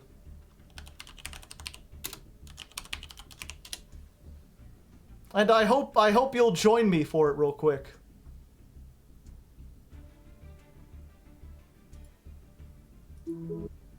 Let's see. We've got to turn off the... There we go. It's not the shoobity-doo-bop. That is pretty good. This is something a little bit different. This is a song you're probably familiar with, you've probably heard it before, but it has special meaning to me, and I hope you enjoy it.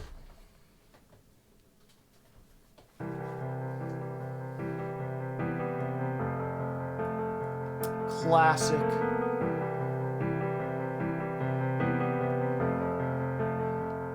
Somebody once told me the world is gonna roll me. I ain't the sharpest tool in the shed. She was looking